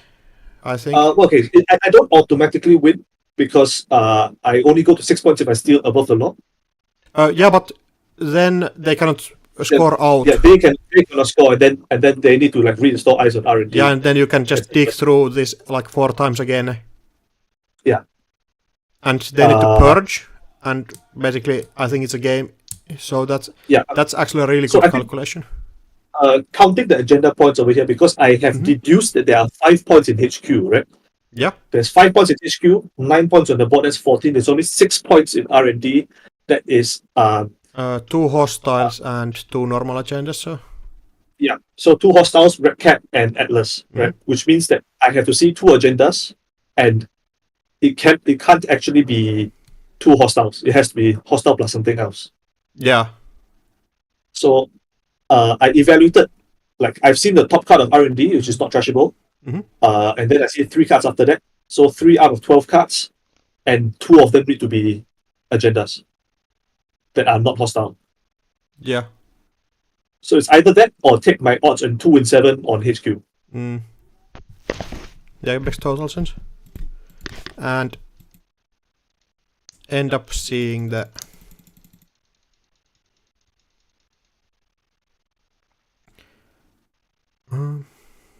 access card, access Valentao, yeah, and it's game there. Yeah, it's game that. Yeah, actually still going to really like a close situation. And I think this Atlas is the one that you might have stolen if you like went back with the conduit If I was earlier. brave. If I was brave. Yeah, and also, oh yeah, you got purged out in like in some at some point, so.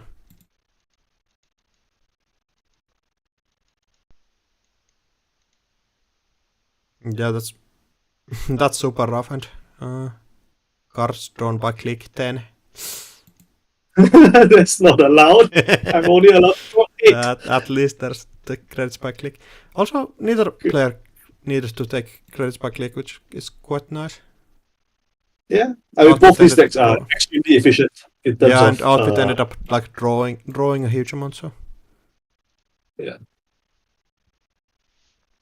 So yeah, there it is. That was both games of the finals. I think this last game was actually really interesting. Like, I think the corporation might have found the like too big to fail earlier, which have been like extreme, not too big to fail, big deal earlier, which might have been way more rough. Now they needed to dig like a huge amount of their pile to find it. So, but again, like game coming down to a single like bit of like not optimal decision on a, like one turn. So like these games are really close on like here. Well, thanks for this. Now I guess I won't be able to sleep tonight again. Yeah, sorry about that. Yeah, it was really nice having you on. If you want, my pleasure. If you have some time at some point, I would love to have you on like after some other tournament, so we can watch. Yeah. I'm not sure about the rest of this season. Yeah, the time zones are really rough. So I assume you'll be playing EMEA. Yeah, I'm going to. Yeah. Okay. So I would like to be doing something for EMEA during the event. I don't know if I'll play, but I think even if I'm not playing or oracling for whatever, I'm still be interested in doing the commentary, depending on like how many people are already on the team. Yeah. So one way or another, I hope to be there in some form. Yeah. Do you have anything to plug on the stream, or are it just? No, actually, I just simple man trying to make my way in the universe. I guess just leave all the watchers with some generically useful tips. Make less mistakes than I do. I think that's useful. I think that's just useful life advice. To make less mistakes in general, and I guess stay hydrated. Don't forget to stay hydrated. Two very important tips. Yeah. I think that's all I have. I think. Yeah. So see you later, everybody on the stream and VOD. So probably after